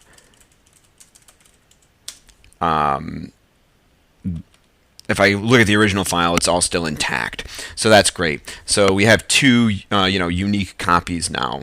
Essentially what we're doing is we're backing up our files. That's great. Okay, before we end here, let's clean up everything. So let's see. If I do ls here in my documents, I'm going to remove everything that starts with file. All right, so that's all gone. I'm going to remove new arc, that's gone, and I'm going to remove my test playground, right? So remember, to remove a directory, you got to pass the tac R option to recursively remove everything that is in there. So that's good. And I think we got to clean up our desktop too. So let's see, CD, let's go up one, let's go to my desktop, and I'm going to remove remove tac R, let's remove that documents folder, and then let's remove that tar. All right, so I think we've essentially cleaned everything up, so we're not leaving any, just files lying around. Excellent. So we've now seen how to compress or uncompress individual files using gzip, or multiple files in directories using tar. We've really only scratched the surface on compression. You may come across compressed file types that you haven't heard of before, and so I would urge you to just do a quick Google search, and you should be able to walk yourself through the process of uncompressing those types of files. I think this is a great place to stop. I look forward to seeing you in our next video. Hello, and welcome back. When dealing with files or directories of larger sizes, it's often convenient to compress the files for transfer or for storage purposes. Files can be compressed individually or packaged together in an archive for ease of transfer or storage. There are many different types of compression techniques, each having their own advantages and disadvantages. In this video, we're going to look at a solution to our challenge problem involving compressing and extracting files. First thing that we're going to do is open up a terminal. I'm logged in as my non-root user account, Mike, and I'm going to change my directory into the documents directory. So I'm going to do cd documents. Right now I have nothing in this directory, so I'm going to create a new directory and call it test. So I'll call mkdir test. All right, there's my new directory. Let's change directories into this new test directory. So cd test. It should be empty, and that is true. And so we're going to call a command to list all running processes on the system, and we want to redirect the output into a file called file1. So that command is going to be the ps command, and we'll use the tach ef option to get the entire system. And I'm going to redirect it into a file called file1. And so now I have file1, and if I cat file1, we see all of that output. Wonderful. So let me clear the screen. Let's long list this file, and we can see the file size right here. Now I want to copy this file into a new file called file2. So I'll do cp file1 into file2. And if I long list the files, let's compare their file size. Are they the same? And the answer is yes. They are exactly the same right now. Perfect. Let's copy file2, cp file2, into a file called file3. And let's long list them. And so we have three files, three identical files, all of the same size. First, what I'd like to do is I want to compress file2 right here using gzip. So I'm going to type gzip file2. Now if I long list my file, we can see that the file size has changed. Now there's another, and we can also see that we got a .gz tag here. So if I call the file command maybe on file2, we see, file on file2.gz, we see that it is a gzip compressed data type right here. All right. Whereas if I called file on file1, we just see it's a text file still. Now there's another compression method that we can learn about, and that's bzip2. And so I'm going to type bzip. Let's see, is there a man for this? bzip2. All right. Bzip compresses files using the Burroughs-Wheeler block sorting text compression algorithm and Huffman coding. I will be honest, I'm not really sure what that means, but we can maybe look it up if we want to. I'm really just looking for some examples here. It looks like we've got some options: decompress, tach d, bzip2, bunzip2, and bzcat are really the same program. So I think we kind of talked about that with gzip, right? You could do gzip with a decompress flag or gunzip. And so it looks like we just do bzip2, and then we're just going to put the file name that we want to compress. So let's look. Let's use bzip2 on file 3. So we'll call bzip2 file 3, and we're going to compress it. And so now the question is, when we view these file sizes, will the compressed file with gzip and the compressed file with bzip2 be the same size? And they're not. They're slightly different. So it's because we're using different compression techniques. So different stuff's going on maybe under the hood here to compress these files. And if you notice, we got a different extension here. So if I call file on file3.bz2, it's a bzip2 compressed data. So they are in fact different. If I want to decompress these files, to decompress file 2, I'm going to call gzip, and let's see, I can pass the tacd flag here to decompress. So I'm going to call gzip tacd, and then I'll give the file, file2.gz. All right, and to compress or decompress file 3, I'll do something similar, but I'm going to call bzip2 tacd, and then file3.gz. No such file. Oh, of course, because it's not a .gz, it's a .bz2. There we go. So let's clear the screen and let's do a long list to view the file sizes, and look at that. Everything is back to the same size. So we compressed, we decompressed. Now we can actually, let's see what happens if we try to compress the same file multiple times. So let's do it with file 2. So let's compress file 2 using gzip. So we'll say gzip file 2. All right, let's look at the file size. It shrunk it down nicely. And so now let's try to use bzip2 on this compressed file, right? Maybe that's something you had in your head. Could we do this? Yeah, we most certainly can. So let's call bzip2 on file2.gz. And let's long list the files. If you look, though, the file size actually got larger when we tried to compress an already compressed file. Let's see what happens if I type the file command on this. It tells me it's a bzip2 compressed data block. Let's compress it again. Let's compress it again using gzip now. So let's call gzip file2. All right, and the size increased again just by a little bit. And you can see that each time we're compressing, we're adding another tag here. When we called the file command before, it said it was a bzip2 compressed data. If I call the file command now, it's telling me it's a gzip command. I'm sorry, a gzip compressed data.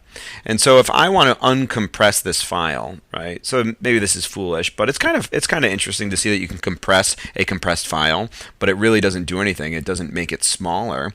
And it's because when you compress, you're actually, I think, adding some extra information to the file that it has to account for. So if we want to uncompress this, we start all the way at the end here, and so I got to get rid of the gz first. So I'll do gzip tacd file 2, and so now if I look, it's a .bz2 file. So I'm going to do bzip2 tacd file 2. All right. So now if I look, I got rid of that. So now it's compressed with gzip. So I got to call gzip tacd file 2.gz. And now if I look, we have our original file back. So we kind of did like this compression chain and then a decompression chain. Wonderful. So let's clear the screen here. Let's just look at our original 3 files.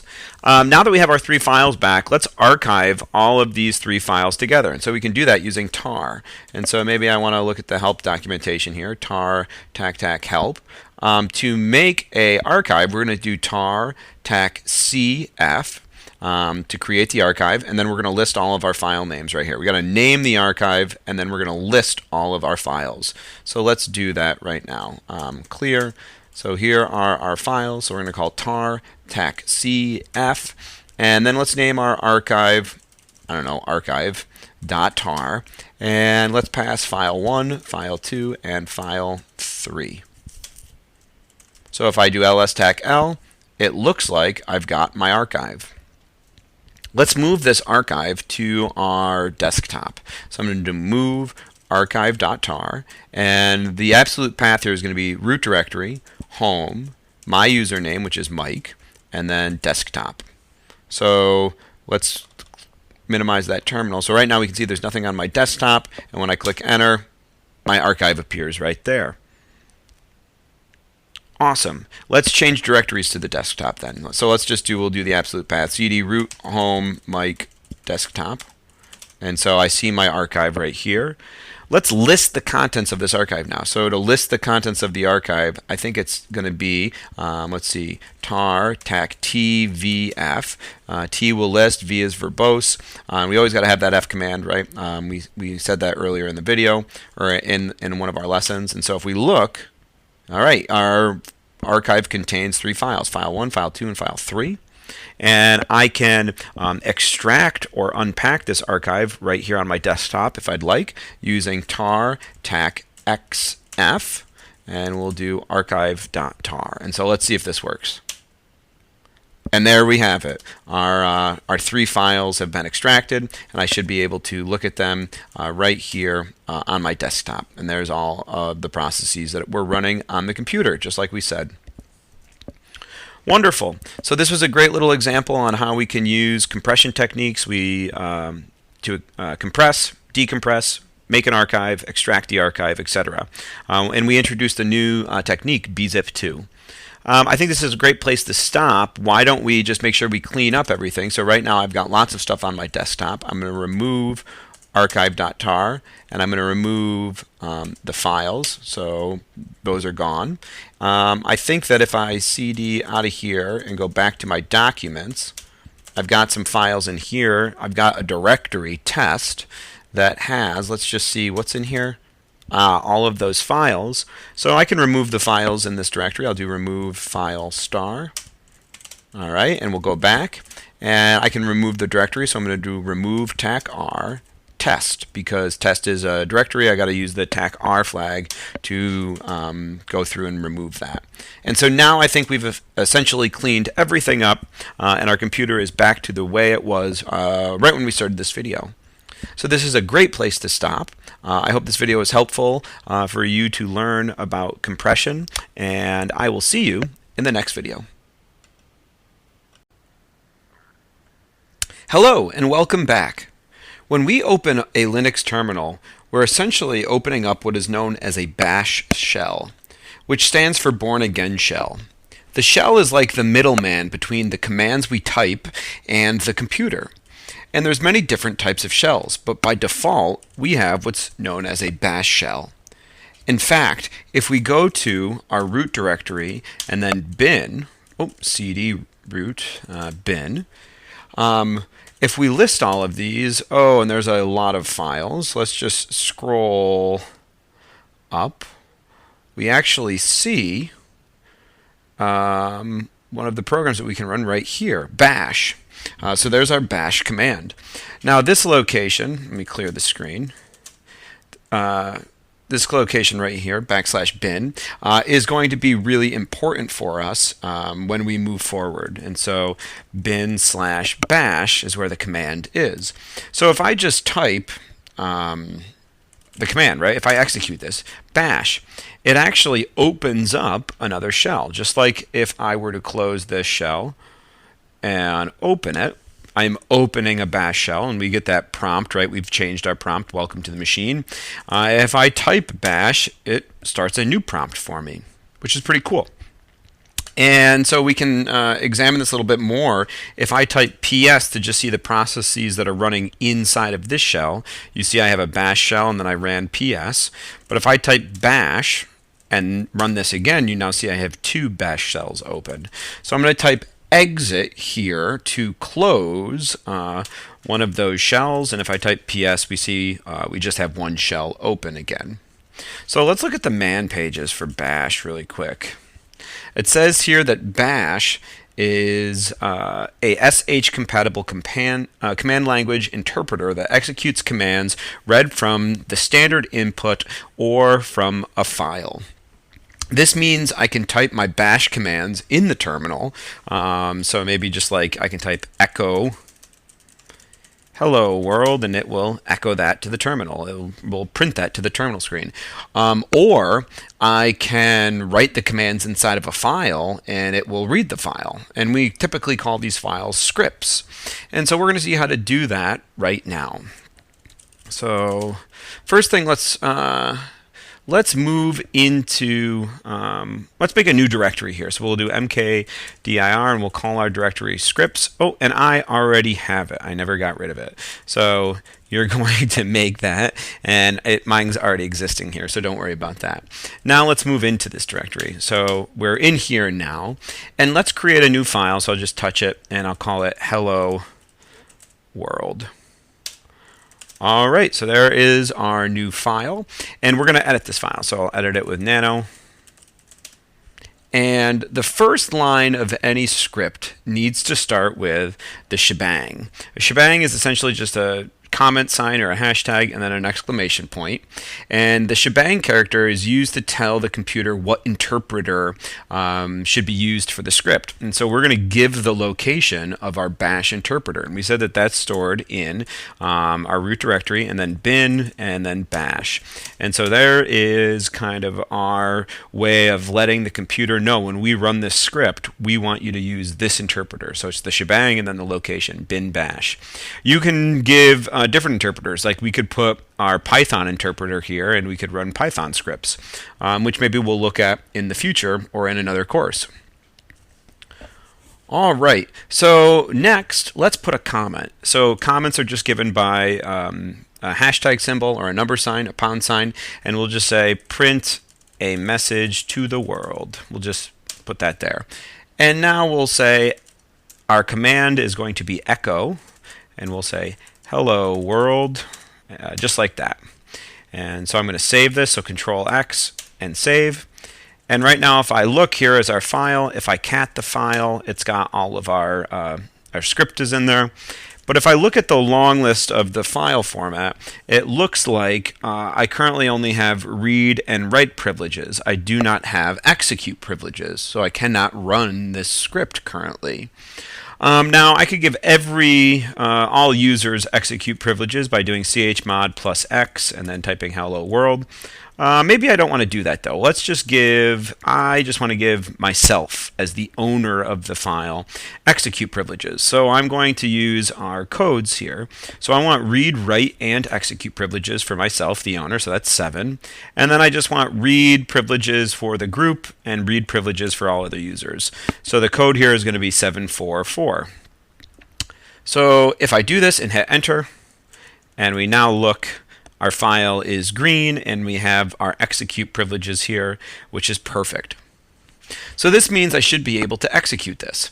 To execute this particular file or particular script, I have to be in the directory that the script is located in, and I'm in the scripts folder, and I'll type period slash and then the script name. The period represents current directory. All right, so look in the current directory and run this file. And so when I click this, it prints, or it echoes to the screen exactly what we want it to. Hello world. Wonderful. This is wonderful. But if I move out of the directory, right, if I just go cd, if I go up 1, and now you see that the script is not in this directory. If I try to run this script, I get an error. It says no such file or directory. And this is because the shell looks in specific locations to find scripts to run. And when we're in the directory, right, when we were in let's go back to our scripts directory, when we were in here, we ran this by saying period, which means look in my current directory and run hello world. All right, so that worked nice. I mean, if we're out of this directory, it's not going to work. I can't do period backslash because that says look in the current directory and run the script.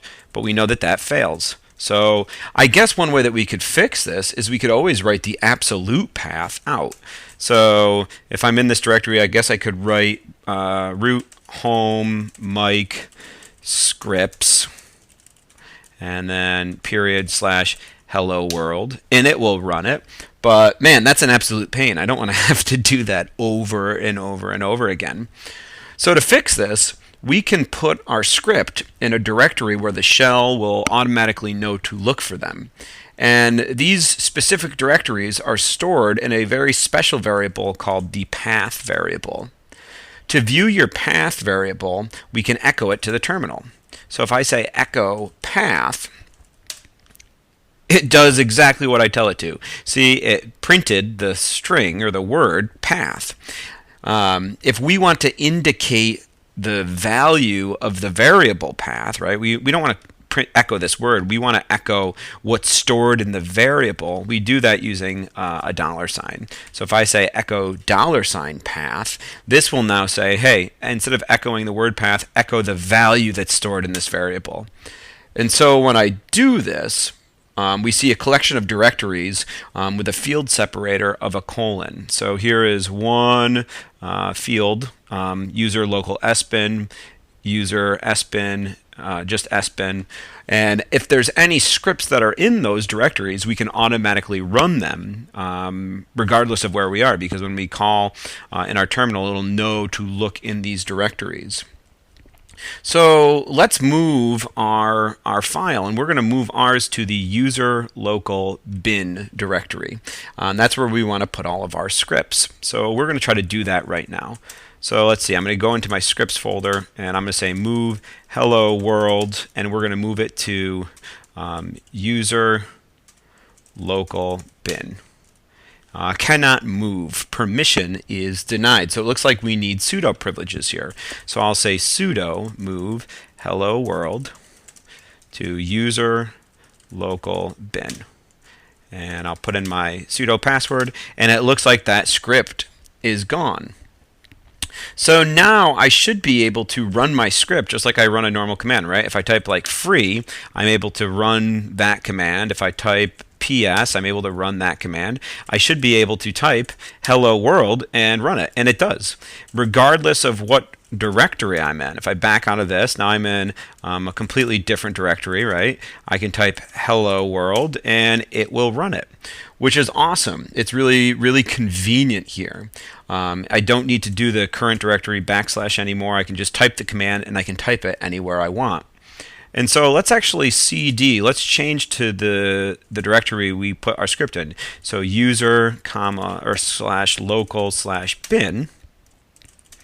If we list these files, we see some of these extra scripts or extra programs, and here's mine right here, hello world. So this is the location that we're going to want to put any of our scripts that we personally write to use as we're kind of learning and having some fun with Linux. I think this is a great place to stop, and I will see you in the next video.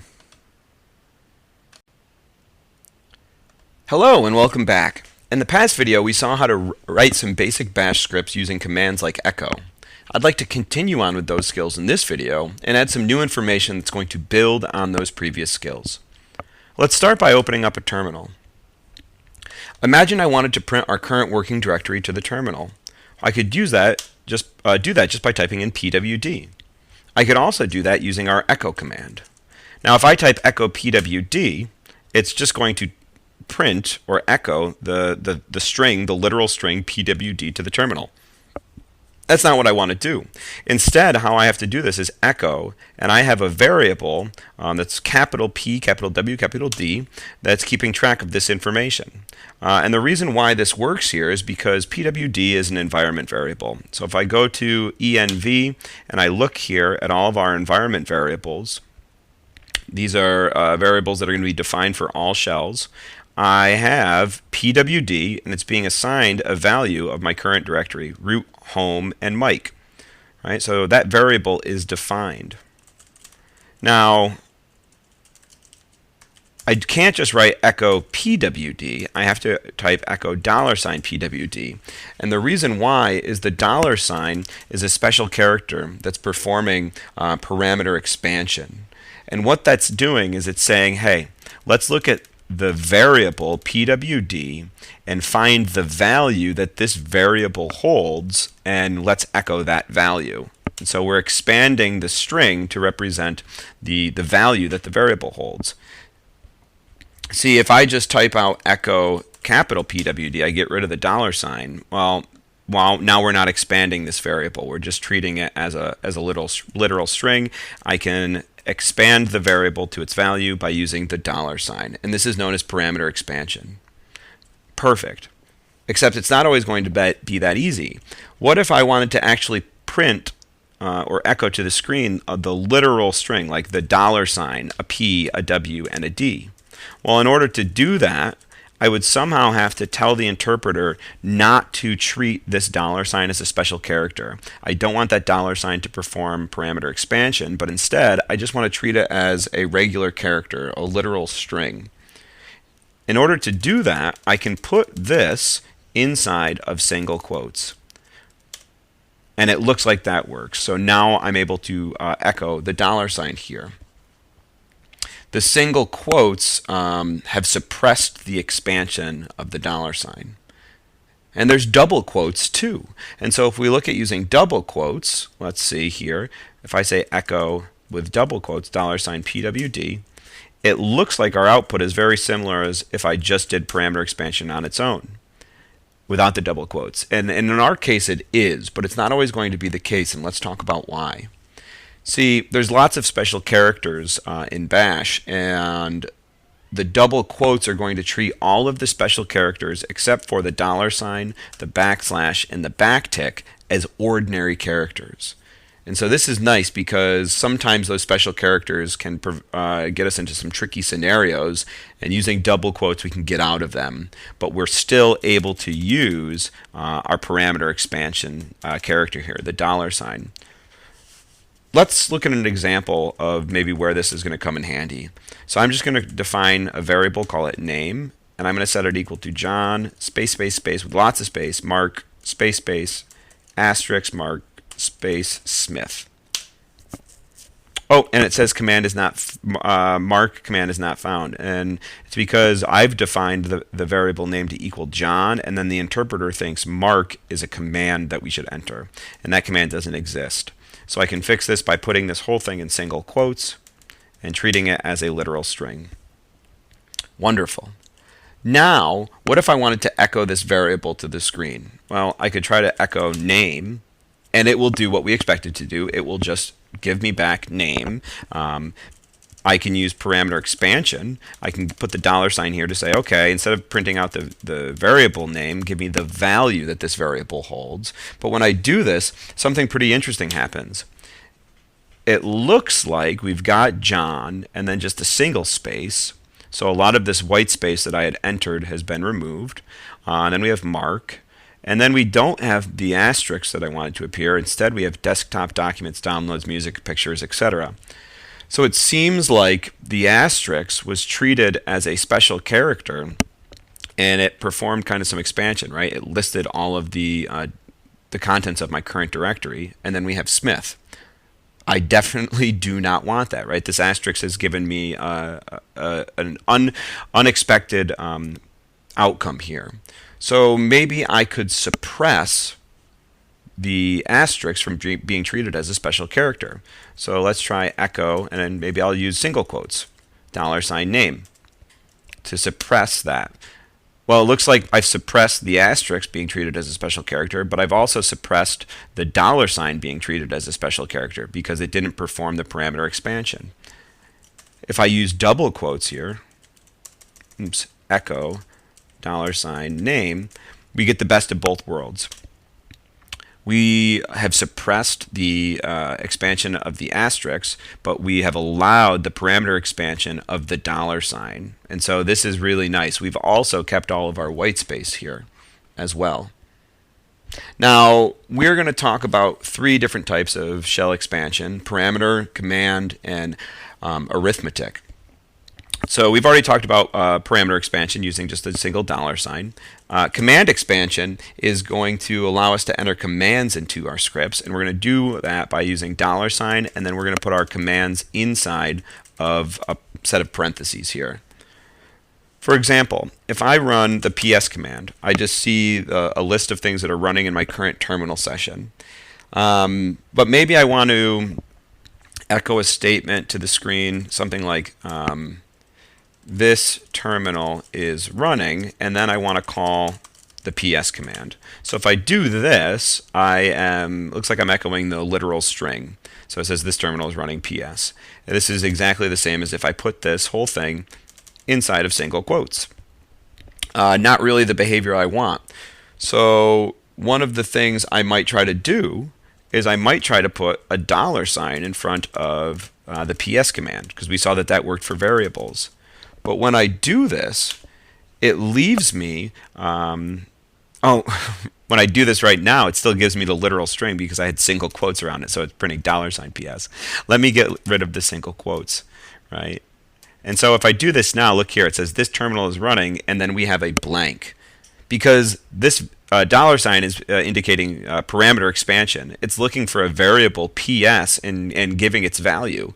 But I haven't defined a variable ps, and so there's no value stored there, and so nothing is echoed to the terminal. To express what I want, right, to get what I want, the behavior that I want, I have to use command expansion, not parameter expansion. So I'll put $ parentheses, and inside of the parentheses, I put my command. So PS. Now if I run this, it looks like this was executed. Right, I see bash and I see PS, what I'm running from this terminal, but the formatting is way off. And so we saw that we can use double quotes to sort of keep the formatting in our previous example. So if I say echo, this terminal is running $, and then we'll use command expansion, PS, now I have the formatting the way that I want it. And that's a little bit nicer here. I can also have multiple commands inside of my command expansion. So for instance, I could say PS, and then I could pass, or I could pipe this to the grep command, and I could search for bash. And so I have that right here, right? We've gotten rid of the PS statement. Wonderful. So that's command expansion. Let's lastly look at arithmetic expansion. We can do arithmetic with not one set of parentheses, but two sets of parentheses, and we'll put our mathematics inside the parentheses here. So let's define some variables. We'll say x is equal to 8, y is equal to 10. And let's say I wanted to echo x times y. If I do that, it treats it as a literal string, just like it was inside of single quotes. Not what I want. I want to get the actual product here. So you might try echo, let's use the value of x, so we'll do some parameter expansion, times the value of y. We'll do parameter expansion again. And that just prints the mathematical statement, right? 8 times 10. Again, not what I necessarily wanted. So you might say, okay, let's try to do this. Let's put it inside parentheses. We've tried that. That worked. So I'll have x times y. And it says, oh, the 8 times 10 command cannot be found because we're treating this as command expansion, right? And there is no command 8 times 10. And so in order to do the mathematics that we want, we have to do arithmetic expansion. And so inside of here, I'm going to put x times y. And we get 80, command not found. Oh, because I wanted to echo that to the screen. I'm sorry. Echo x times y. And we get 80. Perfect. Now when we do this expansion, when we do arithmetic expansion, if you look here, white spaces don't matter. So I can have spaces here, so it reads a little bit better. And I also don't believe I have to perform parameter expansion. And we see there that is true. You don't have to perform that parameter expansion there. The interpreter knows to use the values rather than the variables. Okay, so I think this is a really good place to stop. We introduced 3 different forms of expansion: parameter expansion with a $, and then maybe a variable name like pwd. Command expansion, $, with parentheses, and then you can put your commands in here like ps. Maybe PS and then grep bash. And then lastly, arithmetic expansion using 2 sets of parentheses, and you can put some math, maybe like x plus y. We saw the difference between using single quotes to print literal strings and double quotes to still allow for the expansion of the $, while suppressing all the other special characters. We'll build on these skills in our next few videos, and hopefully we'll begin to write some scripts that can do some pretty cool stuff for us here in the terminal. I look forward to seeing you in our next video. Hello and welcome back. In our last few videos we saw how to write our own bash script, change the privileges, and execute it. We also saw how we can move our script to a location within our path variable, mainly the user local bin directory, so we could call our script no matter where we were. And we also saw how we could perform parameter, command, and arithmetic expansion and the use of single and double quotes. So let's try to review these skills and maybe put them to use in a new script here. We'll open up a terminal. And we saw to reference a variable, we could use a $sign to perform parameter expansion. So let's define a variable in the shell. Let's say color equals blue.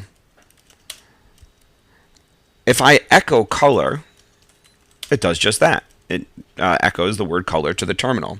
However, if I want to perform parameter expansion, I'll use the $sign. So I'll say echo $sign color, and now I get the value stored in the variable. Now this variable here, color, is an example of a shell variable. It's only applied to this shell. So if I open up a new shell and I type echo $sign color, nothing is there because there is no variable color in this shell. The opposite of this is called the environment variables. They're system-wide. And so we looked at them a little bit in our last video. We can view environment variables by typing env. And so I see variables like shell, SSH agent, log name, home, username, pwd, etc., user. And so regardless of whether or not I'm in this shell here and I type echo $sign user, I get the value. Or if I'm in this shell and I type echo $sign user, I get the value. And I didn't have to define them at all. Let's use some of these environment variables with some commands to write another script. So let's see, I'm going to close this, I'm going to clear the screen, and let's move to our scripts folder. All right. And I'm going to nano a script called session info. We'll call this session info.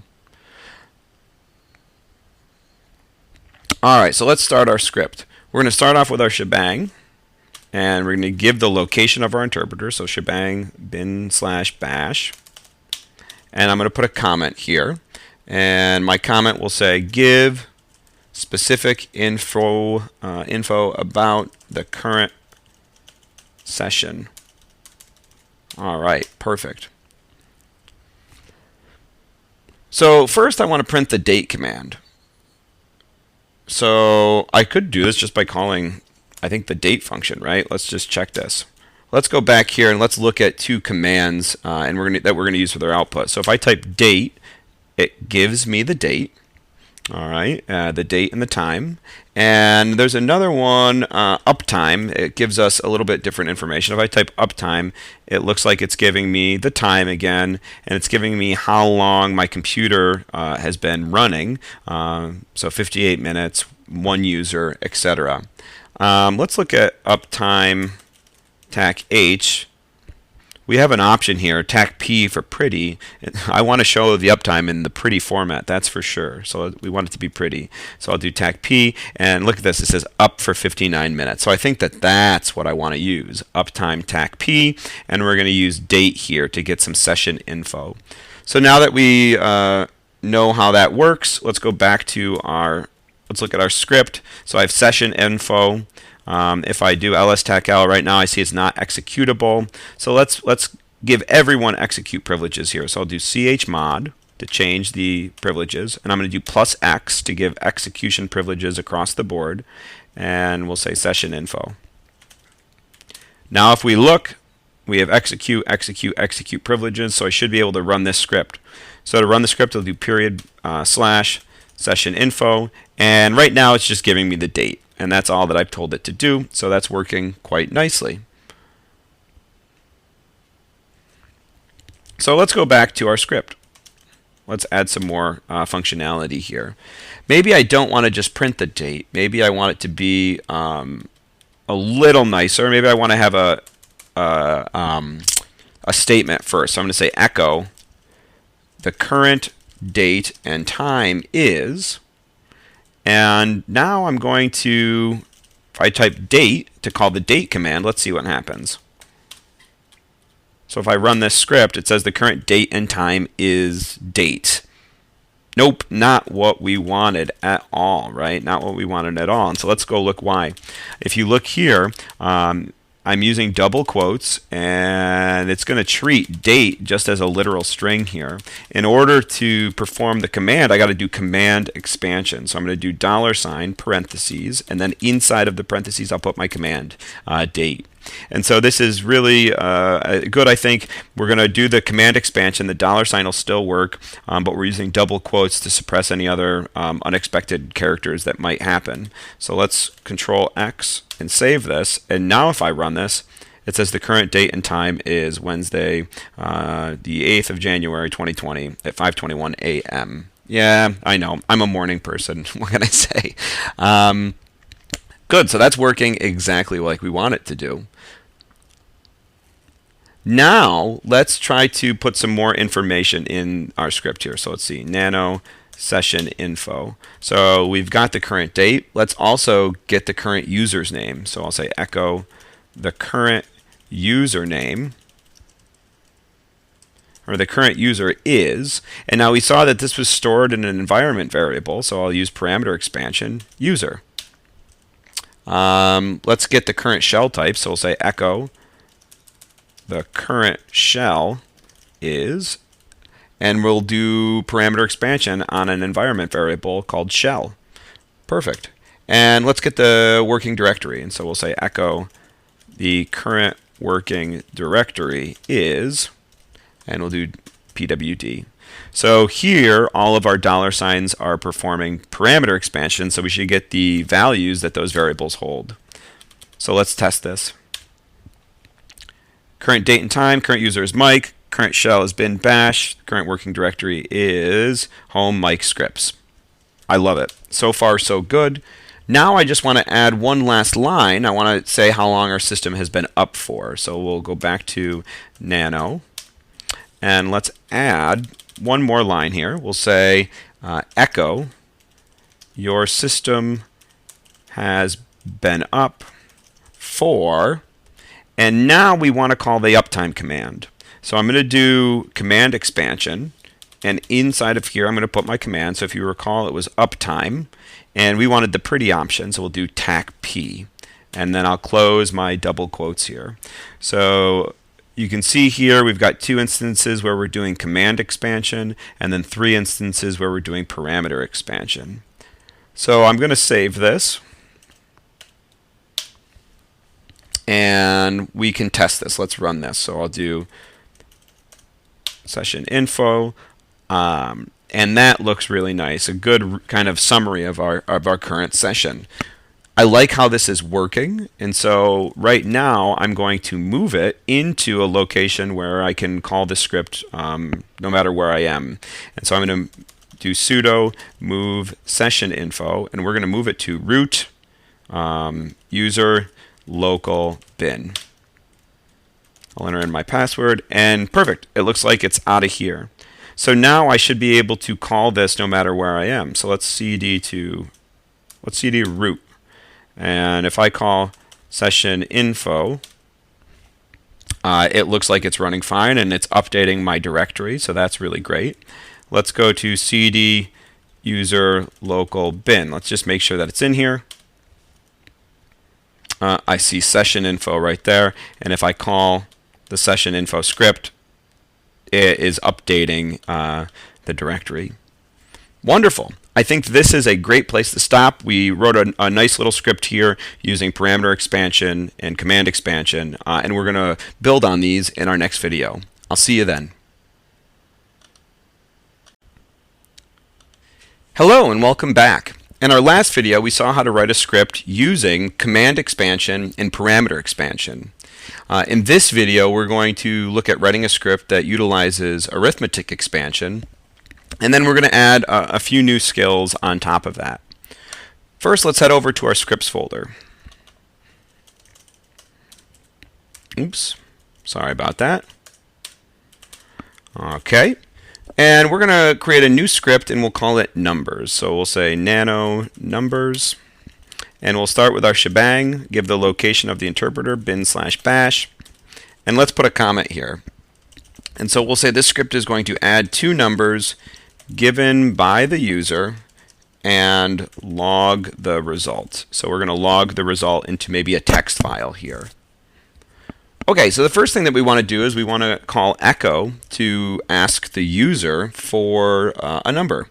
And we're going to use the environment variable user to access the user's actual name. Okay, so we'll say echo, and I'll use parameter expansion, so user, please enter a number.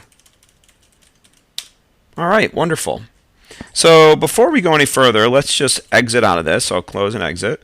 And let's change the permissions of this file. So we're going to do, right now, right, it's just read write for me, and then read and read for all other users. Let's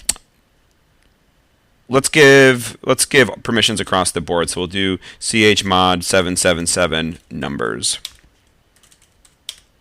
All right, so I should be able to execute this now. And I am. It says, Mike, please enter a number. So perfect. This seems to be working. What we now want to be able to do is find a way to let the user type in a number into this script. So let's go to nano. And in order to do that, we're going to learn about a new command. It's called the read command. And so we're going to type read, and then I'll say num a. And what the read command is going to do is, previously we've echoed, Mike, please enter a number, and now it's going to wait for input to come in from the keyboard. And when input does come in and we hit enter, it's going to read that input and it's going to store it in a variable called num a. And so hopefully this will work. And let's just test it. We'll say echo $num a. We'll give you that parameter expansion right here. So let's see, let's close it. And let's run the script. Please enter a number, 15. And it printed 15 back, so that's really nice. Although I don't like how I'm prompted to enter my number on a new line here. Really, I'd like to enter it up here. I think it would look a lot nicer. So let's look at Echo's help documentation. Oh, yeah, it echoed help. That's funny. So we'll check out the manual for this. If we look here, there's an option, the TAC-N option, do not output the trailing new line. What that's going to do is it's going to keep us on the same line at the end of an echo statement instead of putting us on a new line. So we're going to use this option, I think, in our script. So let's go and add it. So right here we'll do echo TAC-N, and then we have our prompt. So let's just see if that works. So I'm going to save this, and we'll run numbers. And it looks like it does, right? So here I am on this line. I can enter in a number, and we're getting that value back. So we are effectively grabbing information from the user now. Oh, this is excellent. So let's build on this. So we'll say nano numbers. And I don't need this line anymore because we know that this is working. This read statement is working. Let's grab our second number. Let's grab another number. So now I'll say echo TAC-N, and we'll say user, comma, please enter a second number. All right, and I'm going to read the second number now. So I'll say read, and I'll call this num b. Wonderful. So now that we have these two numbers, let's create a new variable. We'll call it sum, and we want to add these two variables together. So in order to add them, I'm going to want to use arithmetic expansion. So I have a $sign with two sets of parentheses now, and inside the parentheses, I'm going to put my math. And so inside here, I'm going to say num a plus num b. And we saw in previous videos inside of arithmetic expansion, white spaces don't matter, and we also don't have to perform the parameter expansion. I guess maybe I could do it. It's not going to make a difference. And maybe it's a little bit more readable if I do it that way. So why don't I leave it? I don't know if that's the best practice, though. I'm just putting that out there. I do think it's a little bit more readable for beginners that are trying to get a feel for what's going on, so I'm going to leave it in here.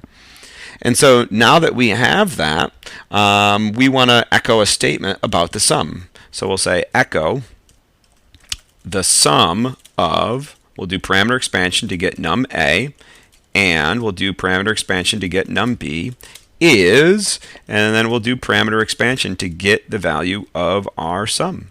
And we'll close that. I think so far this should work pretty nicely. Let's save this and exit, and let's see what's happening. So if I call numbers, enter a number 10 and 15, it says the sum of 10 and 15 is 25. Hey, I think that's good math, right? Let's try it again. Let's try it with negative numbers. Negative 9 and 3. The sum of negative 9 and 3 is negative 6. Perfect. So everything here so far is working really well. There's one last thing that I'd like to do. Let's take this one step further. Let's store this result in a file called addition.log. And so we want to log some information about maybe how this script was run, when it was run, who it was run by. And so we want the log file to contain the user's ID info. So if I type ID, we get a bunch of info here, the date, so I get a lot of info here, and then the result of the script, right, the sum that was created. So let's go to our script, nano numbers, and we're going to come all the way down here, and maybe I'll put a comment. I'll say log file, log script usage information. So first, let's just echo what we want this file to contain. So I'm going to say echo. I want to have it contain the ID command, and I'm going to separate everything by colons, we'll say, and then I want it to contain the date command, and then I want it to contain our sum variable. So let's just see how this looks. So I want to see what this is going to look like. 5 and 4. All right, the sum of 5 and 4 is 9. So there's our ID command. Here is our date command. And then there is our sum. Okay, but I think I only want the date. I don't think I want the time or anything like that.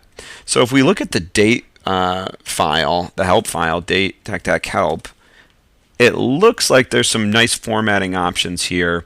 Date option and then plus sign format, and you can see we've got lots of different format options. And the percentage sign D, I think, is just going to give us what we want, the date as month, day, and year. It's going to give us a nicely formatted date. So if I type date plus percentage sign D, yeah, that's kind of what I want. That looks a lot better. So we're going to use that instead.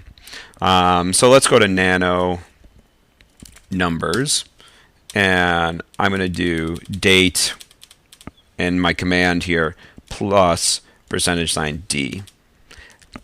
Now that we have that, let's redirect this output. We're going to redirect this into a new file, into a text file called addition.log. So we'll say into addition.log. And let's see what happens.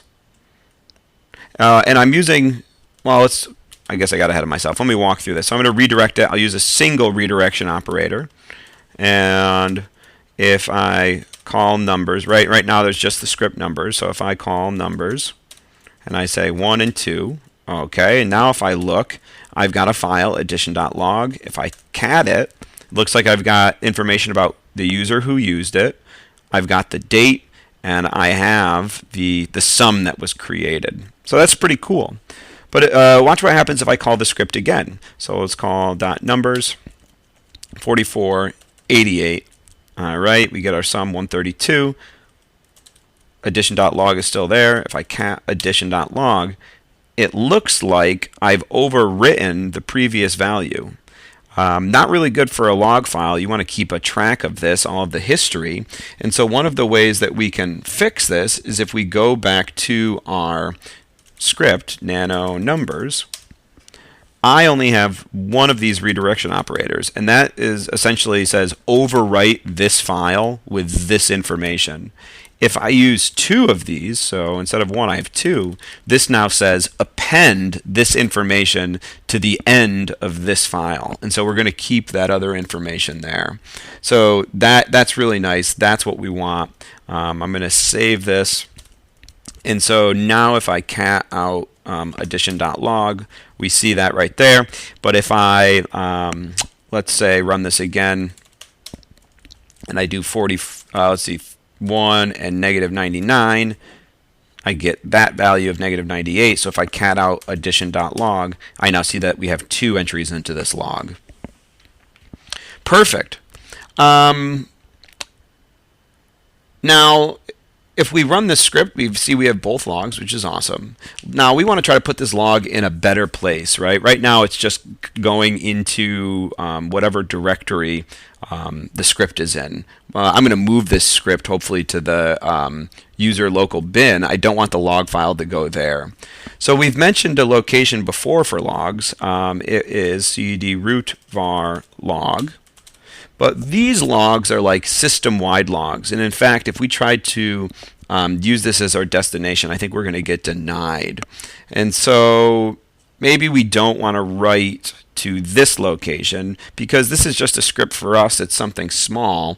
Why don't we stay out of the system-wide log files? And instead, let's just send our log file to our user's home directory. So root home Mike. And so that's where we want this. I actually think this is stored in a nice environment variable. If we look here, if we go to the env, we have a home directory for any user that is currently running, and it is right here, home. And so we're going to use this environment variable. So let's go to nano numbers. Oh, I'm not in the right directory. cd, where am I? I got to figure out where I am. Oh, there. cd scripts, nano numbers. And so down here, when we create the log file, we're going to add to the path here. We're going to start by doing $home / addition.log. And now we should note here, we saw that if I do just $home, it's going to do the expansion. I think it's good practice to have this inside of quotes because that will prevent any of those special characters from acting. And maybe I should probably put some inside double quotes to prevent any of those special characters from operating. It could just give us an issue, an unforeseen issue that we don't want to deal with. So putting double quotes around your parameter expansion often will kind of fix that. So now let's save this. And if I run numbers now, please enter a number 44 and 55. All right. And so if I go back to my home directory, I should have a file. I do, addition.log. If I cat it, it looks like we're storing that information. So this is wonderful. Let's move this script. It's working the way I want to. Let's move numbers to, oh, and I need sudo privileges. Let me clear the screen to bring this up. Sudo move numbers to our user local bin directory. All right. I can remove this addition log file. So we're empty here. Now, if I run this script, no matter where I am, so I should be able to call numbers. It's going to prompt me negative 15, 55. Awesome. Sum is 40. If I go check my log file, which is on my home directory, I should have that entry now. And I do. Perfect. So we're keeping track of how this script is being used. So in this video, we learned about the read command. We saw how we could redirect output into files, and we got a better look at arithmetic expansion. I will see you in the next video. Hello and welcome back. In this video, we're going to learn about conditional tests and if statements. When we reference an if statement, we must first describe if a given condition or test of the statement is true or false. If something, then do something else. For example, if a file exists, then open it. Or if two values are equal, then do this action. There are countless conditional tests that you can use with if statements, and we're only going to briefly introduce them in this video. First, we can view some information about tests by just looking at the man pages for test. And so the first thing that you want to note here is it looks like we have test and then an expression. And our expression occurs inside of square brackets, and it looks like we have space around the square brackets. And if we scroll down, we get some information about the different types of tests that we can have. We have tests for strings. We can see right here whether two strings are equal, we use the equal sign. If two strings are not equal, we have exclamation equal sign. We have tests for integers. To test if two integers are equal, we use tac eq. And then we have the standard comparison operators, greater than or equal to, greater than or equal to, not equal to. And we also have tests for files. So for instance, like tac D will test if a file exists and it is a directory. Tac E will test that just the file exists, while tac F here tests that a file exists and is a regular file. So lots of different tests that you can perform. We're only going to look at a few of them here. So let's open up a terminal and let's try to type out one of these if statements right here in our terminal. And so we'll start by defining a variable. Say num is equal to 10. And so now I'm going to say if, and now I need my test condition. So my test is square brackets, space, and then an expression. So I'm going to say we'll use parameter expansion, and we'll say $num. And I should get in the habit of putting this inside double quotes, I think. That will avoid any unwanted special characters. And then we're going to do tac eq 10. So we're going to check whether or not this integer value is equal to 10. I then put a semicolon, and I say then, and I'll hit enter, and now I can write some code. What do I want to do if this conditional test is true? Well, let's just echo the string hi. And once I'm done here, I now have to type phi, like it's if backwards. And if you look here, it printed hi. So a few things to note, right? We have our conditional test. It goes inside square brackets. We have to have spaces here around the test. Lastly, if we start the if statement with if, we end with phi, and it almost sort of creates like a block of code. And so this block of code idea will become more apparent when we actually write our scripts in our text editor. We're going to see that maybe we indent it so it's a little bit more readable and it actually looks like a block. If I look at my command history by just hitting the up arrow to rerun this, it looks like I have everything set here, and it's inserted some semicolons for me, and this is another appropriate way that you could run this call. Right now I'm using tac eq to do integer comparisons. If I wanted to do string comparisons, I would just use a single equal sign, as we saw in our help documentation. Let's change the value of num and run the script again. So I'll say instead of num equals 10, let's say num is equal to 9. And so now if I run this script, nothing happens because the conditional statement here, this test, is not true, right? Num does not equal 10, it now equals 9. So nothing happened. But sometimes we might want something to happen if the test is not true, and we can accomplish that by using an else statement when we want to do something if the given condition is not true. So let's rewrite this little block of code here. So I'll say if, and square brackets for my test, num, and I'll put that in quotes, tac eq10, then we'll say echo hi. Now I'll type the word else, and I'll say echo bye. So otherwise I want to say bye, and then I'll say phi. And if we look here, we now get the behavior of this happening when num is not equal to 10. So if I set num equal to 10 and I run this, we get hi.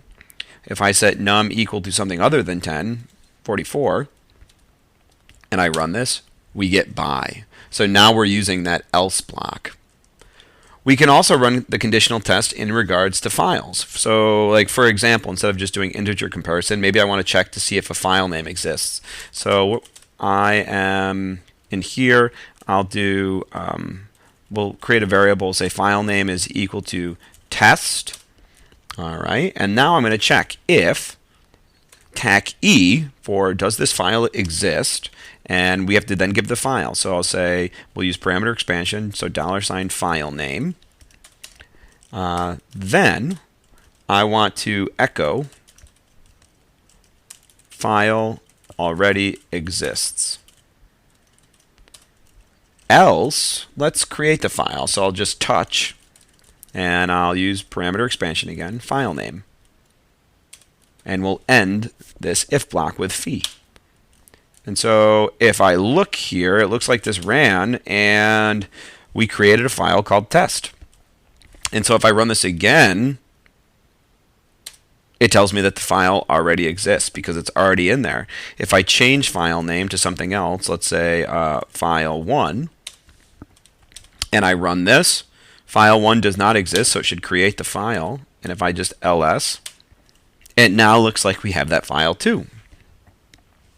I like this. I like this a lot. And so let's make a script that kind of focuses around creating files for us and then maybe setting the permissions for us. So I'm going to clean this up a little bit. I'm going to remove file1. I'm going to remove test. Perfect. And let's cd into our scripts folder. And we're going to start by making a file called mkfile. So I'll say nano mkfile. And we'll start with our shebang. Bin bash, and I'll put a comment here. Touch a file if not already in existence, and set its permissions. Okay, so first let's prompt the user for a file name. So I'm going to say echo, and I'm going to use the TACN option to keep the prompt on the same line. Enter a file name. And now I want to read that file name. So we're going to say read, and I'll use a variable file name. Wonderful. Now, this is going to work nicely, but we saw, I think in our last video with our script numbers, right? We want to create files, but we want to create them in the specific directory that we are currently in. And when I move this script into another location, if I just try to create file name, like we did, just a few seconds ago, it's going to create it in whatever directory the script is being called. So I'm going to create a new variable here. I'll call it file path, and I'm going to set this equal to, and we'll use double quotes here. I'll say the current working directory of the user, and then I'll give the file name. And so this will, regardless of where we put this script, the file path where we're going to put our file is going to be in the current working directory of the user, and then the name of the file. Wonderful. So that's going to help out nicely. Now, let's check to see if our file actually exists. So we'll say if, all right, and so we'll do our conditional test, tac e, and we'll say file path. If that exists, if there's a file in that file path, then, and now here I'm going to tab in, so it kind of looks like I have a block of code. I'm going to just echo file already exists, ... exiting. And now I want my else command, so I'm going to say else, let's do something else. And so now I'm going to tab over again. And the first thing that I want to do is I want to create the file. And so I'm going to say touch, we'll touch, and I'm going to touch what's stored in my variable file path. So I'll do parameter expansion on file path, and I'm going to put it inside double quotes so that no tricky kind of special characters get in my way at all. And then we'll echo file created, period. Now, this should work. In fact, let's test this. Let's change our permissions. So right now we don't have execute permissions. So let's do chmod plus x. We want to, we can give everybody permissions on this. MK file. All right. And so if I run this right now, enter file name, file1, syntax error, unexpected line of file. Oh, what did I do? Oh, I started my if block. I need a fee here to end the if block. So let's just put this in here to test it. We'll say file1, file created. So let's look, and there it is. So now what we want to do is we want to, before the file is created, we want to allow the users to set the permissions right away, because by default on my machine, it's getting set to read, write, read, and read. We want to let the user decide what permissions are going to be set there. So I'm going to remove file 1, and let's go back to our script. And I want this to happen inside of my else block, so I'm going to have an echo, and on a we'll suppress the new line, so tac n, enter a permission code for the file, and then I'll give them a little hint here. I'll use star star star and space. And I can use the asterisks here because we're using double quotes, and so this is not going to get expanded, which is going to be really nice. And so now the user is going to enter in some information, so we should read it. So we're going to read that information. We'll put it in a variable called permission. Now we want a sequence of if statements. Let's look at some of the special cases, right? So if, and we'll say permission, so we'll use parameter expansion here, is equal to 777. Let's do that. If it's equal to 777, then that's a special case, right? So we're going to tab in. We'll just echo. Echo. All users have read, write, execute permission. Okay. Now we're going to introduce something kind of nice here. If I want to check multiple tests, right? We did if and else. That's really only two. If I want to check multiple ones, I can use elif, and that's like another like branch of the if statement. So I'll say if this, okay, do it. Otherwise, or else if, test this next. So now we'll test the permission, and we'll set it equal to 666. And then we'll say, let's echo all users have read-write permissions.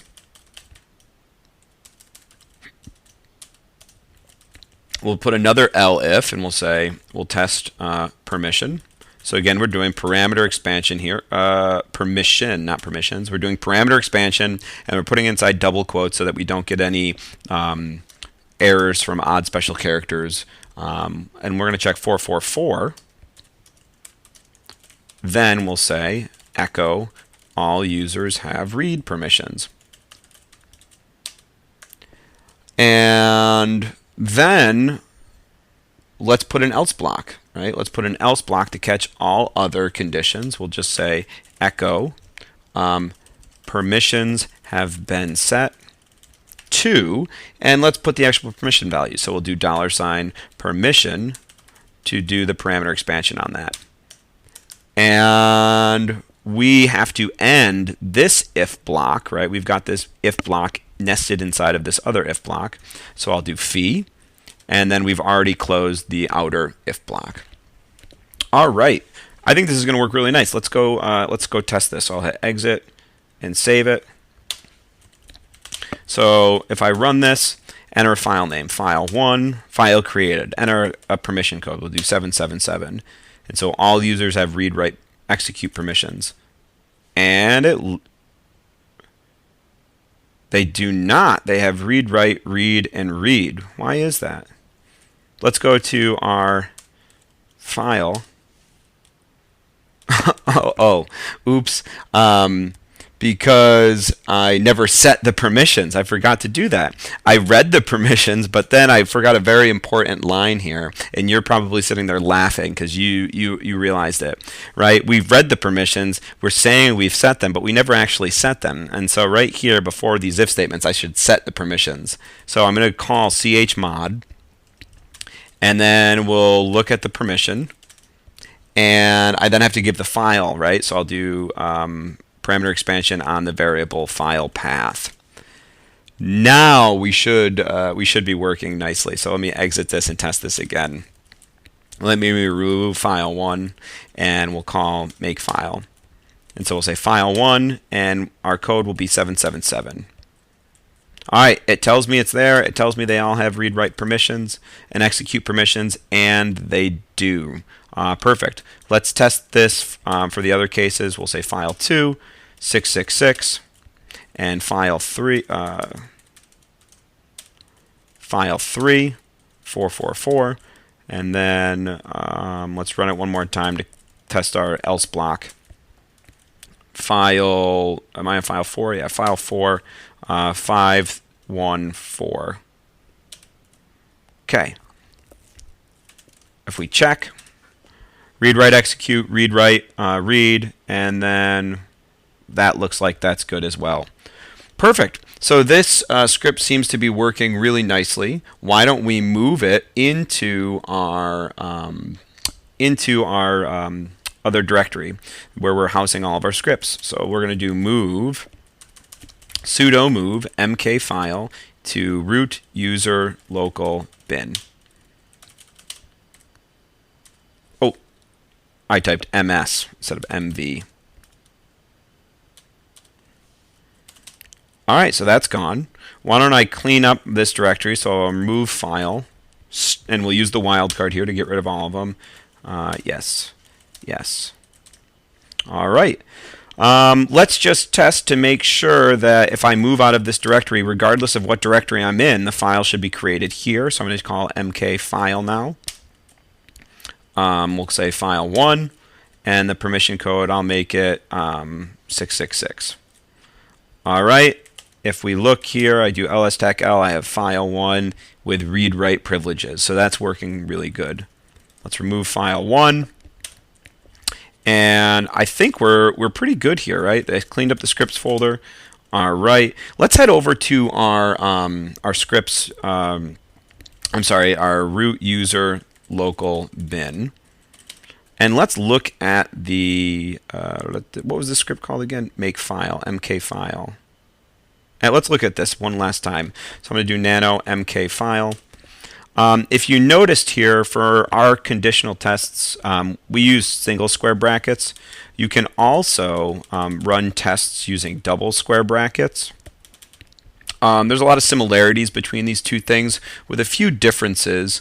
They have their advantages and their drawbacks. I'm not going to get into them here. Just know that the two brackets is like a newer format which will only work in certain shells, while the single set of brackets is an older format that is going to use it's going to work in all types of shells. So regardless of what type of Linux you're working on, this should work. So just know that that's out there. You may come across seeing a different notation, and that's perfectly fine. Experiment with it and see if you can find the differences. All right, I think this is a wonderful place to stop, and I will see you in the next video. Hello and welcome back. In our last video, we saw how to use if statements with tests in our bash scripts. In this video, we'll see how to learn a new concept, the for loop. When we want to run a repeated set of actions or commands a set number of times, we can use a for loop. Let's see one in the terminal to learn the syntax. So we're going to just print the numbers 1 through 10 to the screen. So I'm going to say for I in, and now I'll have curly brackets. I'll put my starting value 1, dot dot, my ending value 10, semicolon, do. I'll click enter, and now I'll say what the for loop should do. The for loop should echo I. And now I'll indicate that I want the for loop to end. The for loop is done, so I'll write done. And when I do this, look at this, we get the numbers 1 through 10. So first note here that while I use the variable I can pick any variable that I want in the for loop, as it's a temporary variable. Next, in this for loop, we indicate the number of times to run the for loop based off of the information that we pass here inside of our curly brackets. The starting value, the ending value separated by 2 periods. Lastly, we have do and done, similar to the way with our if statements we had then and fee.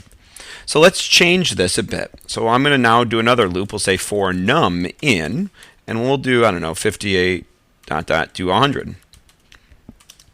Semicolon do, and let's echo num. And so if you look here, I changed the temporary variable. It still works. We changed our starting and ending indices, and it still works. So same idea, just different results here. So nice. Oh, clear. We can also loop through multiple elements by just simply listing the multiple elements. For example, I could say for letter in A, B, C, D, E, do, let's just echo the letter. Done. And so we went through and looped through this this list of elements, A, B, C, D, and E, and we've printed each of them. We could actually use this idea to loop through all of the files in a directory. And so if you look here, I've got all of these files in the directory. We saw previously that there's the asterisk symbol, the wildcard symbol, will allow us to look for all of the files that are in a current directory. So let's create a variable. We'll call it files, and we'll set it equal to our asterisks. And so if I echo $files, look at that. We get essentially a list. Just like I have a list here of elements A, B, C, D, and E, I have a list of elements here which consist of all of the files in my current directory. And so I should be able to loop through this. So I could say for f in $files, do echo f. And then I'll say done. And so now there we have it. I've looped through and echoed all of those files. Perfect. Let's use this idea and try to write a script around it. And so this script is going to use the touch command to update the last time a file was maybe modified. So right now if I look at ls-l, you can see the last time the addition.log file was updated. It was updated on January 8th at 5:48. Right now it's 6:31. If I want to update this timestamp, I can simply just call touch addition.log, and we've seen how the touch command can be used to create files that don't exist. If the file does exist, what it will do, it will just update the timestamp, the date and time. And so this is a nice little way that we can do that. So let's write a script that's going to touch all of the files in a directory. So we're going to move to our scripts folder, and let's call nano, and we'll call this script touch file. So I'll start with my shebang operator, and I'll give my interpreter bin/bash.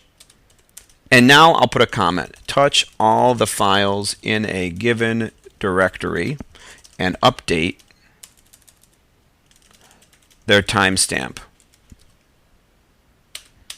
Okay. So the first thing that I want to do, just like we did in our last example, I'm going to create a variable called files and set it equal to all of the files in a directory. Now, if I do this, right, if I have just the wildcard symbol, it's going to look at the files in whatever directory this script lies in. I don't necessarily want this because we're going to move this to the user local bin directory, and I don't want to look at those files. I want to look at the files of whatever directory I'm currently in. Well, that information is stored in an environment variable, pwd, so we're going to reference that. We'll do parameter expansion, and I'm going to put this inside of double quotes so that any unwanted special characters kind of don't mess me up here. And then I'm going to do slash, and now I'll call the wildcard symbol to look at all of the files that are in this current directory. Let's look at this for a second. Let's see what happens if I do, just to hammer home this point, if I do echo files and I do echo files in quotes, right? Because we've kind of been doing a little bit of both here. Sometimes we put our parameter expansion inside double quotes, sometimes we don't. And so our first one will be just regular parameter expansion. Our second call will be parameter expansion inside quotes. So I'm going to change the permissions, so chmod +x touch file, and let's call this touch file. And so if you look here, when we ran this the first time without the double quotes, it looks like it listed all of the files here. And let me just make a file. Let me touch file 1, touch file 2, touch file 3. So now we've got some more files. If you look, when I just do parameter expansion on the variable files, it's giving me all 4 file locations, all 4 paths. But when I use double quotes, if you look, it's just giving me my current working directory and then the asterisks. And so let's go back to our file and maybe talk about why. You may already see this, but if you don't, it's good to give you a little bit of extra clarification on this.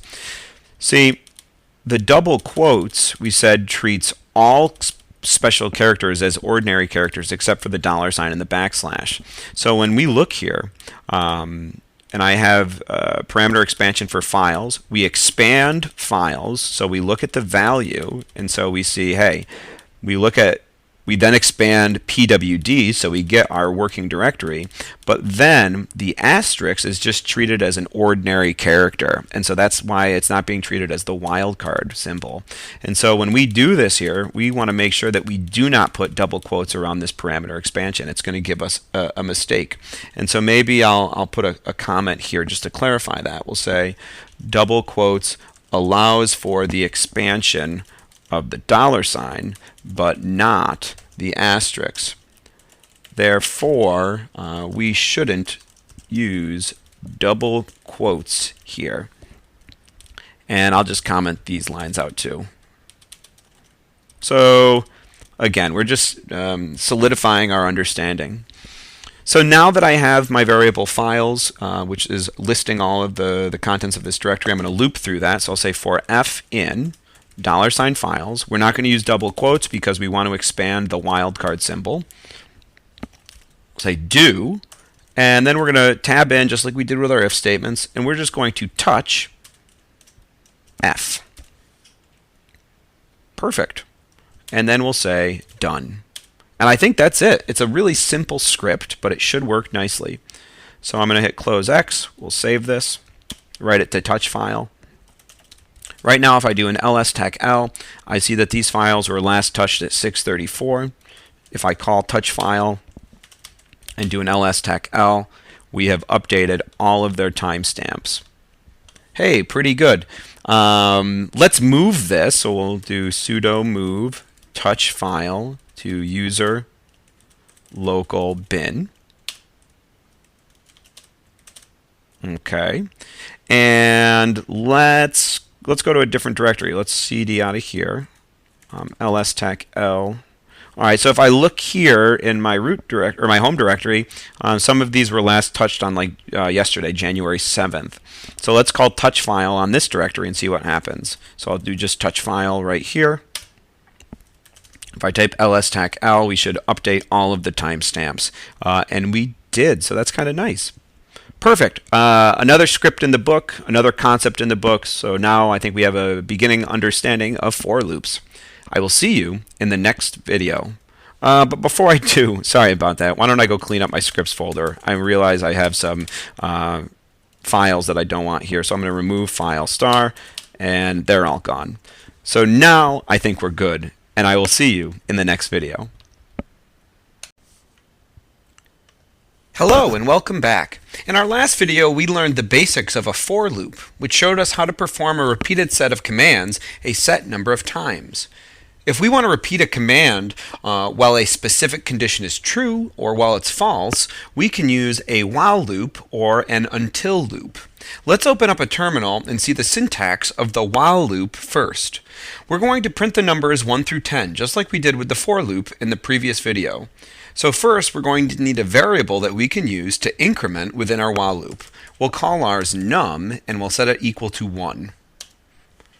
Now, we want to print the value of num as long as num is less than or equal to 10.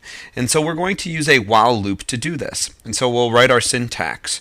It will read while, and then our test. So I'll put square brackets, and inside the square brackets I'll put our test condition, and I'll say let's use parameter expansion on the variable num, and its value we're going to compare it as an integer, so tac le less than or equal to 10. And you see I have in my test here I've got the spacing appropriate. We'll do semicolon do, just like we have with the while loop. And I will now put my command. What do I want to do? I want to echo num. All right. And if I run this right now, what I'll have created is an infinite loop. And the reason why is we're not incrementing our variable here, num. Essentially there's no like break condition because we never change the value of num, so this test is always going to be true. So let's actually see that. In order to do this, just like with the for loop, we have to put done. And so now when I run this, it's just an infinite loop. And so I'll cancel this with Control C. And you can see it's printed or echoed 1 every single time. And so if we want to, let's clear the screen. The correct way to run the while loop, we'll say while, and here's our test. Parameter expansion of num is less than or equal to 10. Do will echo num, and now we have to increment the value of num. So we'll say num equals, and here what we have to do is some arithmetic. So we better use arithmetic expansion. So 2 sets of parentheses, and we'll put our arithmetic inside here. We'll say num plus 1. I think we saw that inside of arithmetic expansion, we don't have to do parameter expansion, but I think it's more clear if we do it, so I'm going to leave it just like this. And now I'll say done. And when we do that, we get the similar results of the for loop. And so we get 1 to 10. Just like before, we saw that right here, this is a temporary variable. We can choose to do whatever we want. I can say while, I can set value equal to 1, and we'll say while value is less than or equal to 10, do echo value, and now we'll update value, and we'll say value is equal to arithmetic expansion, and we'll say value, let's go by 2 this time, why not? And then we'll say done. And so we print out the numbers 1, 3, 5, 7, and 9. Perfect. A similar result can be accomplished using an until loop if we reverse the test. The until loop will run until the given condition becomes true. So for example, if I say var equals 1, I can now use an until loop, and I'll say until, and my test, but now my test condition is going to look a little different. I'll say var is greater than or equal to 10. We'll do, and let's echo var, and we'll increment it. So we'll say var is equal to arithmetic expansion of var plus 1. And so now if we look here, right off the bat, var is 1. 1 is not greater than or equal to 10, so this is false. Because we're using an until loop, this condition is going to run. Until this is true, keep running this. Once it becomes true, then we stop. And so that's kind of the difference of until and while. While says, while this condition is true, run this, and once it becomes false, stop. Until says, while this condition is false, run this, and then when it becomes true, stop. And so if I hit done here, we get the same results. Actually, we don't, which is pretty interesting, right? This actually only prints the values 1 through 9, because when var becomes 10, right? When we echo var as 9 and we increment it to 10, when we get here, the condition is now true. 10 is not greater than, but it is equal to 10, so the loop stops. So really, if we wanted to run this to 10, we'd have to make this value right here 11. Lastly, we can break out of a loop if a given condition is met using the break command. So let's run our previous example again, and this time let's break the loop if var is equal to 7. So I've got var defined, I'll redefine it, and we'll say until, and then we'll say parameter expansion on var greater than or equal to 10. Do, we'll echo var, so we'll do parameter expansion, and then we'll put an if statement here. We'll say if, and now we'll put our test, not D, if the parameter expansion of var is equal to 7, then what I want to do, so we'll say then, we're going to break, and I'll just type the word break, and now I'll end my if statement, phi, And now I'll increment var. So I'll say var is equal to arithmetic expansion of var plus 1. And now I have to end my until loop, so I'll type done. So what this is going to do, it's going to start with a value of var as 1, and until this condition is true, we're going to loop through this. So we're going to print the number, we're going to echo the number, and then we're going to check if the value of var is 7, then we break. And what break is going to do is it's going to stop the entirety of the loop. Otherwise, if this isn't the case, this if block won't run, and we're just going to increment var and then continue on. So let's see. And good, this is the expected result, right? We print 1, 2, 3, 4, 5, 6, and 7. When var is 7, we echo var, and then this test is true, so we enter in this if statement, and then we break. So we use the break command to end the while loop. The rest of the iterations of this, or I'm sorry, the until loop, the rest of these iterations don't run. Awesome. So it seems like we've seen a few examples of the while loop and the until loop. Let's try to implement the while loop into a script with some of the other skills that we've learned so far. So I'm going to clear the screen, and I'm going to cd into my scripts folder. And I'm going to make a file, and we're going to call it ninfo for maybe network info. So I'll do nano ninfo. I'll put my shebang bin bash, so we know what interpreter we're using. And I'm going to put a comment here. We'll say gather information for a specific internet device using IP and ping. So we're going to use the IP command and the ping command to gather some information and maybe output it in a nicer format. So the first thing that we're going to need to do is we're going to have to get the device name that the user wants to get information for.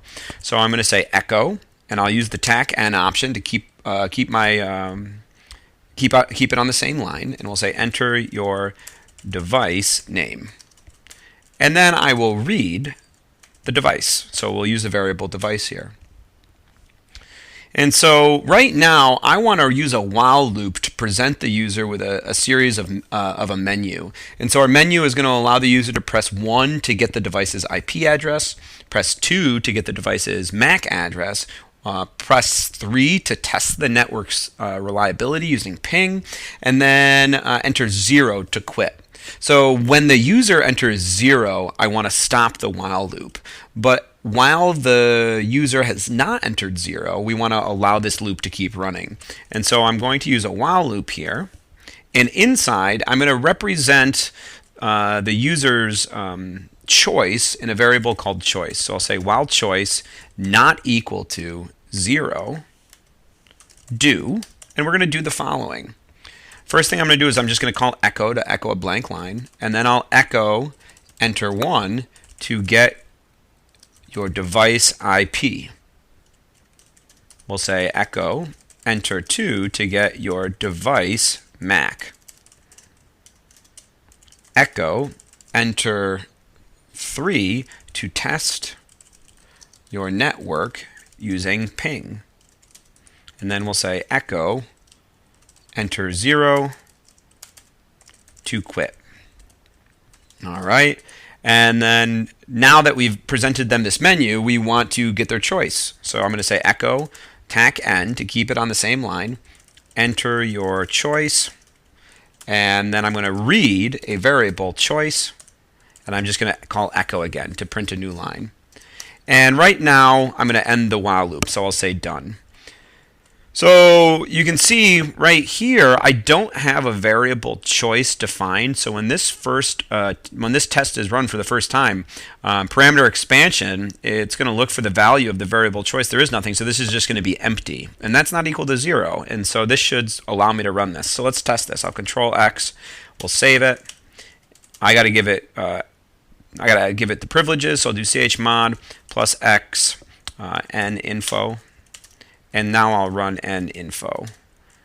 My device name is WLAN0, and I'll enter 1, it works, 2, it's still going, 3, it's still going, but if I put in 0, it stops.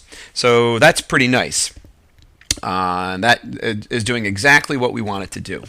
So now, before we go back into our script, let's look at the IP command again. I think we saw we could use IP to get some information about our internet-enabled devices, like our network adapter, like our wireless or Ethernet. And so I can do IP ADDR, and it will give me all of the information. However, if I know my device name, for instance, I know I'm connected on my wireless network right here with WLAN 0, I can type IP ADDR, and then I can type show, show, and then the name of the device. So show WLAN 0. Oh, except you better spell it right, WLAN 0. And so now I get just that information, right? If I do this for ETH0, I get different information there. So this is the command that we're going to want to use to extract information about the IP address, because it's right here, and the MAC address right here. What we're going to do is we're going to call the command, and then we're going to grep the lines that are specific to the IP call or the MAC address call. If you look here, the IP line has inet in it, and the MAC address line has ether in it. And so we're going to use those as our grep kind of search patterns. So let's go do this right now. So I'll clear the screen. We'll do nano and info. And so we're back in here. First thing we're going to do is check if, and I got to make sure I'm in my while loop still, if we have our test. And so I'll say choice, better spell it right, is equal to 1. All right, so if choice is equal to 1, then what do I want to do? Well, I want to create a variable. I'll call it IP, and I'm going to use command expansion. So I'm going to put a command inside of here, and I'm going to say IP ADDR show device, right, depending on the device that they give. And then I want to pipe that to grep, and I want to match whole word. So I'll use TACW, inet, and once that's done, we'll stop that for right here for now, and then I'm going to echo the device name. So we'll do device IP, and then I'll put in here the IP variable. So we'll do parameter expansion on that. So let's test to see if this works. Oh, and I got to put a fee here for right now. Let's check to see if this works. All right, so we'll close this, save it. If I call ninfo and I say WLAN 0, we enter in our IP. It looks like we are getting all of that information. So that's good, right? That gives me the line. WLAN IP, and then I have all this information. However, I only want this number right here. And so I'm going to use the awk command to grab just that information. So it looks like I have some fields. They're separated by spaces, and I want to get, this is the first field, I want the second field. So I'm going to use awk to do that. And I'll enter in 0 there. Okay, so let's go back to our script. And in our command here, after grep, we're going to pipe again to the awk command. So I'll say awk tacf. We said our delimiter is the space. That's what's separating everything. And then I'll do single quotes, curly brackets, and then the syntax is print. And I think we said we want the second field. So we'll do $2 here. We'll close the curly brackets and end with a closed single parentheses. So now if we run this, we should be grabbing just the field that we want. So let's check. And if this works, then the rest of it will be very similar in nature. So we entered choice 1, and we get WLAN 0 IP, and that is wonderful. Perfect. So we've grepped it. I keep entering Q to quit. I should change that maybe. So we'll go back to our script, nano and info. And so now let's put the condition if the user entered in 2. So if the user entered in 2, we'll do an elif statement. Elif choice is equal to 2. Then let's make a variable. We'll call it Mac, and we'll set it equal to command expansion again, right? So we're $ parentheses. We'll put our command in here.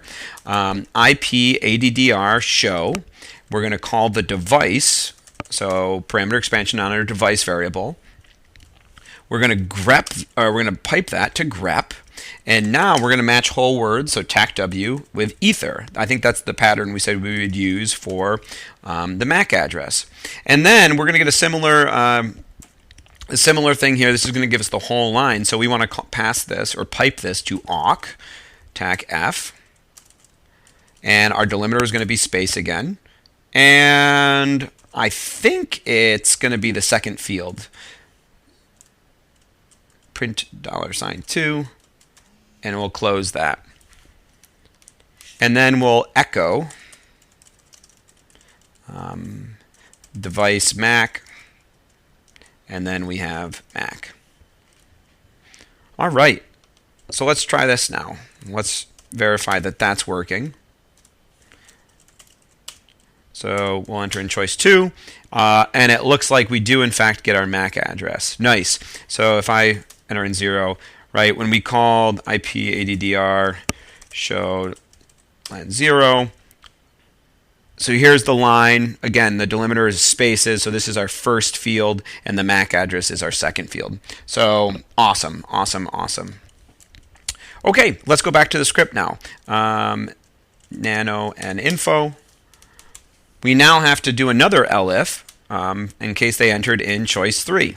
This one's going to be a little bit more complicated, I think. Elif, we'll say choice is equal to 3. Then, what we want to do here is, now they want to use ping to test their website, or to test their network. So first we should get a website that they're going to use. So we'll say echo tac-n, please give a website, I guess I could say, or IP to ping. All right, so we'll do that, and then we should read, we'll just call it website. We'll read website, and then let's echo a little statement here. We'll say testing network by pinging, and then we'll put whatever was stored in that variable. We'll say website. And we'll do ... because it'll give that illusion that we're doing some work here. Now let's create a variable. Let's call it status. And we want to set this equal to a command. So we're going to use command expansion. And we want to call ping. And let's actually get out of this for a second. So I'm going to save this. Let's actually call ping. And I'll just ping google.com. And let's see the output. So I don't really want to get all of this, and I have to hit Control-C to manually end this. We don't want it, right? I think we saw that you could send a set number, ping-h, a set number, of counts right here. So we're going to use the TAC-C option to send maybe 10 counts, and then it will stop automatically. And we want to then just get, I think, this line right here. And so we're going to grep for the word, we can grep for the word packets, it looks like. And then I'm going to want to only print out this bit right here, the packet loss. So we'll use awk, and it looks like if we use spaces, that's not a bad one, but it looks like everything is separated by commas. 10 packets transmitted, comma, 9 received, comma, 10% packet loss, comma. So we'll use commas as our field delimiter, and it's going to be here's the first field, second field, it's going to be the third field that we print out.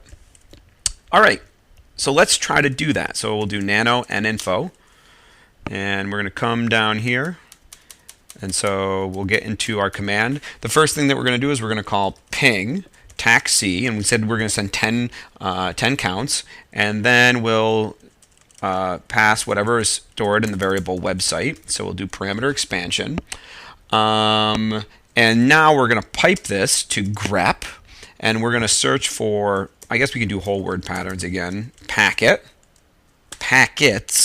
and then we'll pipe this to awk, TAC-F. This time our field delimiter is going to be a comma, and we said we wanted to print, I think it was the third field. So let's try that. Hopefully that works. All right, and once that's done, we have this nice variable here. Well, let's echo. We'll just say network. I don't know, what do you want to call it? Network strength, I guess. Sure, why not? And then we'll print status. All right, so that's our elif block. Lastly, we need an else block here, so we should have else. And then we'll just echo thank you, goodbye. Right, that's in case they entered in 0 or they entered in some other option. If it's not 1, if it's not 2, if it's not 3, if it's 0 or some other option, maybe they entered in 9, we'll just say thank you, goodbye, and then we end our if blocks. So that looks perfect, and then our while loop is effectively done, so that's already closed. Hey, I think we're done with this script. So let's test it. So I'll hit Control X and we'll save this. And let me clear the screen. And so we'll call ninfo, and we'll enter in LAN 0. Let's get our IP address. So that's working nicely. We're still running this. Let's get our MAC address. That's running nicely. Let's test our network. We'll ping google.com again. Why not? So it says testing network by pinging google.com. I'm going to want to change that T to a capital T. That bothers me, but I'll do that later. Network strength is 0% packet loss. Hey, very good. And so it's still allowing us to go. Let's test it with an IP. So 192.168.1.1. We'll do that.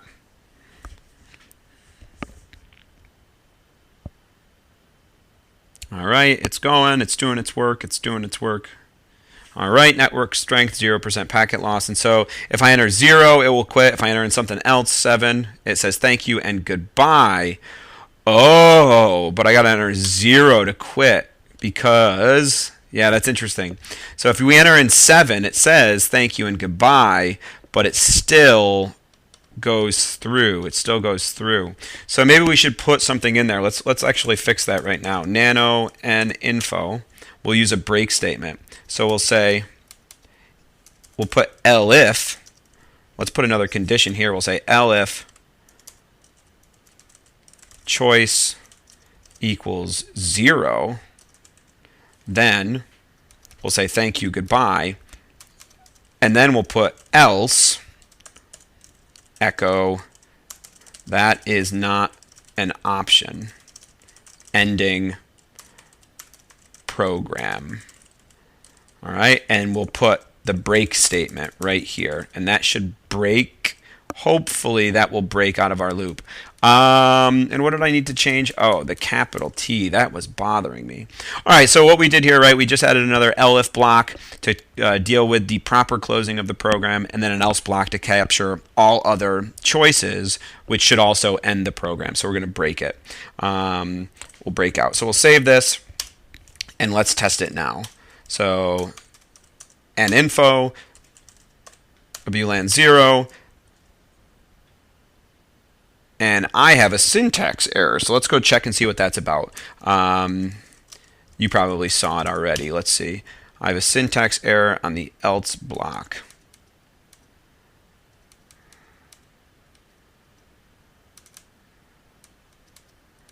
I don't see it.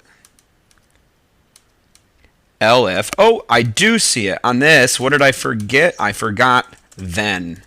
So I forgot the keyword then here. All right, and so that should fix the issue. Hopefully you probably put it in there, and so you're probably laughing at me right now. Let's see. All right, so that's good. We can get our IP, we can get our MAC, and let's see what happens if I enter in 8 as a choice.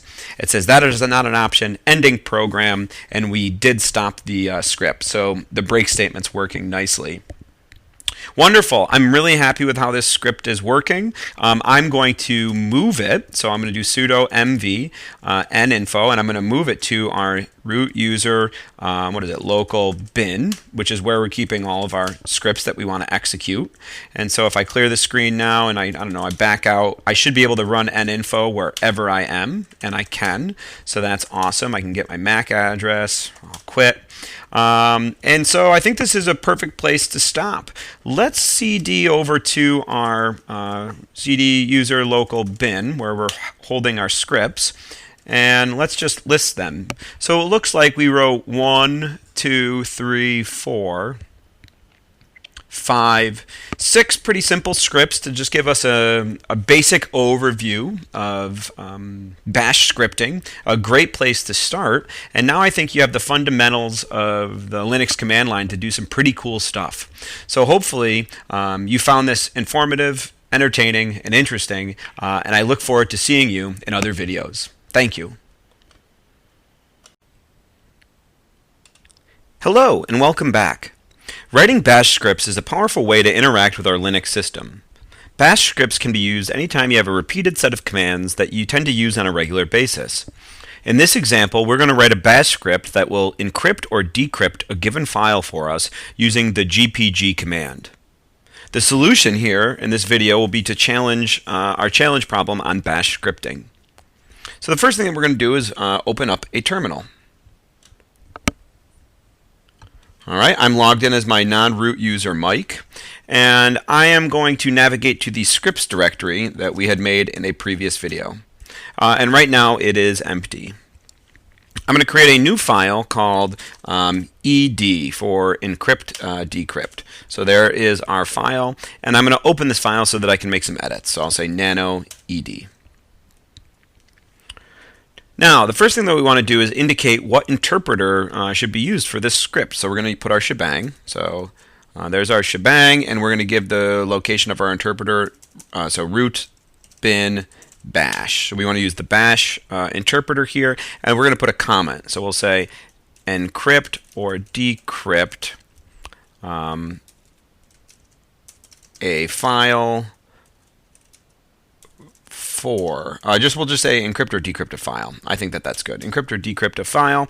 And now let's start by displaying a welcome message to the screen stating that the program will encrypt or decrypt our given file. So we'll call echo, and we'll say welcome, welcome. I am ready to encrypt/decrypt a file for you. Perfect.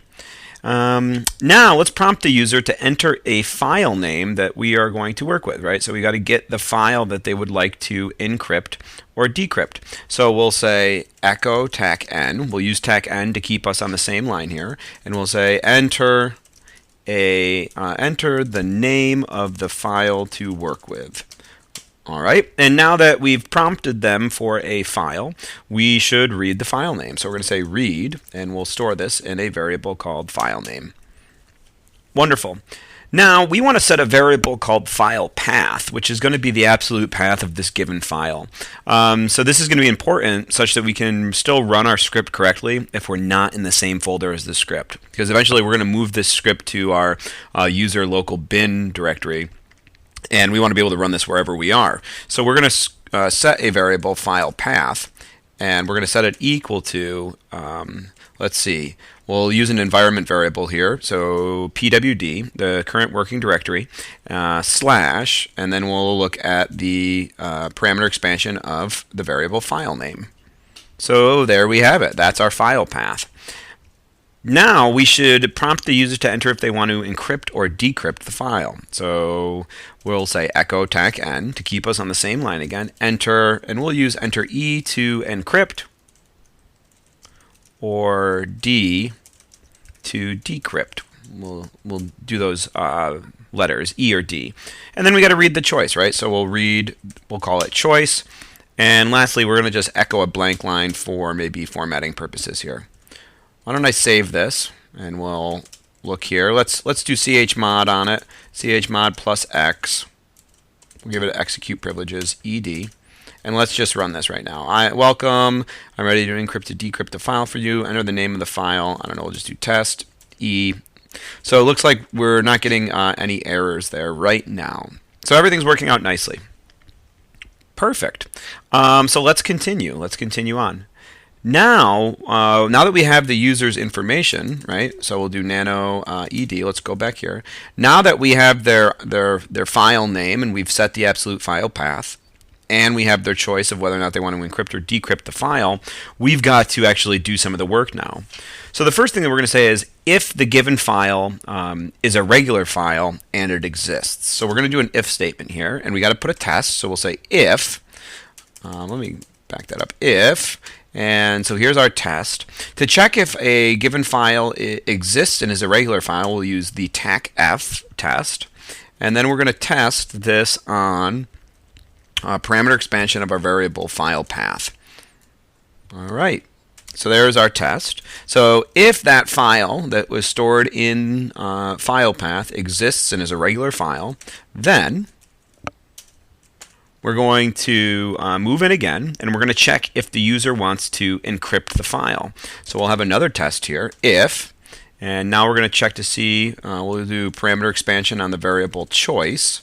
If choice is equal to E, then, all right, now we want to use the GPG command to encrypt a given file. And so I'm going to save this and exit. And so we're going to look at the GPG command. So I'm going to look at the manual for GPG. Oh, man, GPG. There we go. So GPG is the open PGP part of the Privacy Guard. It's a tool to provide digital encryption and signing services. So we can encrypt files here, and so if you look, it looks like we've got some, it can take some options and commands, arguments, and so let's just scroll through here and look at what we're seeing. So it looks like right down here, TAC-C, encrypt with a symmetric cipher using a passphrase. This is what we want to do here. We want to encrypt it with a passphrase. And so we can set the passphrase and then enter it when we want to decrypt it. And if you notice here, I've given you a little hint that you want to make sure that you don't cache the password. And so if we look here, it says GPG caches the passphrase used for symmetric encryption so that a decrypt operation may not require that the user needs to enter the passphrase. We want them to have to enter it. So we're going to also make sure we pass this option, no SIM key cache, to disable that feature. So we're going to use TAC-C to encrypt, and then we'll pass the no SIM key cache option to make sure that the password isn't stored. If we just scroll a little bit further down here, we see that the TAC-D option will decrypt the given file and write it to the STD out, the standard output, which is just going to be the terminal screen. So I think that's perfect. So we're going to be looking at the TAC-C and the TAC-D options here, and we got to make sure that we don't cache the password. All right, so let's go back to Nano. We'll come back down here. Now that we've looked at the man pages and we have a little bit of an idea of how the GPG command works, let's use the GPG command to encrypt our given file. So we'll say GPG TAC-C, so that will do the encryption, and then we want to pass the TAC no SIM key TAC cache option so that the password isn't stored. And now we want to do this on our file path, whatever is stored in that file path variable. So we'll do parameter expansion on our file path, so we're getting the absolute path to the file name that was given by the user up here. All right, that looks pretty good. Once we run that command, let's echo that the file has been encrypted. So we'll say echo, and inside of here we'll do file name. We'll just use the name. We won't use the absolute path. So we'll print the file name and we'll say successfully encrypted. Removing unencrypted file, ... All right, and so now that we've encrypted the file, let's actually remove the original unencrypted file. So we'll say remove, and we'll use parameter expansion here, and we'll call file path, because if we want to remove the actual file, we got to remove the whole, we got to give the absolute path here so we can remove it. So we'll remove file path. Awesome. I think that that's going to work pretty good. And so now let's put an elif block here to this if block. So if the user has entered E, they want to encrypt, let's check if elif. We'll put a test. The user wants to decrypt. So we'll say choice. We'll do parameter expansion on our variable choice is equal to D. Then What they want to do now is they want to decrypt. So we're going to use the gpg command to decrypt a given file. And we saw we could do that, so we'll type gpg with the tac d option. And then we just have to give the name of the file. And so we're going to give the absolute path. So we'll do parameter expansion on our variable file path. Wonderful. So that should take care of the decryption. Lastly, we should have an else block that catches other options, right? Maybe they entered in something other than E or D. We're just going to echo that the user's choice was not a viable option. So we're going to say echo, I'm sorry, and we'll actually grab the choice. So we'll do parameter expansion on the variable choice is not a viable option. ... Perfect. So I think that that covers our if case quite nicely here. If the file is a regular file and it exists. So let's now put a condition if it's not, right? So maybe they're trying to do this on a directory or something that is not, something that maybe doesn't exist. So let's put an else block. So we'll say else, and we'll tab in. We should echo that the file is not a regular file. So let's see. We'll say echo, I'm sorry. We'll say, and then we'll actually do parameter expansion on the file name. We'll just grab the file name. We don't need the absolute path here. Is not a regular file. ... Maybe it's a directory. Maybe it doesn't exist. Etc. And so now it seems like the user maybe didn't put the right type of file into this program. So let's display for them all of the regular files that are in their current directory. And so to do this, we're going to use a for loop. So we want to look through all of the files in the current directory. So we're going to say for file in, and we'll start by taking their current directory, so pwd, and we'll do parameter expansion on that. Slash, and then the wildcard symbol. So that will take whatever current directory they're in and then display all of the files.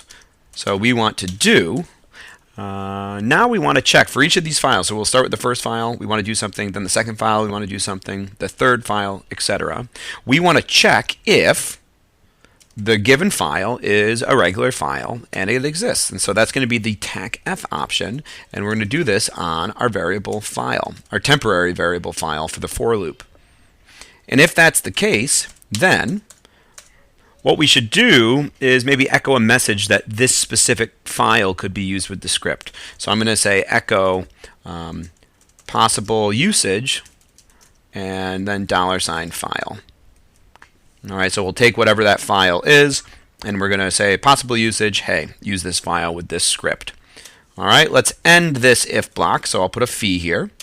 And we have to end the for loop, so I'll say done.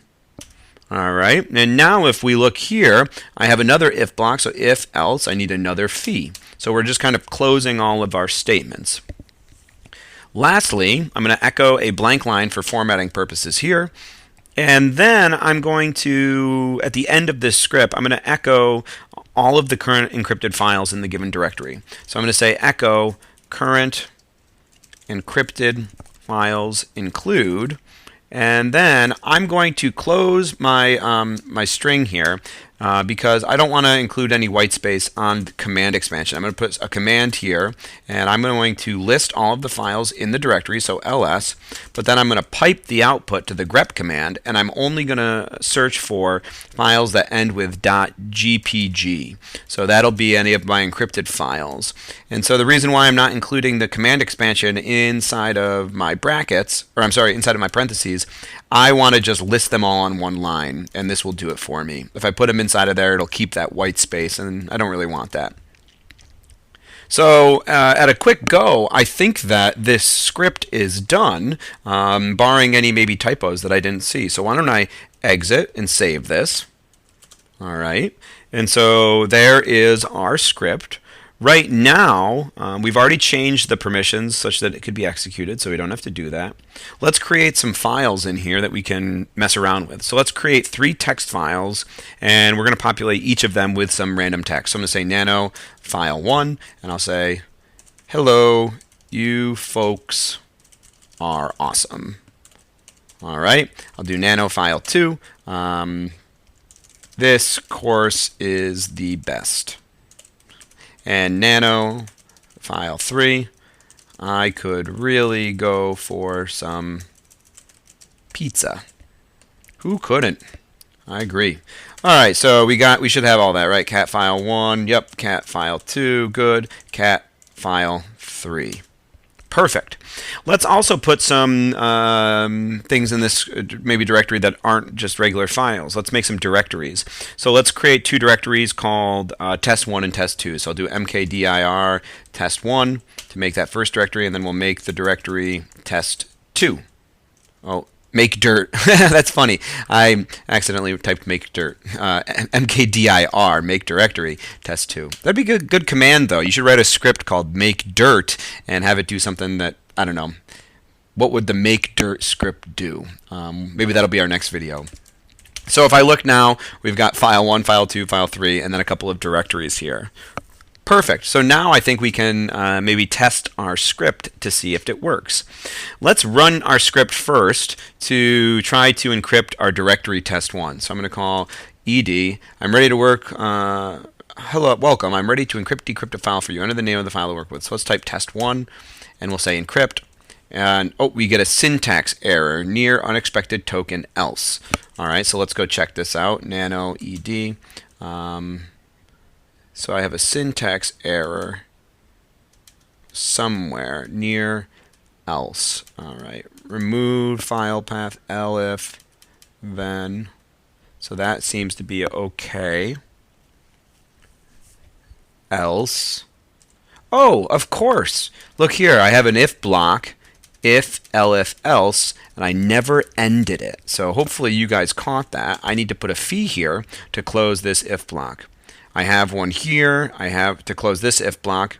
I have one out here to close the entire if block. I needed one right in here as well.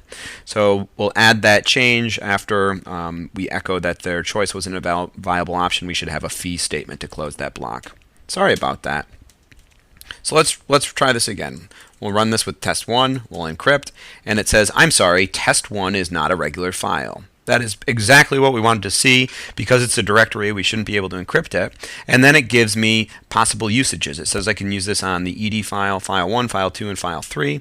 And then it tells me the current encrypted files include, and we have none. So everything is working nicely. Let's try to encrypt one of our regular files now. So I'll call ed, and let's encrypt file 1. All right, let's encrypt it. We're prompted to enter a passphrase, so I'm going to enter 1, 2, 3, 4, 5, 6, 7, 8. And we want to re-enter it, 1, 2, 3, 4, 5, 6, 7, 8. It says, file 1 successfully encrypted, removing unencrypted file. And then we're told that the current encrypted files include file1.gpg. So let's clear the screen. Let's list our files. If you notice, file 1 is now gone, and instead, in its place, we have file1.gpg. And so if I try to cat this file to the screen, file1.gpg, I get a bunch of gobbledygook. I can't read it because it has officially been encrypted. So if I want to decrypt this, if I want to figure out what is in this file, I'm going to call the ed script, and we'll work with file1.gpg. And let's pass it D to decrypt. And so we're prompted to enter in our passphrase. So I'll enter the one I set, 1, 2, 3, 4, 5, 6, 7, 8.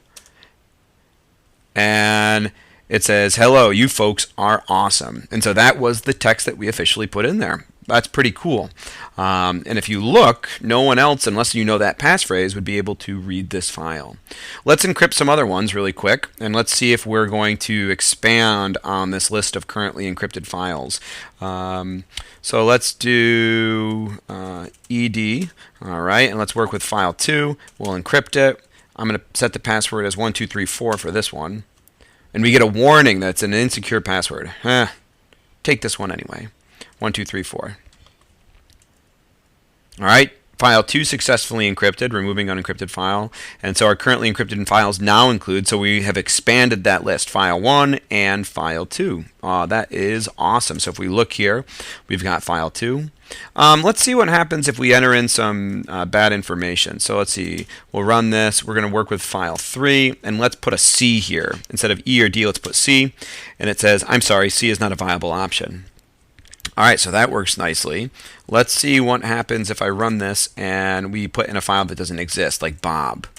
And it says, I'm sorry, Bob is not a regular file. Perfect. And so we're, again, given the files that we could potentially include.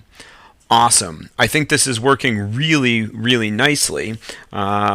Let's move the script now to our location where we're keeping all of our scripts. So we're going to do sudo move, and we'll move ed to user local bin. Put in my sudo password. All right, and so now I think it's in there. And so I should be able to run this script now anywhere, and I don't have to type the /. I should just be able to type the ed command to encrypt or decrypt. And let's test this with file 3. So I'll type ed. All right, let's work with file 3. Hopefully our absolute paths are working. We're going to encrypt it. I'm going to encrypt it with a password of fun times. Yeah, take this one anyway. Fun times. All right, file 3 successfully encrypted, removing unencrypted file, and then we've got a list of our currently encrypted files. So if I look here, hey, perfect. Let's try to decrypt one really quick, make sure that that works again. So I'll just call the ed command. We're going to work on file 3.pgp. GPG. Wow, that was close. And then what was my password here for this one? Fun times, I think. And it looks like we're getting that text back. I could really go for some pizza. Of course, if I cat file 3.gpg, I just get a bunch of gobbledygook. Hey, it looks like we've effectively done that. We've written a script that will encrypt or decrypt files for us using the GPG command. And now anytime that we want to do it, all we have to do is just type our ed command, and it will do most of the work for us. This is awesome. Let's clean up after ourselves. So I'm going to remove anything that starts with file, so file star. And so those are gone. I'm going to remove test1. Remove tech-r, test1, because it's a directory, and we'll remove test2. All right, so those are all done, and I think we've cleaned up. Before we end, let's just cd to user local bin, where we're housing all our scripts, and we can see now that we have made, through this course, I think, is this our 6th script? So we have one here, so 1, 2, 3, 4, 5, 6, and 7. So we've added 7 scripts here that we can use, and I think that this is going to be a great place to sort of stop as an introductory look on Bash scripting. I think you have enough knowledge now where you can play around, you can go out on the internet and read some other documentation and have an understanding of what it's saying, where you can add to this collection and write some scripts that are going to do pretty much whatever you want on your Linux machine, and that's the beauty of playing around and learning Linux. So I hope you enjoyed this video. I hope you enjoyed this course, and I hope to see you soon. Thank you.